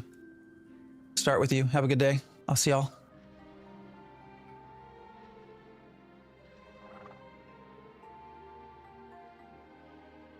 YouTube. Again, if you haven't followed, follow. Sub, sorry. It's a sub on YouTube. I keep forgetting. You mentioned the best gear is crafted. Does crafting still require materials or base armor obtained from dungeon or raid drops? Otherwise, it sounds like running dungeons or raids would be pointless. No, it doesn't. It does not require drops from dungeons or raids. It does require materials just from out in the world, though. Now, they have increased the number of gear drops from just open world stuff. So, you know, if you run dungeons and raids, you will get gear from there. It didn't always used to be that way, but they did change that. So they're not pointless to run. You'll get gear and you'll get glint and stuff like that. Recipes, stuff. All right, YouTube. I'll see you guys later. Have a good one.